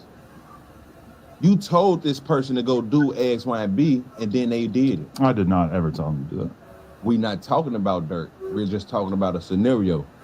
Adam might be on his podcast like you are, influencing people. You catch my drift? Now they might want to go do something, or they might do something based off the way how Adam whooping on his podcast. Because you creating these narratives. I have never told anybody to slide, get retribution, etc. And I actually think that entire concept and culture. Gas on the against fire. How? Your ass. What? When? Cause you be and then you capitalize. No generalizations. Give me a specific example. What you mean by specific? All the motherfucking time that it's your entire. When did I throw gas on the fire that got somebody hurt? You always dragging the beefs. Well, if it's always, then it should be easy for you to think of an example. What Rugal was finna kick his ass for? What that about dragging the beef? Yeah, that was a fake narrative. How was that a fake narrative? Because he was making it seem as if I had like gone out of my way to insult Wooski without Wooski first insulting me. In reality, it was a tit for tat. Nah, he was just saying that if you gonna insult niggas, at least squabble up. If you ain't gonna get it in like that, break, baby. Let's see what this nigga Brick. I could call Sharp right now. I should. I ain't gonna lie. Fuck Brick, baby, man. Fuck Brick, baby, man. Fuck that nigga, man. Let's see what Wack talking about, man.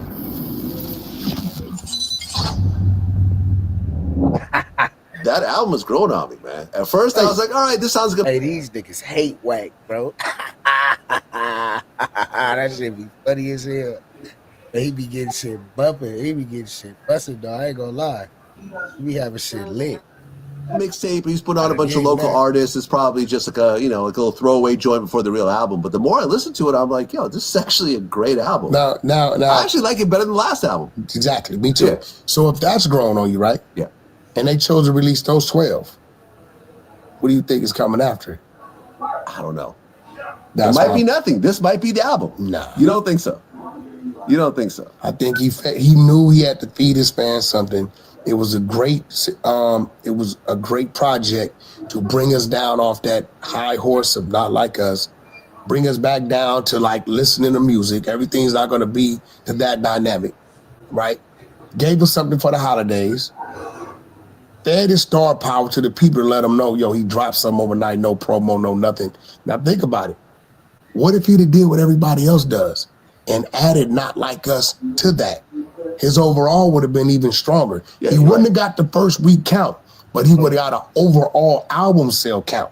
He would have pushed him well off, probably closer to damn near 500K, easy. True. Yeah, true. I mean, because Not Like Us, after the Drake lawsuit, actually increased 440%. But of course, GNX, I'm sure, helped with that as well. Well, I mean, at the end of the day, he didn't add it to the GNX. Right, but I'm saying everyone's listening to GNX. They probably will go back and also listen to Not Like so, Us. During, most people would have, Vlad, Not Like Us would have been on there. No, I feel you. And look, Squabble Up debuted at #1. And in fact, the top 5 slots on the Hot 100 are all Kendrick songs off GNX. I mean, the first 12 slots on Apple that week was all Kendrick. It's all GNX, yeah. You understand? And then let's look at the significance of what happened, right?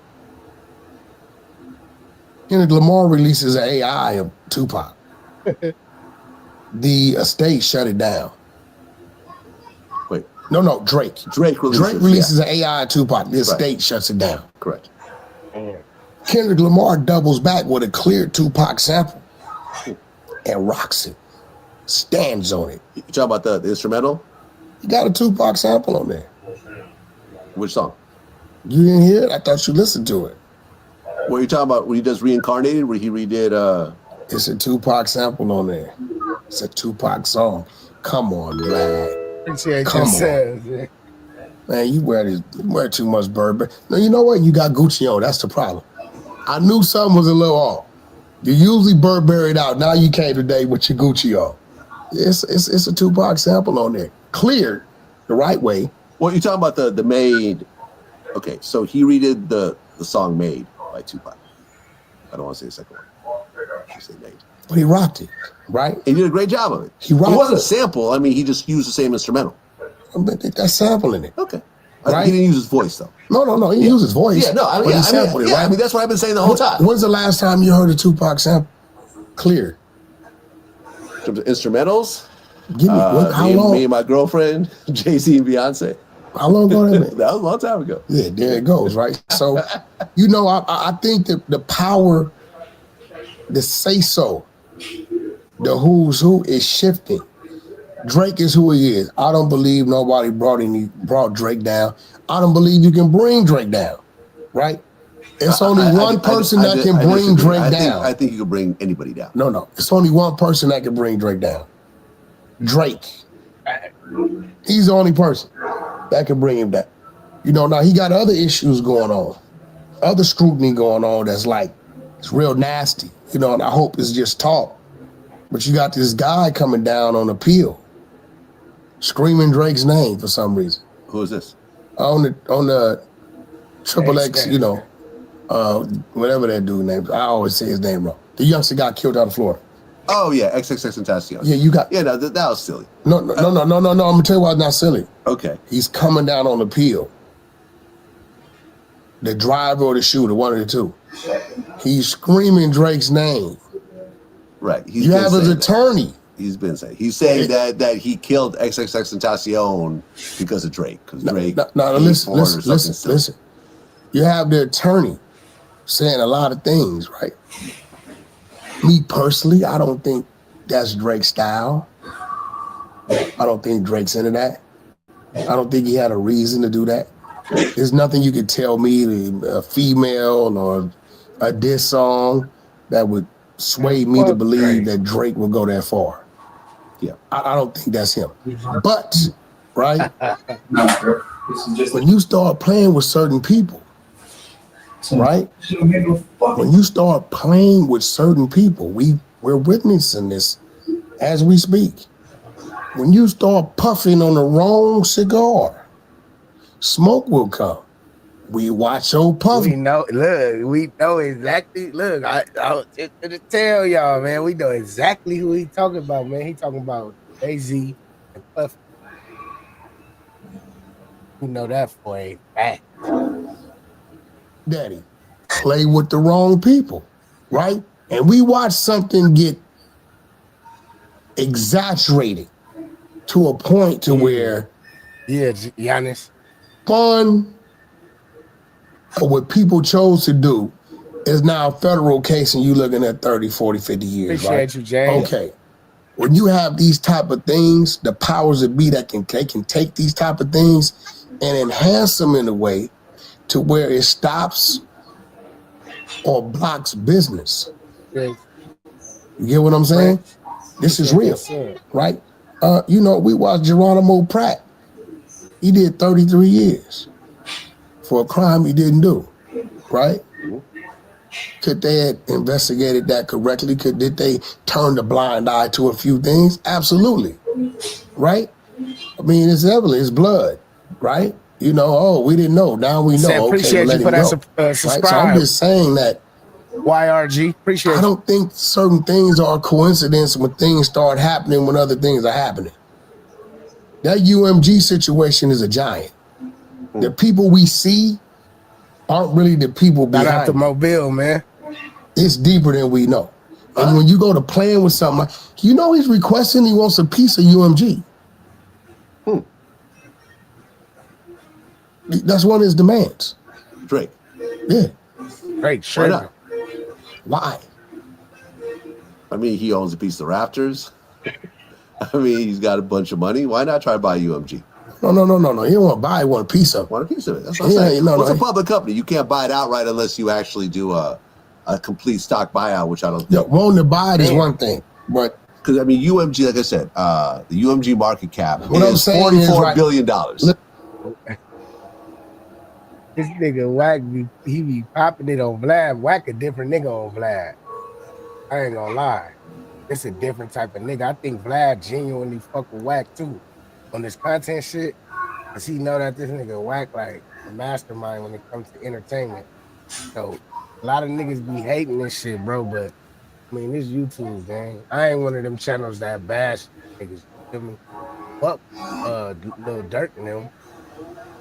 Niggas like that. But Wack ain't out here doing all that, bro. He just dropping content. Feel me?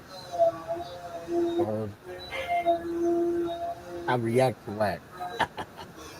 Drake does not have UMG money. What I'm saying is this. A lot of these niggas wish that they wouldn't have never went against Wack because they can't react. They can't get that no more. Wack gonna get their ass. Bitch ass nuggles. If UMG wants you as a partner, right? It's going to be them letting people know we're going to do a partnership with Drake. Right. And they have a partnership with Drake. Because they want you as a partner when they want people to know, right? They've thought this out. This is part of their strategy. One thing leads to another. But when you got lawsuits going on and certain demands going on and, you know. Yeah, that shit crazy. Last smart though, he got these niggas on him. Let me shut up. We ain't gonna. I know Vlad on though. Vlad getting to it. I ain't gonna lie, I respect it. Ooh, J Main on Vlad popping it. Hold on. Let's start that.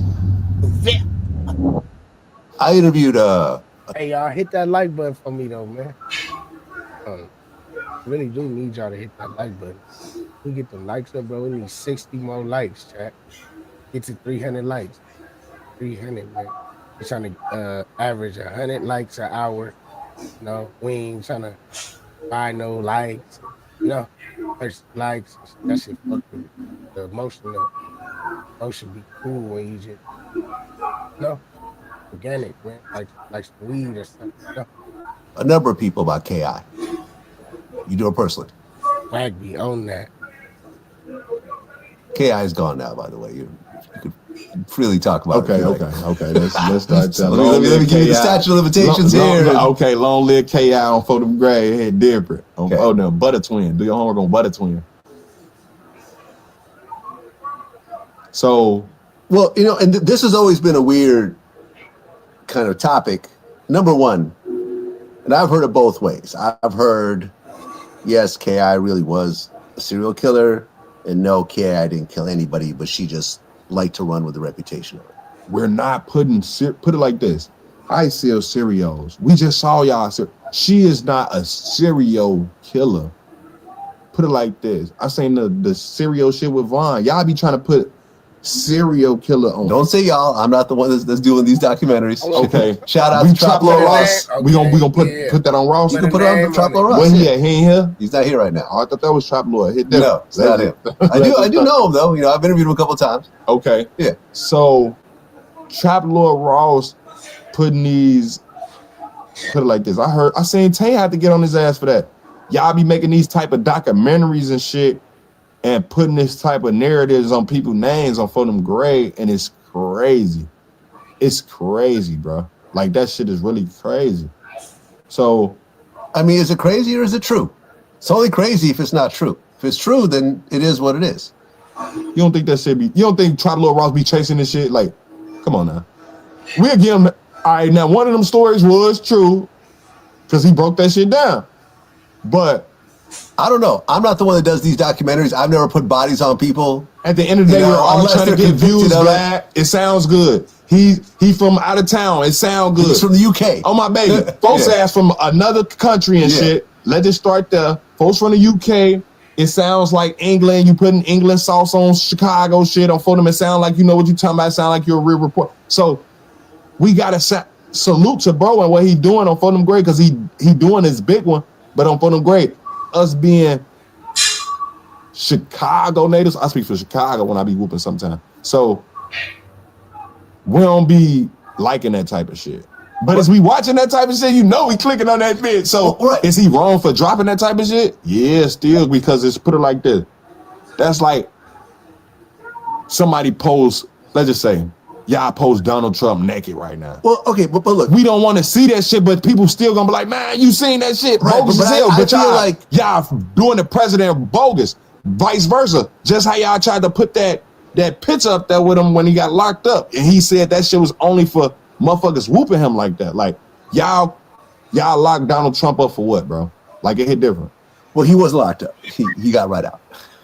He did get locked up. And then he became president. He took the picture. Right, but I'm saying he was. I don't think he was locked that was up. to embarrass I think him, they just gang. took a picture, then they let him right out. That was to embarrass him. Right. Well, here's the thing, though. Right. For example, you were on Say Cheese. You were talking about KI, and you said those documentaries are pretty accurate about her. Some whoops, certain whoops, you know? I heard. And when you look at, for example, King Von, I feel like he played up the theory that he had a lot of bodies when he was alive. He didn't run from it. He could have been like, no, I didn't kill anybody. Like, it's all cap. Because when we was young, that was cool. That was a trend. Do y'all homework on trends? You see what I'm saying? Like, we all, at that time, we all shorties growing up in the trenches. So it's like, yeah, we playing grown man games, but on Fulham grade, we shorties still. You catch my drift? It's like motherfuckers just want that. I don't know how they do it. Listen, I don't think there's anything. There's nothing cool about playing up something that'll get you life in prison. Yeah, it ain't nothing. You cool. know what I'm saying? Let's just as adults, as parents, there's nothing cool about that. There's nothing cool about playing God. Now, is it cool to say? I ain't gonna lie, J Main been standing on business. They sent J Main on the press round.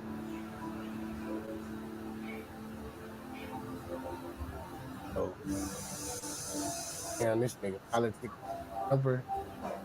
The side of failing people don't see. I didn't even see this video. C's linked me it. You know what I'm saying? So let's go ahead and see if, you know what I'm saying, the side of that supposedly nobody sees. You know what I'm saying? Because I see every side. Okay. Every time I wake up.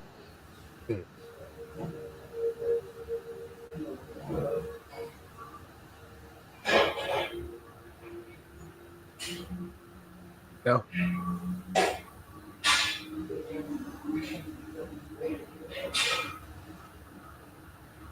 Three men are accusing Sean Diddy Combs of sexually assaulting them at various locations, and they are going after the music executive and his companies.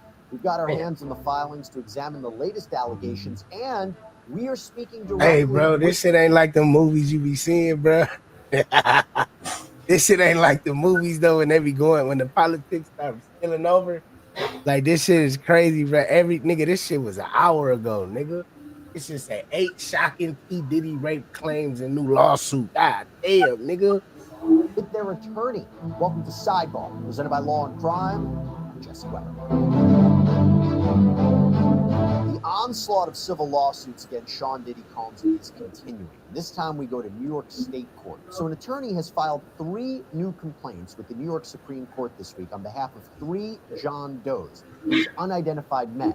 And you might remember, actually, that Joy Dickerson-Neal, one of the women who alleged that Combs and his associates had assaulted her back in the 90s, she filed her lawsuit in that same courtroom back in 2023. Now, the 3 lawsuits here, they lay out different attacks at different locations, 2 at hotels and 1 at Combs' home. Now, of course, allegations have been piling up against Sean Combs, this disgraced rapper, over the past year. And despite him settling what was reportedly a multi-million-dollar lawsuit with his ex-girlfriend, Cassandra Ventura, other than him admitting, or seemingly admitting, it was him in that 2016 videotape that was released by CNN of him purportedly beating Ventura in a hotel hallway, he really hasn't admitted to anything. He has said that he is innocent of all of this. And by the way, he is innocent until proven guilty. He hasn't been found guilty of any crime related to this sex crimes investigations, and he also hasn't been found liable in any of the complaints that have been filed against him in the past year.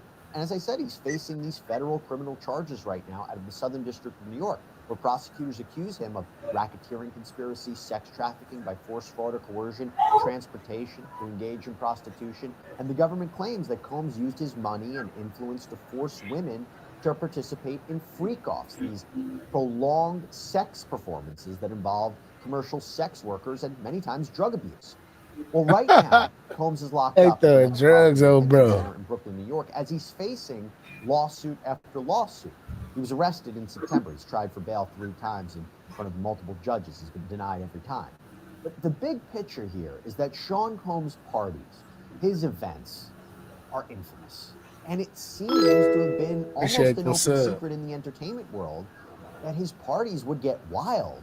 And most A-listers, they have been willing to comment on the specifics of what was going on over the years. But as these civil actions have been filed, we are learning about alleged assaults against non-celebrity guests at these events. Because in these 3 new lawsuits, we are talking about 3 people who are alleging very similar conduct. And they are filing under the same causes of action.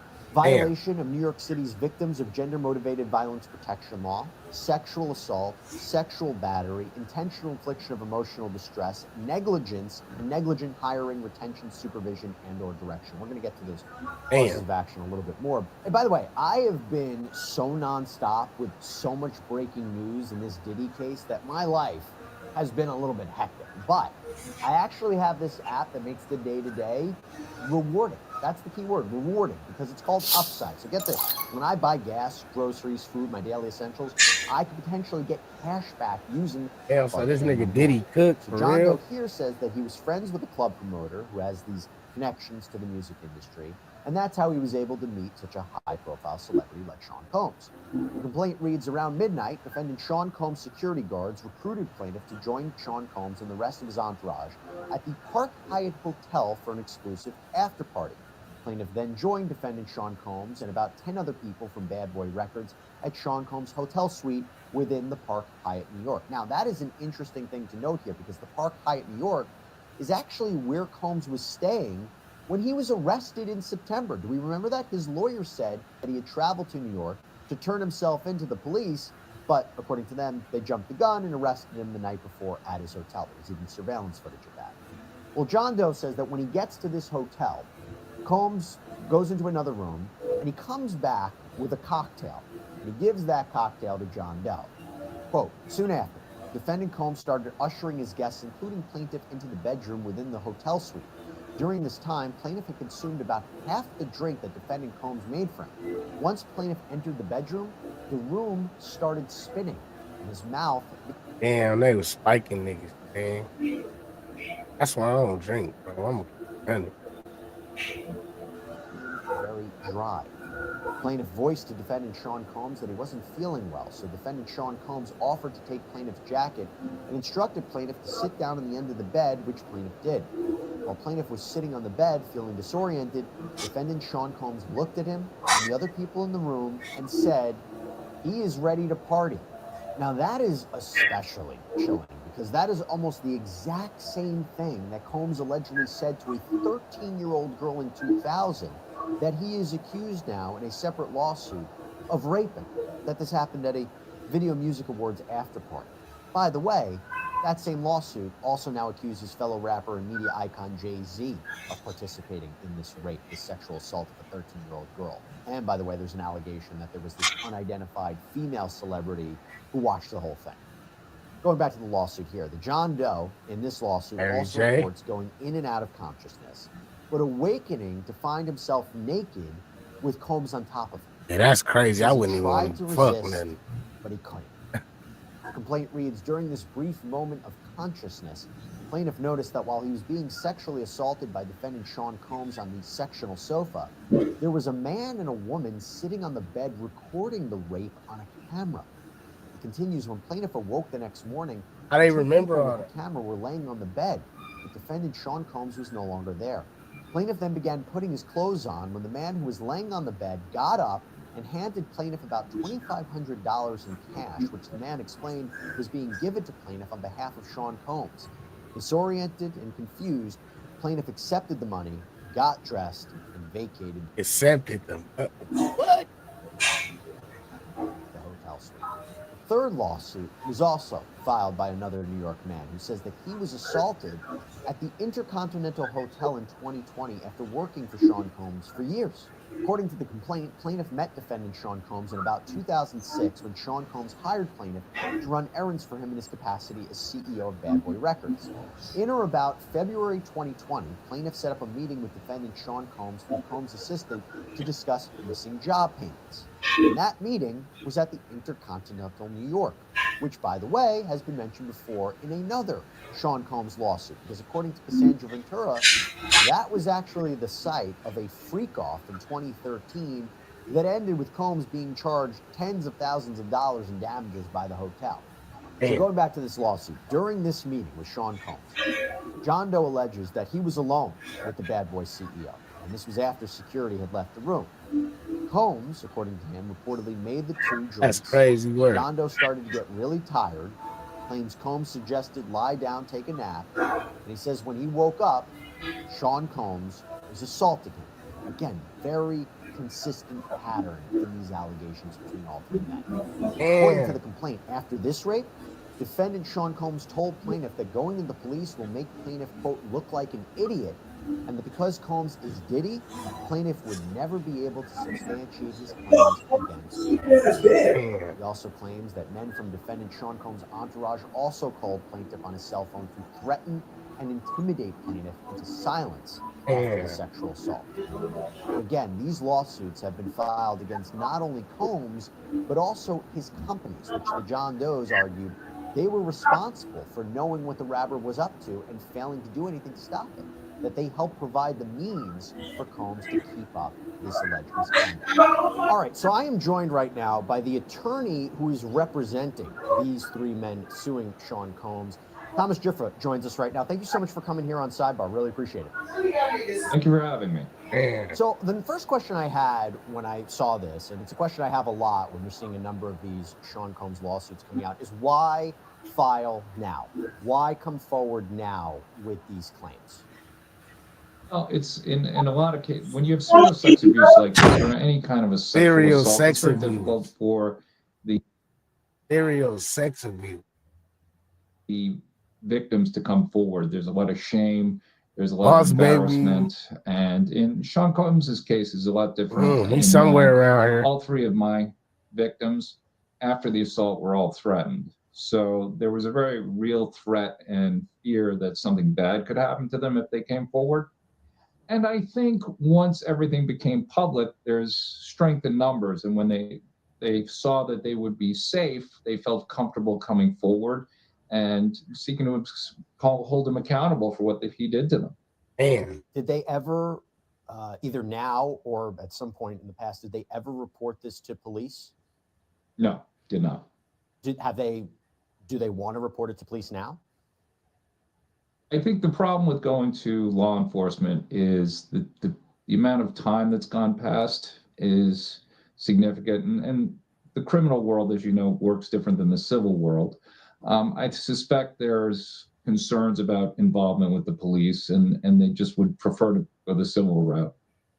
Now, look, obviously, this is going to be decided in a court of law if it should go to trial. But obviously, this is making the news. And there are people who could look at this and say, this is now just 3 new lawsuits on top of the pile of other lawsuits that he's facing. How does someone in the public know whether one claim is more valid than another? So for those out there who might be skeptical and say, oh, you know, these are 3 more people that are jumping on the Sean Combs bandwagon, how would they separate these cases from the other ones that have been filed? What about this? You would say, listen, take a beat with this one. This is one that you should really pay attention to. Well, I think with any serial sex abuser, there's a pattern. And I was involved in the Harvey Weinstein case, and Harvey Weinstein followed a very clear pattern of how he abused people.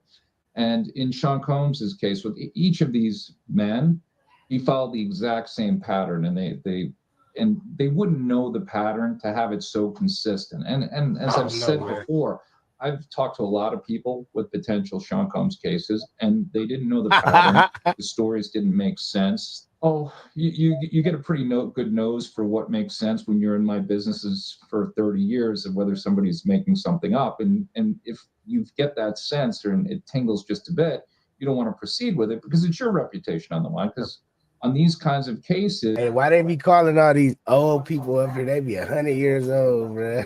This is not that. Again, this is 2024. Shit, 2025. Man, I ain't gonna cap though. I think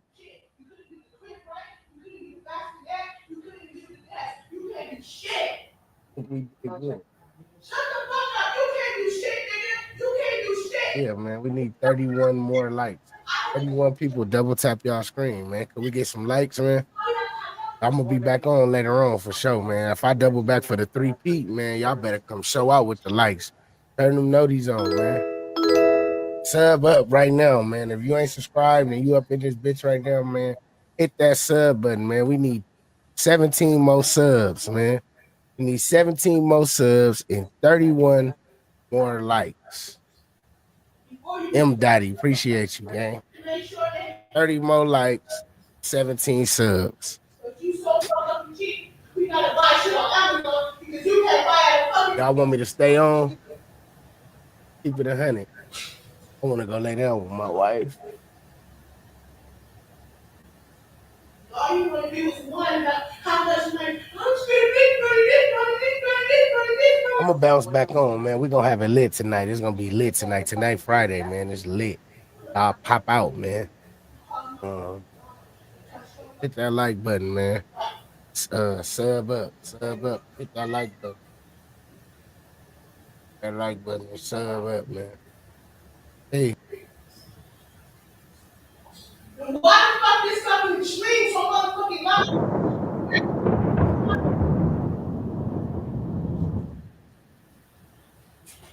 You know motherfucking play?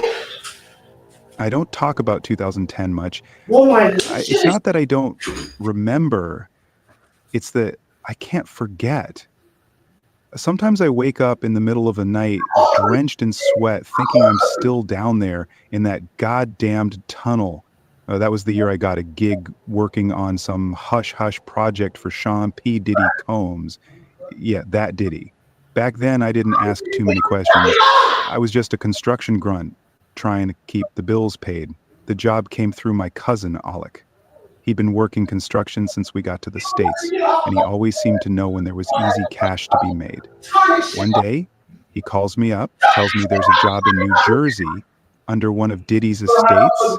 They're building some underground rooms, man, he said.